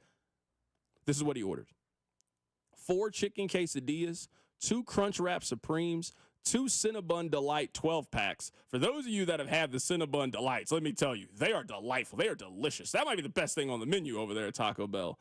2 beefy 5-layer burritos, 16 soft tacos, 4 nacho cheese Doritos Locos tacos, 4 crunchy tacos, 2 seasoned fries. Getting the fries at Taco Bell is nasty work. I just want to point that out. And also 2 sides of nacho cheese. My first point: this isn't enough to feed a baseball team of people. Was this an individual order? Was this only for a certain amount of players? Because this isn't enough to feed a 25, 26-man roster. This is not anywhere close to this. I mean, Rob, right now out of this order, how much could you eat? Just me. And I don't even think you're being selfish. I could eat 4 of those Doritos Locos tacos and go ahead and give me a order of fry. I've eaten 2 things already off the menu here. Who is this order for? Because this is not a big enough order. I don't know if this adequately feeds 10 adult men. You got to feed 20-something with this number. Way too less food. So my guess, because it's definitely not enough food for a team, like 26 guys not enjoying that much Taco Bell, unless each one of them is getting half a taco, and that's no good. My guess, based on the timeline and the Royals and all the things we know, is that some of the younger guys on the team, it's just me guessing, probably got into the champagne a little bit deeper than some of the veterans, and they may have continued the party back at the team hotel. And you and I both know how a late night craving just hits. It's Taco Bell time. That's my guess.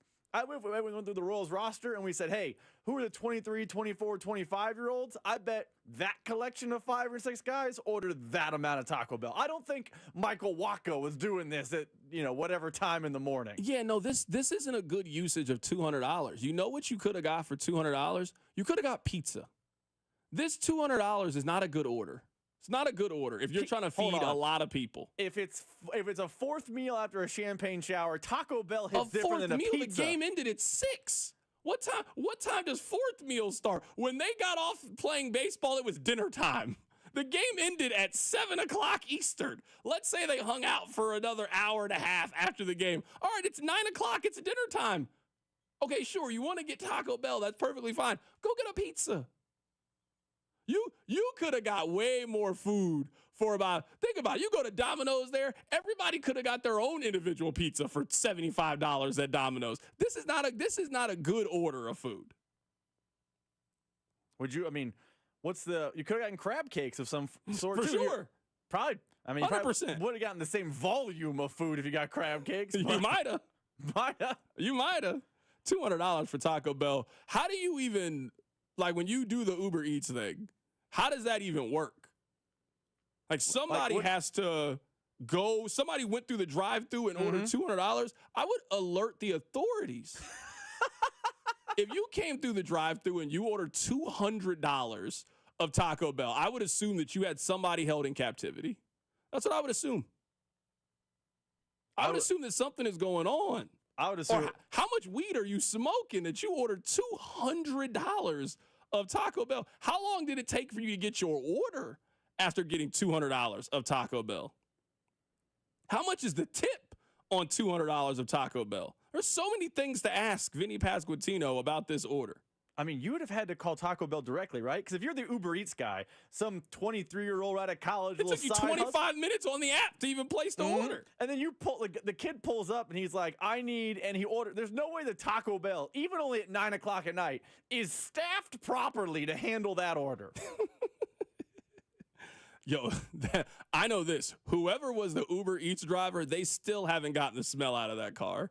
If you got $200 worth of Taco Bell in your car smells like refried beans until the moment you sell it.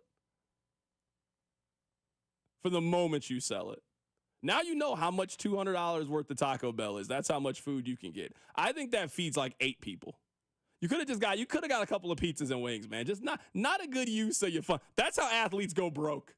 That's how they go broke. It's 200 regardless. It's not the money's the same. Yeah, you gotta make it last a little longer though. For $200 worth of pizza, you would have had leftover pizza. You'd still be eating pizza today if you were Vinny Pasquantino. Coming up on the other side, we'll get back to the Royals. Also, Vern's gonna join us. Keep it right here. It's The Drive.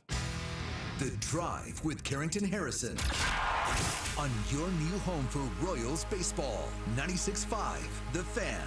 Brought to you by DM Injury Law. Have you or a loved one been in a car wreck? Contact DM Injury Law today and get the money you deserve. Car wreck? Remember, Mike's got this. Here's traffic, brought to you by DM Injury Law. Have you or a loved one been in a car wreck? Contact DM Injury Law today and get the money you deserve. Car wreck? Remember, Mike's got this. Traffic is brought to you by Park & Go, your choice for all covered airport parking. Got a stalled car blocking traffic in North Kansas City. This is in Pleasant Valley, northbound 35 at 435, and seeing things pretty heavy on the southern lanes of the downtown loop due to that KDOT closure of the Lewis and Clark Viaduct through the end of the year. Tackle your airport parking needs at Park & Go. Always the best service, always the best price. Open 24/7, fast and free shuttle services. All spots are covered. Reserve your spot today at bookparkandgo.com. Park & Go, family owned and operated. I'm Lori Pearson for 96.5 The Fan Traffic. It's Wrangler season out there. Warmer days, cooler nights, open roads, endless horizons. And you need to be ready in jeans made for the unpredictable.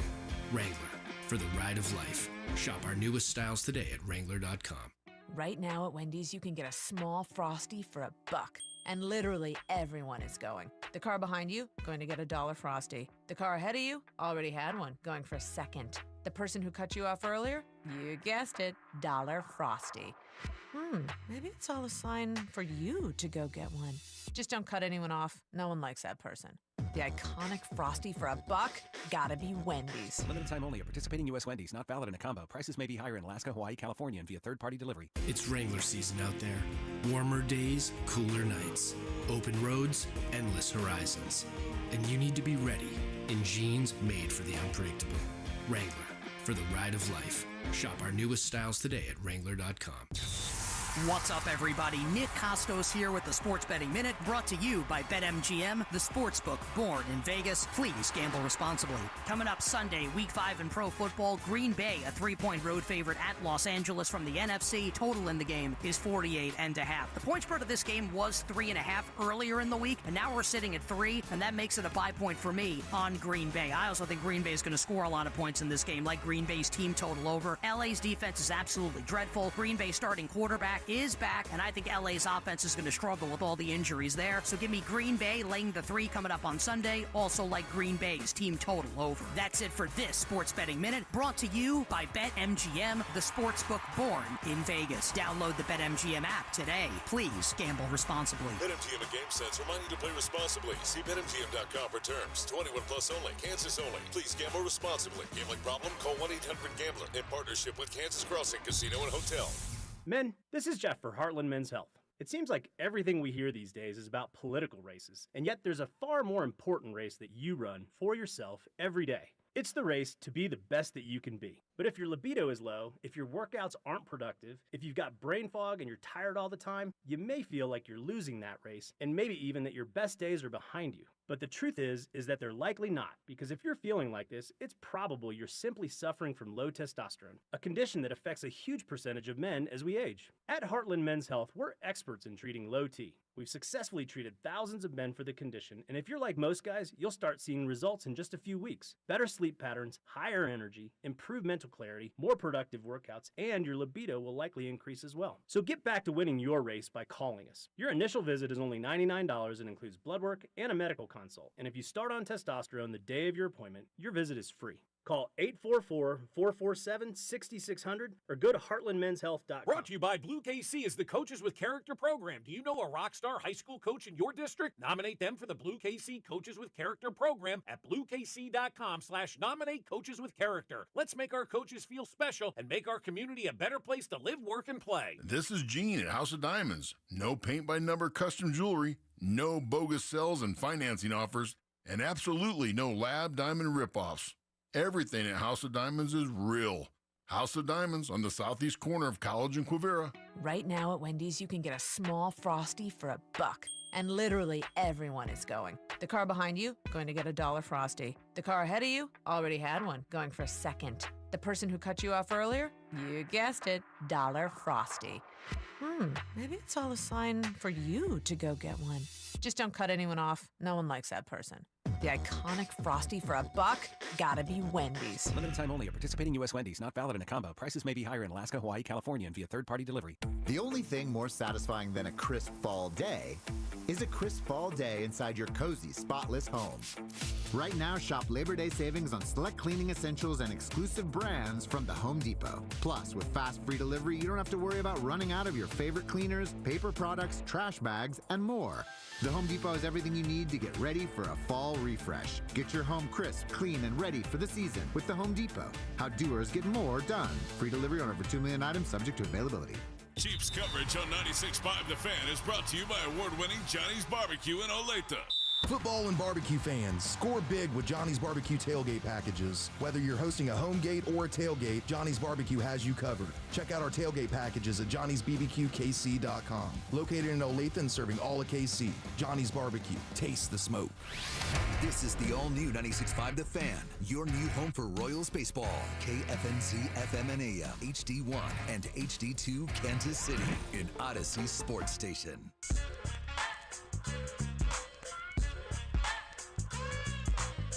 Congratulations on getting through your 9 to 5. Thank you so much for listening. It is The Drive on 96.5 The Fan, 96.5thefan.com, and the Odyssey app. We're going to be joined by Josh Vernier here coming up in just a little bit. We have been talking a lot of Royals today, as you would expect. The Royals are advancing in the postseason. They took care of the Baltimore Orioles, and now they face the New York Yankees. Now, I don't think that any of you will give Rob and I the credit that we deserve for this. And you know what? That's fine. This is a thankless job. You guys get on me all the time when I get things wrong, but when I get things right, no one pays attention. No one cares. And sometimes that keeps me up at night. Sometimes that bothers me. But you know what? I continue to press on because Rex Huller told me that everything we do in life is for the people. So I wake up every day and I give out these hot sports takes. I do them for you guys. We told you guys 6 weeks ago.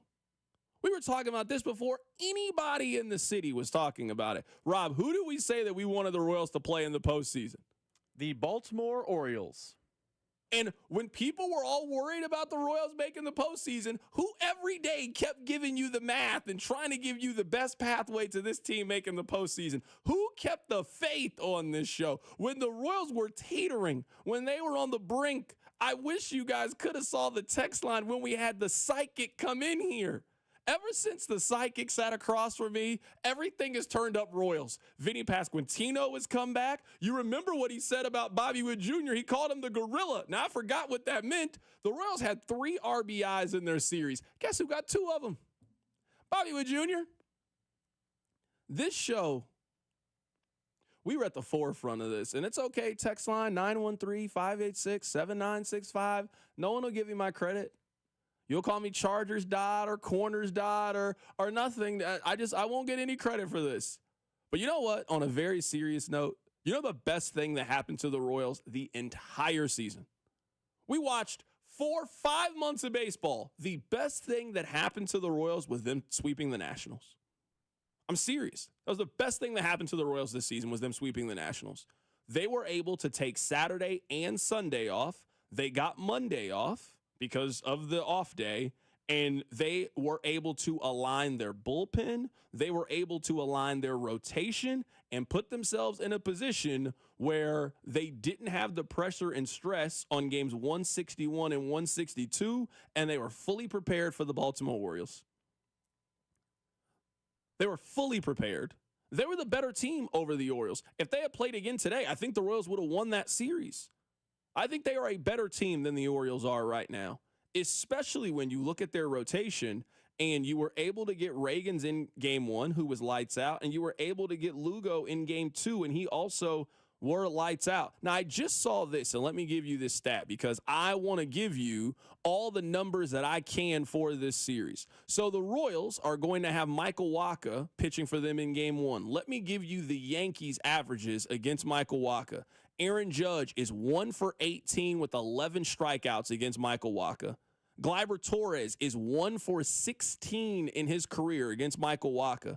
Alex Verdugo is 3 for 11. Giancarlo Stanton is hitting .235 against Michael Wacha. The Royals have a chance against the Yankees for 2 reasons. They have a chance because of their starting rotation and their ability to pitch. They have a chance because of their bullpen. Now, if you had asked me 2-3 weeks ago would I have been in a position where I feel this confident and comfortable with the Royals bullpen, I would have told you no. But you guys know I just follow the numbers, I follow the math, and the math is telling you, hey, the Royals bullpen is actually kind of good. The Royals bullpen has developed to the point where they are reliable. They're reliable. Over the course of the last couple of weeks, the Royals bullpen has given up 1 earned run. They've given up 15 hits over the last 3 weeks of baseball in the bullpen. Their bullpen has developed to the point. Now, it is not 14 and 15, but they have a formula. They will get great starting pitching for 6 or 7 innings, and you are not afraid to hand things off to Sam Long. You are not afraid to hand things off to Angel Zerpa. You are not afraid to give Lucas Erceg the 9th inning and possibly 4 or 5 outs if he needs to. He has turned into one of the most reliable closers in all of baseball. The Royals have a chance because of their starting pitching. They also have a chance because Vinny Pasquantino is back. You could just sense the boost that he was for this lineup. Again, they only had 3 RBIs over these 2 days. 2 of them were from Bobby Witt Jr. The other one was from Vinny Pasquantino. They are an underdog in this series against the Yankees. They should be. When you think about their offense, you think about the Yankees, you think about the Yankees over the course of the full 162. I understand why the Yankees are favored in this series. But baseball and momentum is usually only as good as your starting pitching. And it sounds crazy to say, especially given the economics of baseball, but the Royals have the pitching advantage in a series over the Yankees, whether it is their rotation or whether it's their bullpen. That gives them a chance to win this series, Rob. I mean, the path of the Royals is simple. It's the same path they've had all year. It is, and Vern, who will join us in a few minutes, has been pounding this on pregame, postgame. He comes on our show, Cody and Gold. Whenever Vern's on, he says it is pitching and defense and timely hitting that has built this team. And we saw those 3 things in spades in the Orioles series. They got more timely hits than the Orioles. Like, we can talk about the frustration we have with the offense. The Orioles' offense was worse. Their pitching was dominant. Reagans, Lugo, Zerpa, Long. I mean, the list goes on and on. Erceg, the list goes on and on. If a guy was on the hill for the Royals, he was good. And outside of one mishap in game 1, the Royals' defense was spectacular in the series against the O's. Michael Massey, the diving play in the hole. The great play by MJ Melendez out in left field. Defense, timely hitting, and pitching. I'm not saying they're going to beat the Yankees, but that has been their formula all year round, and we saw it on display in the Wild Card Series. Why can't we continue to see it on display against a team like the Yankees? I'm excited to catch up with Vern here coming up in a bit and get his thoughts on this. Vern is going to be on the show every day that the Royals are still in the postseason. So Vern could be on the show for 4 or 5 more days. Vern could be on the show for the next 3 or 4 weeks. Who knows how October is going to land for us? Let's head to the phone lines right now and be joined by our guy, Josh Vernier, who is getting a much-needed couple days off as we get ready for the American League Divisional Series between the Royals and the Yankees. Vern, man, happy to have you on the show today. Yeah, it feels like I'm playing, the way you describe it, feels like I'm playing a game of Survivor. Like, if the Royals don't last, what happens to me? Where do I go? You're always welcome on this show, Vern. No, I have to go away. They lose. They get eliminated. I go away. How long are you going to be gone for? Just until I gamble all my money away. Well, okay, so like November 1st. You're basically telling us Week you'll 11. be back. Yeah. You'll be back on the show. Vern, let's just start with this, man. I think you and I, over the course of the last couple of weeks, have talked about what was the best case scenario for the Royals, and very rarely do you get your best case scenario in sports. I think the Royals got it. Them sweeping the Nationals allowed them to reset their bullpen, reset their rotation, and that gave them a decided advantage against the Baltimore Orioles, and that is the biggest reason why they won the series. Yeah, it certainly helped, but the way that Micah Wacha finished the month of September, I have no reason to believe that he wouldn't have been able to match what Cole Reagans did or what Seth Lugo did. Look, this team just straight up, even regardless how they got to October, they just straight up executed in all facets.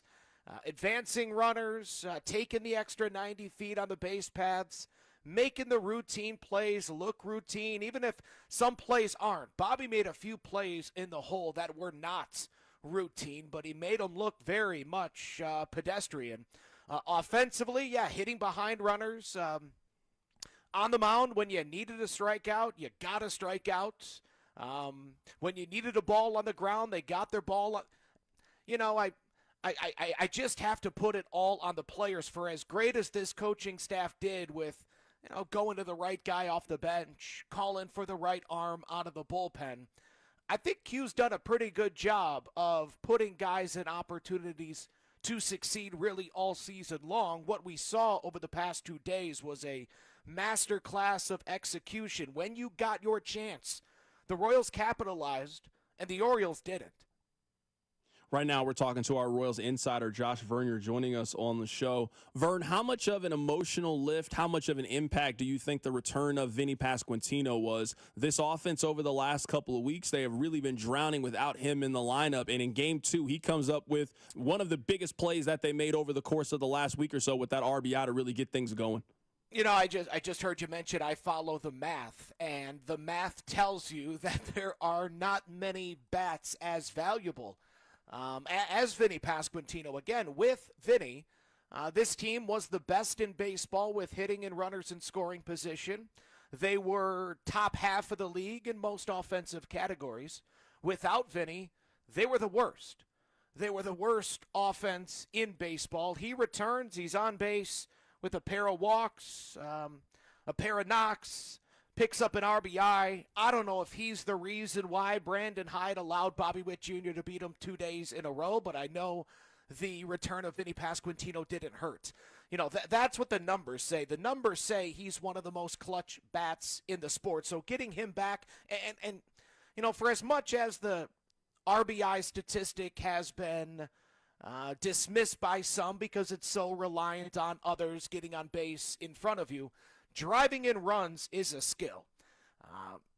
Vinny Pasquantino has that skill. The math tells you, and your eyes yesterday showed you that he has that skill. And then you just throw in all of the intangibles that he brings inside that clubhouse, the dugouts, of course, his presence in the batter's box, his energy, his humor, the way that he's able to keep things light. To me, he's the mouthpiece of that team. He's a real energy giver. It's impossible to quantify what his return means to this team. What it does, honestly, C-Dot, is it gets him back to the team that had us all wide-eyed in April and May. Well, man, this team might have a chance with this great starting pitching and this great defense and this elite team speed and those 3 big bats in the middle with Bobby, Vinny, and Salvi. So you have that team that we all said, man, this team's going to be there in the end as long as the bullpen doesn't cost them. And now the bullpen is also a strength. So, man, if the bullpen's a strength, the rotation studly, the defense is airtight, the base running is aggressive, and the big 3 are back in the middle, you're one of, if not the most well-rounded team in all of Major League Baseball, and you are on par, can beat anybody.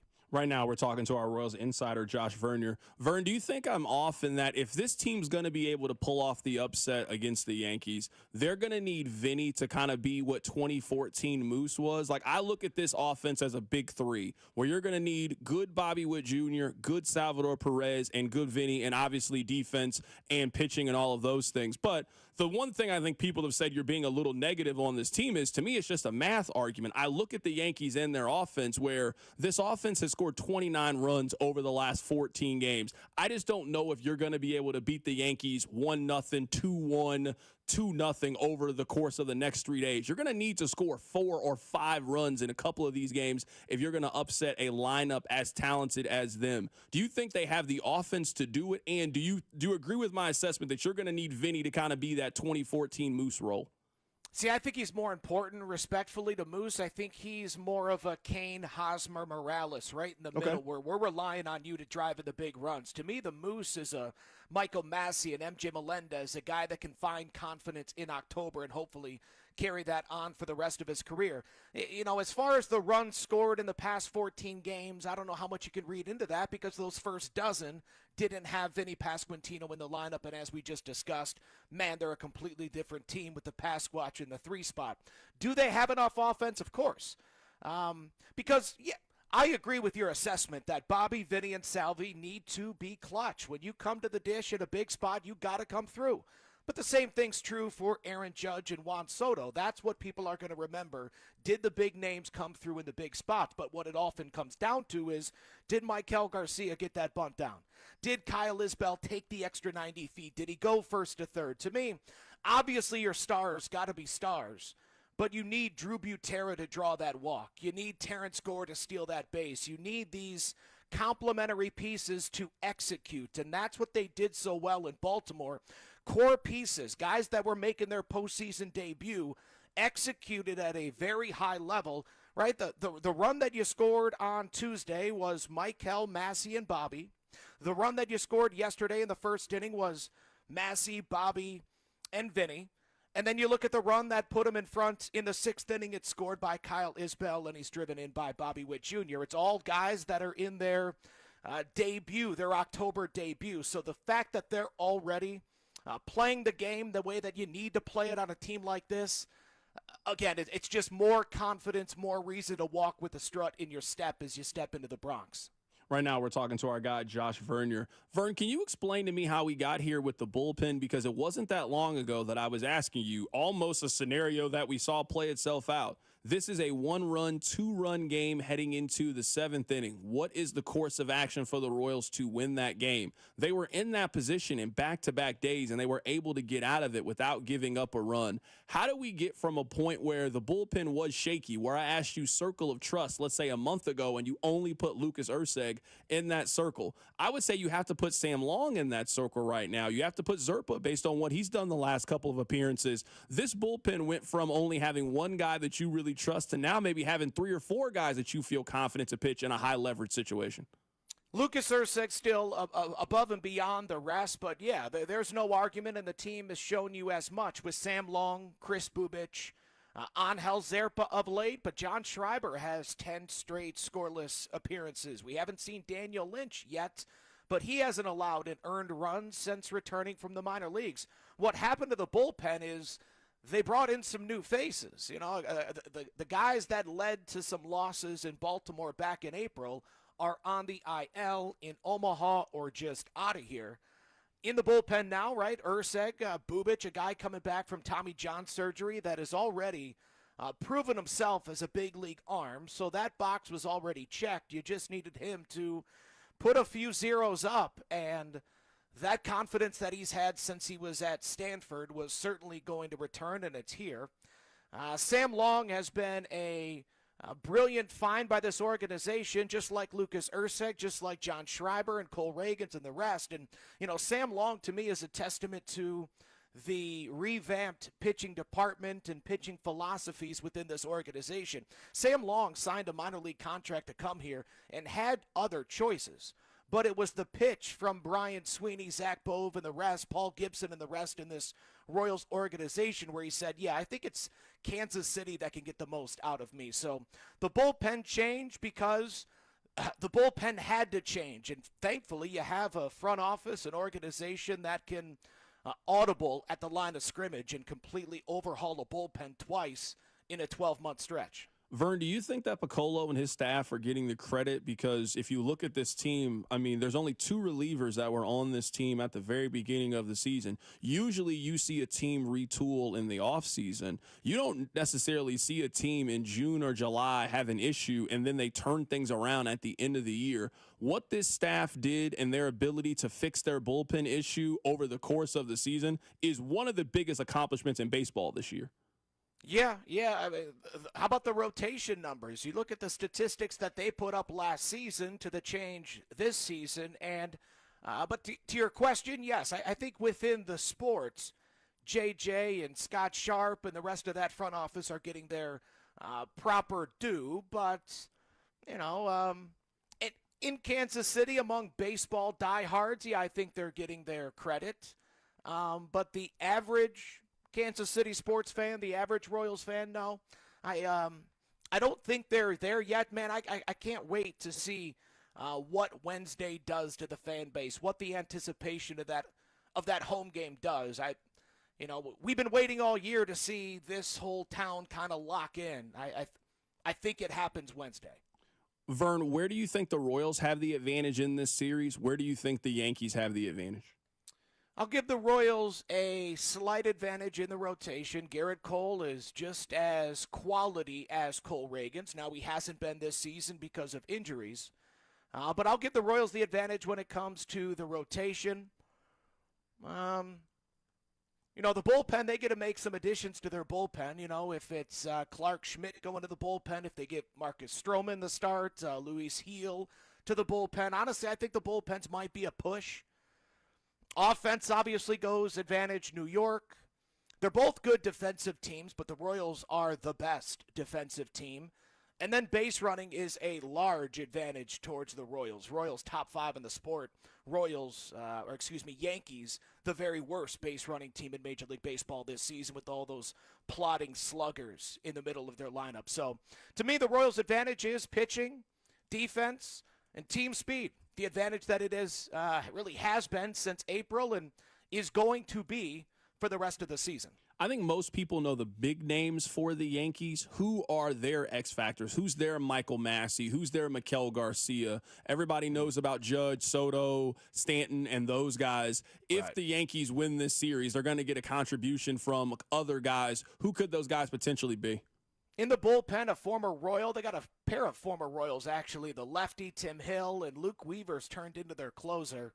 Mark Leiter's got a really nice splitter coming out of that bullpen, and Clay Holmes is their monster former closer with great stuff, but just seems to be messed up mentally right now. Who's their Massey? Who's their Moustakas? Jason Dominguez is their top prospect. That's a guy that could have his coming out party. He's got all fields power. Alex Verdugo, their left fielder's got a really good arm. He's been to the postseason before with the Boston Red Sox. Jazz Chisholm, of course, former MLB The Show cover boy, the third baseman now for the New York Yankees as he learns the hot corner on the fly at the big league level. Gleyber Torres, Anthony Volpe. Volpe's their really good shortstop. He's probably going to serve, you would think, as their leadoff hitter coming into this series. If I had to choose one, I'll go... obviously you got to go the closer, so Luke Weaver's going to have to be big. And, I'll go with the rookie. I'll go with Jason Dominguez. Last thing here, Vern, have you ever been to Yankee Stadium before? I've never been there before. I've never even seen Yankee Stadium before. Have you ever been? I went to the old one. I haven't been to the new one yet. Okay, what was old Yankee Stadium like? Went to the old one, like one of the final few games there. And that was, such a blur, man. I was in such a nerd heaven, Monument Park, and I just would sit there the entire game and think, Mickey Mantle was right there. There's where Joe DiMaggio was. That's where Mickey Mantle tripped on the sprinkler. It was one of the best memories I've had as a baseball fan. That is our guy, Josh Vernier, joining us on the show today. Vern will be on the show every day as long as the Royals are still alive in the postseason. Vern, I'm looking forward to us having so many more of these conversations as the days go by. Stay alive, baby. Stay alive. Absolutely. That is our guy, Josh Vernier, joining us on the show today. Again, he is going to be on the show every day as long as baseball season is still here. Speaking of baseball season, I want to tell you guys this because I want you to tell at least 3 people this. On Monday, the football game will be on 96.5 The Fan. The baseball game will be on 6:10 a.m. I'm going to say it again because I know this question is going to come up. Where can I hear the Royals? The Chiefs will be on 96.5 The Fan. The Royals will be on 6:10 a.m. So you will get the chance to listen to both of them, get a chance to watch both of them. I just want to give you that information now so you can get ready, so you can get prepared. I'm really excited for Monday. You got a Royals game and a Chiefs game at the same time. I don't know if that's happened too many times. Certainly not many times that I can remember. We'll keep talking about the Royals. Keep it right here. It's 96.5 The Fan. The Drive with Carrington Harrison on your new home for K-State Athletics. 96.5 The Fan.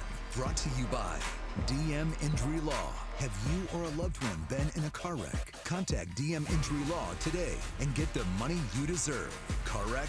Remember, Mike's got this. You've been waiting, and now is the time. Golden Oak Lending has fixed mortgage rates at 4.875%. But don't wait. This rate won't last forever. Call today and take advantage of our low 4.875 fixed rate. Call 913-890-GOLD. That's 913-890-GOLD. Golden Oak Lending, cured my blues. 5.784 APR, FHA, 15-year, 20% equity qualified credit. Additional terms apply. NMLS 114937. The Chiefs Cardinals, Royals, Blues, and our 2 soccer teams, the Current and St. Louis City SC, are all endorsing Amendment 2. Here's why you should support it too.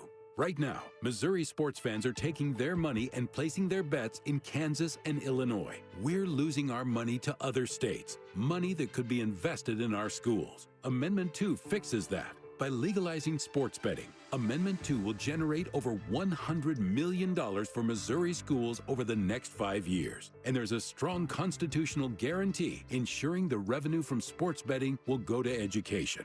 Kansas and Illinois know sports betting is a winner for their fans and taxpayers. It's time for Missouri to get into the game.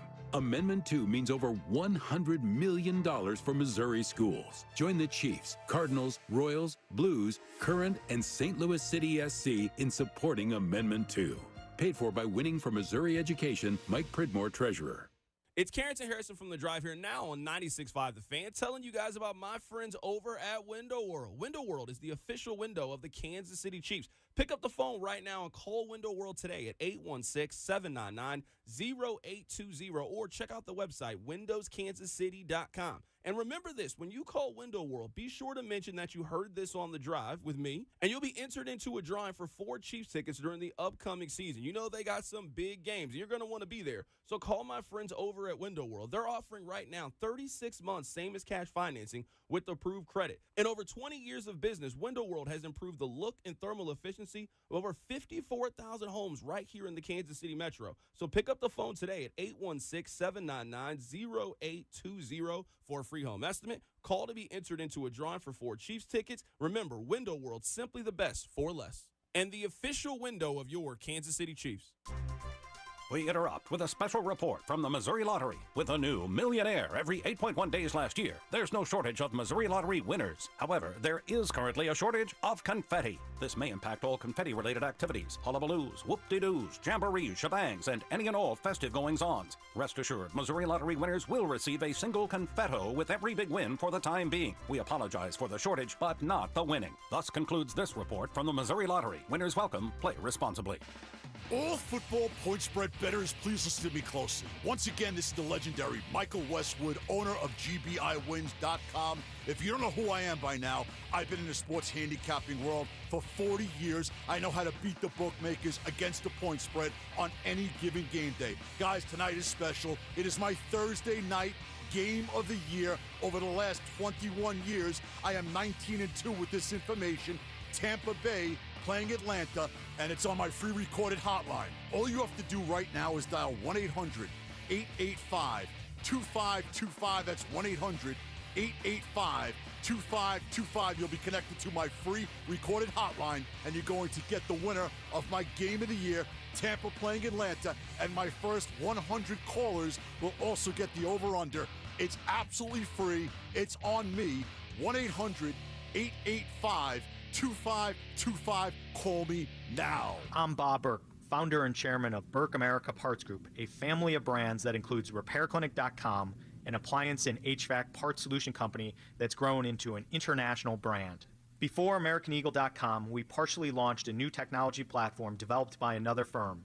American Eagle helped take our technology to a whole new level with digital marketing, software development, and business insights into our key markets, appliances, HVAC, and outdoor power equipment, and did so both on time and on budget. AmericanEagle.com has the resources, experience, and talent needed to produce solutions. Our new technology platform, developed by AmericanEagle.com, has produced tremendous results with higher traffic, conversion, engagement, and online revenue. If you have any home repairs you need to take care of, check us out at RepairClinic.com. If you need a world-class website or technology project, then I would highly recommend AmericanEagle.com. Call AmericanEagle.com at 773-NETWORK. That's AmericanEagle.com, 773-NETWORK. Join 96.5 The Fan and Bud Light for the Fans Football Show with Mitchell Schwartz and Jay Binkley every Thursday in September starting at 6 at participating Buffalo Wild Wings locations. Enjoy $5 talls, prizes, and Chiefs gear. For a list of locations, go to 965thefan.com. Here's traffic, brought to you by DM Injury Law. Have you or a loved one been in a car wreck? Contact DM Injury Law today and get the money you deserve. Car wreck? Remember, Mike's got this. Got a road closure in North Kansas City, southbound 29, right at 169 highway. It's due to a collision. More information as we can get that. Southern lanes of the downtown loop heavy, also that 435 and 70 exchange. I'm Lori Pearson for 96.5 The Fan Traffic.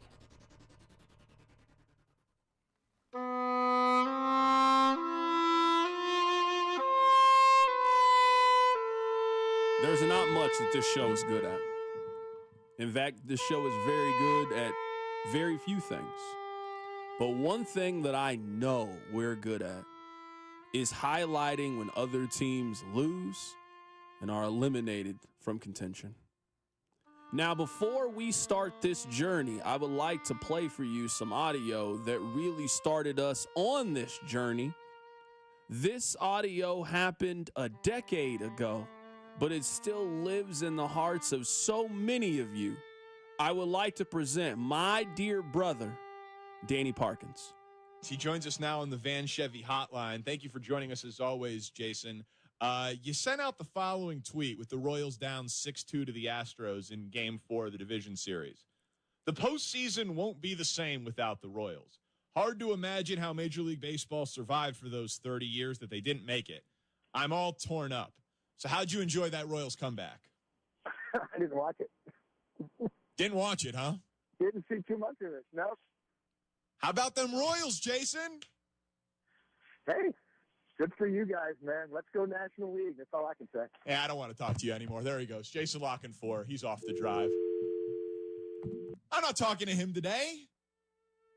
I want to continue that energy, and I want to read to you. I went on the Baltimore Orioles Facebook page because that's where losers go to congregate in the comment sections on Facebook. I also went to Reddit. And boy, they were over there in tears. From a man named Christian. I just flipped my dining table upside down and smashed my dinner on the floor. I am screaming with rage and anger due to your pathetic excuse of a performance. There are shattered plates everywhere. Guests are crying while leaving. This is officially the final straw.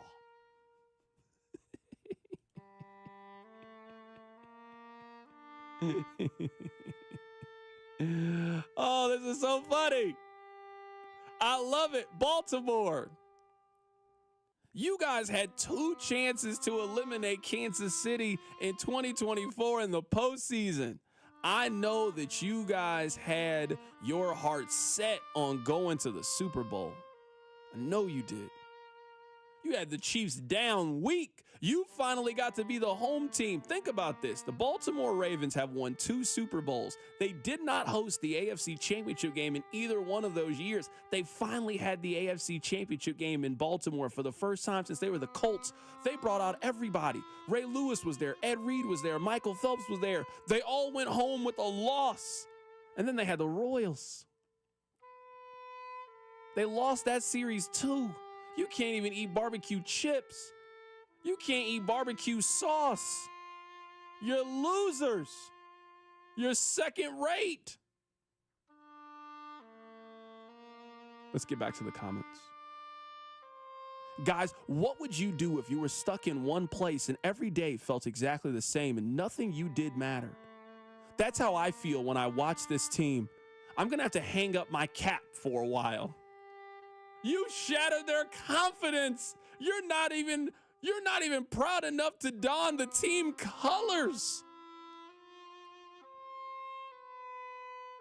I'm miserable, but being a Ravens fan helps. I used to be optimistic about our future, but now I'm reminded of how cruel this game can be. You're losers, and this person, he is your leader. He joins us now on the Van Chevy hotline. Thank you for joining us as always, Jason. You sent out the following tweet with the Royals down 6-2 to the Astros in Game 4 of the Division Series. The postseason won't be the same without the Royals. Hard to imagine how Major League Baseball survived for those 30 years that they didn't make it. I'm all torn up. So how'd you enjoy that Royals comeback? I didn't watch it. Didn't watch it, huh? Didn't see too much of it, no. How about them Royals, Jason? Hey, Good for you guys, man. Let's go National League. That's all I can say. Yeah, I don't want to talk to you anymore. There he goes. Jason Locken 4. He's off the drive. I'm not talking to him today. 3 things in life are guaranteed: death, taxes, and the Orioles losing every October. That was an absolute disgrace. Someone commented, Rob, and said, we're the Dallas Cowboys of baseball. You don't want to be the Dallas Cowboys or nothing. Never. This guy named, his name is Bobby Brown. I'm serious. That's his name on Facebook. Ray Charles and Stevie Wonder would have had better swings than the O's did with bases loaded and no one out. Brandon Hyde better be gone by midnight. Fire Hyde. He can't get his team up when it matters most. Gotta go.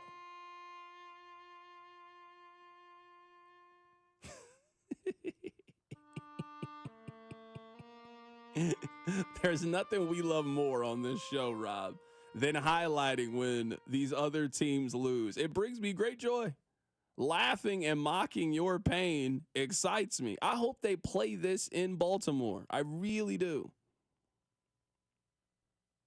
I hope that they play this in Baltimore. I want them to play this. I want them to let these words permeate. You're losers. You can't beat Kansas City in January. You can't beat them in September. You can't beat them in any months. Patrick Mahomes owns you on the football field and in baseball too. You just can't get away from him. Every time you try to shake it, you can't shake it. Tough way to go out, man. Great season by the Orioles. They win 90 games, had a couple of All-Stars. They lost, man. Again. Remember when Gunnar Henderson was the starter over Bobby Witt? It wasn't that long ago. Looks good Feels now. like it was just yesterday.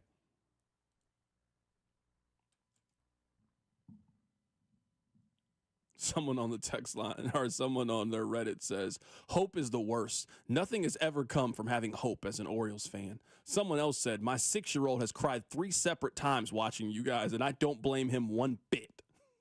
Oh, man. Y'all upsetting the kids. Not the kids. Not the kids. You can't do that. I do want to play something very serious for you guys. Earlier today, we had Jacob Milham on the show. He is with Kings of Kaufman. And we were talking about this bullpen, how it wasn't that long ago, Rob. You remember I was asking people, how would you handle the end-of-game situations? The Royals handled end-of-game situations very well the last couple of days against the Baltimore Orioles. We asked Jacob Milham about that. Here's what he said. They haven't changed a bunch of faces. They haven't changed how they've been deployed. This bullpen has been a matchup bullpen from game 1 this season. That didn't change at all in the wild card. This group is just executing right now. That is always the issue with baseball players. Are they going to execute when they're put in the situations where they're supposed to succeed? Right now, it's some of that baseball magic. You go back 40 some odd innings from this bullpen, they've only allowed 1 earned run. All right, that is, even the best bullpens out there, they're going to have 1 or 2 fluky runs. For this Royals bullpen to turn it around so quickly and so emphatically, I have to give that up to the baseball gods. J.J. Piccolo and his staff deserve a lot of credit for how they have been able to reshape and retool this bullpen on the fly. I mean, it wasn't that long ago. The Midday Show was making T-shirts about James McArthur, and he was their closer. James McArthur is now nowhere to be found on this team, and this team has been able to rebound. This team has been able to regroup, and they have one of the better bullpens currently in Major League Baseball. You would not have been able to say that 2 months ago about this team. It felt like that was going to be the thing that kept them out of the postseason, and they have turned that into one of their strengths. Coming up on the other side, we'll get you ready for Thursday Night Football. We got a good one tonight between the Falcons and the Buccaneers. That's coming up. Keep it right here. It's The Drive. The Drive with Carrington Harrison on your home for Kansas City sports. 96.5 The Fan. Brought to you by DM Injury Law. Have you or a loved one been in a car wreck? Contact DM Injury Law today and get the money you deserve. Car wreck? Remember, Mike's got this. The NFL season is flying by, but you still have time to get in on the action. Start your season with a big return on FanDuel, America's #1 sportsbook app. You'll get started with $200 in bonus bets guaranteed when you place your first $5 bet. And you can place it on anything. Make your own same-game parlay, play some player props. I like doing a first touchdown. I also like doing an anytime touchdown so you can predict who's going to get into the end zone each and every week in the NFL. Don't miss your chance to get in on the action. All you need to do is visit FanDuel.com/CDOT to make every moment more this season. FanDuel, an official sportsbook partner of the NFL, and also 96.5 The Fan. 21 and present in Kansas. First online real money wager only. $5 first deposit required. Bonus issue is non-withdrawable bonus bets, which expires 7 days after restrictions apply. See terms at sportsbook.fanduel.com. FanDuel is offering online sports wagering in Kansas under with Kansas Star Casino LLC. Gambling problem? Can help us your best bet. Call 1-800-522-4700. Visit ksgamblinghelp.com. Good morning, Doctor. Doctor? Hi, Doctor. Doctor? Dr. Jackson's practice is growing. What do you mean we're still short-staffed? He needs a good patient doctor. How do we not have enough doctors to doctor all these patients? And he doesn't have the patience to sift through hundreds of resumes. I need Indeed. Indeed you do. When you sponsor a job on Indeed, it's easier for talented candidates to find it, which makes it easier for you to hire them. Visit Indeed.com/credit and get $75 towards your first sponsored job. Terms and conditions apply. Community America Credit Union. Member owned. Open to all. Invested in you. Join the fans Cody and Gold tomorrow as they broadcast live from Community America Credit Union off 135th and Black Bob in Olathe. Take photos with Chiefs cheerleaders and Casey Wolf. Score some Chiefs gear and tickets to Monday's Chiefs game. All at Community America's Black Bob location in Olathe. What's up, Kansas City? It's Sean Barber. You know there's nothing easier than to enjoy watching the Chiefs with some wings and an ice-cold Bud Light. And Buffalo Wild Wings is serving up both for every game, all season long. Join me at Buffalo Wild Wings located off 105th in Metcalf and Overland Park Friday, October 4th. I'll be there with the crew from 6 to 8 p.m. celebrating the back-to-back Super Bowl champs while eating some wings and drinking $5 Bud Light. Nothing easier to enjoy than that. Bud Light, easy to drink, easy to enjoy. For more, go to 965thefan.com. Enjoy responsibly. Anheuser-Busch, Bud Light Beer, St. Louis, Missouri. This is Gene at House of Diamonds. No paint-by-number custom jewelry, no bogus sales and financing offers, and absolutely no lab diamond ripoffs. Everything at House of Diamonds is real. House of Diamonds on the southeast corner of College and Quivira. You could be on the 50 at GEHA Field for the official coin toss at a Chiefs home game this season. Enter to win at Chiefs.com/GEHA. GEHA is the proud partner of the Kansas City Chiefs. Prescriptions require an online consultation with a healthcare provider who will determine if appropriate. Restrictions apply. See website for details and important safety information. Subscription required. Price varies based on product and subscription plan. Hey guys, did you know there's a generic form of Viagra that works just the same but is 95% cheaper? And you can get it online at hims.com/joy. Through Hims, you'll get a free medical consultation to determine the ED medication that's best for you. Discreet shipping if prescribed, a 100% online process, and a range of treatment options, including trusted generic alternatives to the name brands, at up to 95% off. ED is personal, and at Hims, so is treating it. Just go to hims.com/joy and get connected to a licensed medical provider online for free, with zero copay, no expensive appointments, and no awkward face-to-face conversations. To start your free online visit, you need to go to this exclusive address, hims.com/joy. That's hims.com/joy for your free online visit. hims.com/joy. I'm Tiffany, founder of Harlem Pilates. When I couldn't find Pilates in my neighborhood, I started a studio from my studio apartment. Chase Inc. helped me grow from 1 Pilates studio to 3. Because when you start small, you're going to need some big help. With the Chase Inc. Business Cash Card, you can earn up to 5% cash back on business essentials, so your business can go from here to possible. Chase for Business. Make more what's yours.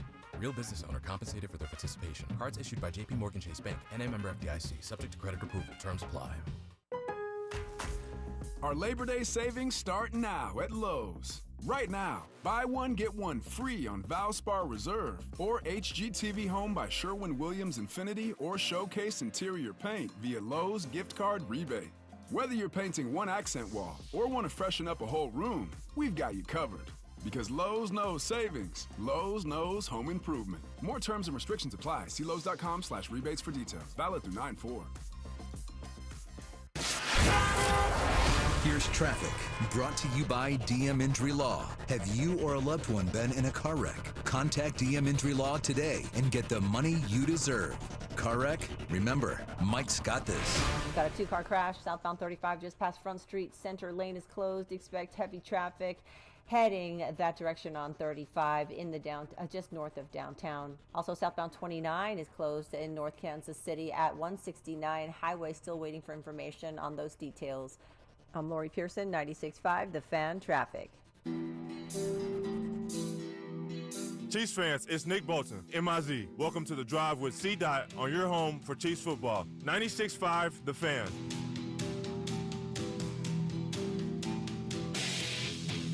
All right, welcome back into The Drive on 96.5 The Fan.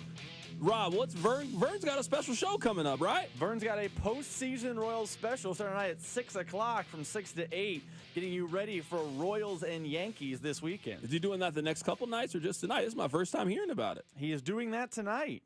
So no rest for the weary. Vern, get back to work, buddy. Yeah, man. It's the postseason, man. You think you get days off, bro, in the postseason? No, man. It's every day, man. You can sleep in November.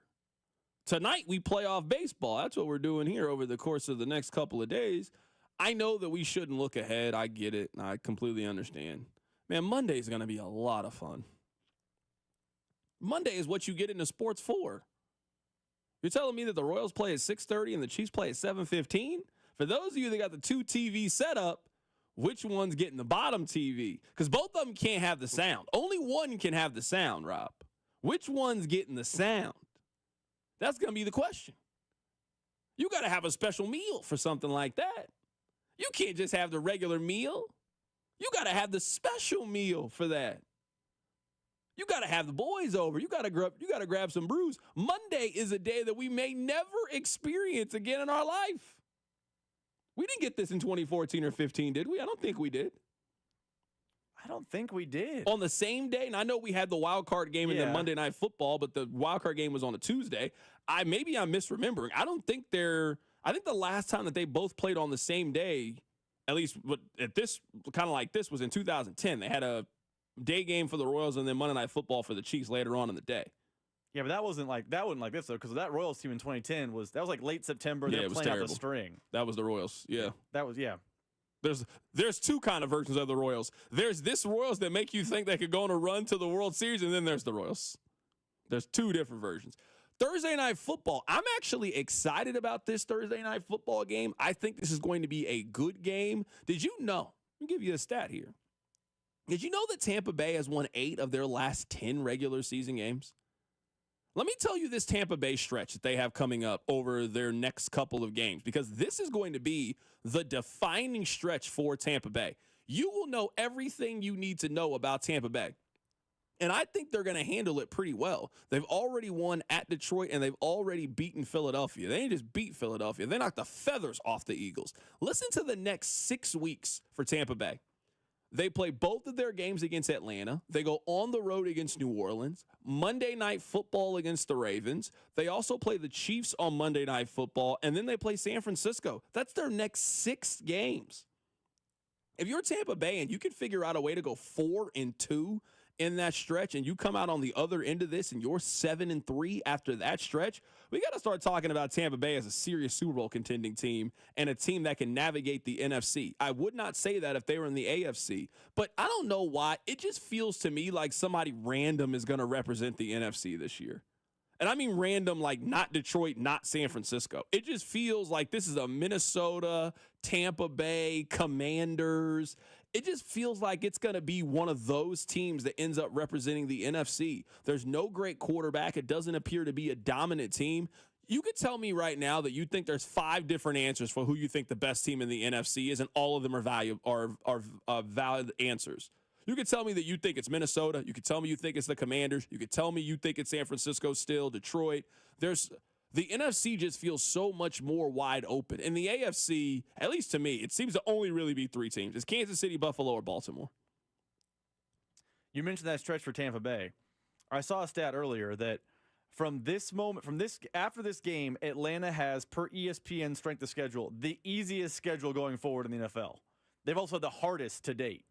So you're right. If Tampa Bay can navigate that stretch and be, 4-2 in it, we're going to talk about them as a Super Bowl team. But after this game for Atlanta, win, lose, or draw, their schedule softens up and they might start gobbling up wins. And the national media conversation about the Falcons will change. And it could be a random NFC team. The Falcons may fall into that grouping as they start to look better and Kirk gets more comfortable. So the Falcons and Bucs are still very much interesting the rest of the season. I'm probably going to stay away from picking a winner on this game tonight. I think Tampa Bay is going to win, but I've been doing more reading about it, and it sounds like the public is on Tampa Bay and the sharp money is on the is on the Atlanta. That's enough for me to just stay away, and I'm perfectly fine with not touching it in that regard and just taking player props and some of the other things that come with it. What side are you on for tonight's Thursday night football game? Bucks. You're -1.5. Man, when Tampa Bay's playing well, they look great, and I'm not sold in Atlanta. I feel about Atlanta. This is one of those games that it's a real coin flip for me. I do want to ask you this because I don't imagine we'll talk a lot about this tomorrow. Can you explain to me how the Commanders are only a 3-point favorite in their game against Cleveland? Cleveland can't score. I saw that Washington was the most bet team right now in Vegas, but then tells me that I should probably stay away from it. Like, you know what I mean? That's kind of what it means. It means stay away. No, don't do it. Reconsider. That's what it says. But I'm just thinking like, wait, what? That just doesn't add up to me. I mean, maybe the thought is the Jim Schwartz defense gets after Jaden Daniels. I mean, that's the only on-the-field logic I can have, other than zig when everyone zags. Yeah, no, you're right. Someone said that I hear that Vern is going to be on after you. Yes, Vern is going to be on. Man, I had a lot of fun today, man. This is a really exciting time. I think this is the best month of sports. You got college football. You got the NFL, baseball, hockey gets going today. Basketball is right around the corner. I think this is the most exciting time in the sports calendar, and we are happy that you have decided to spend some of it with us here at 96.5 The Fan. I'll be back tomorrow. Hopefully you are as well. Take care of yourself. It's The Drive. The Drive.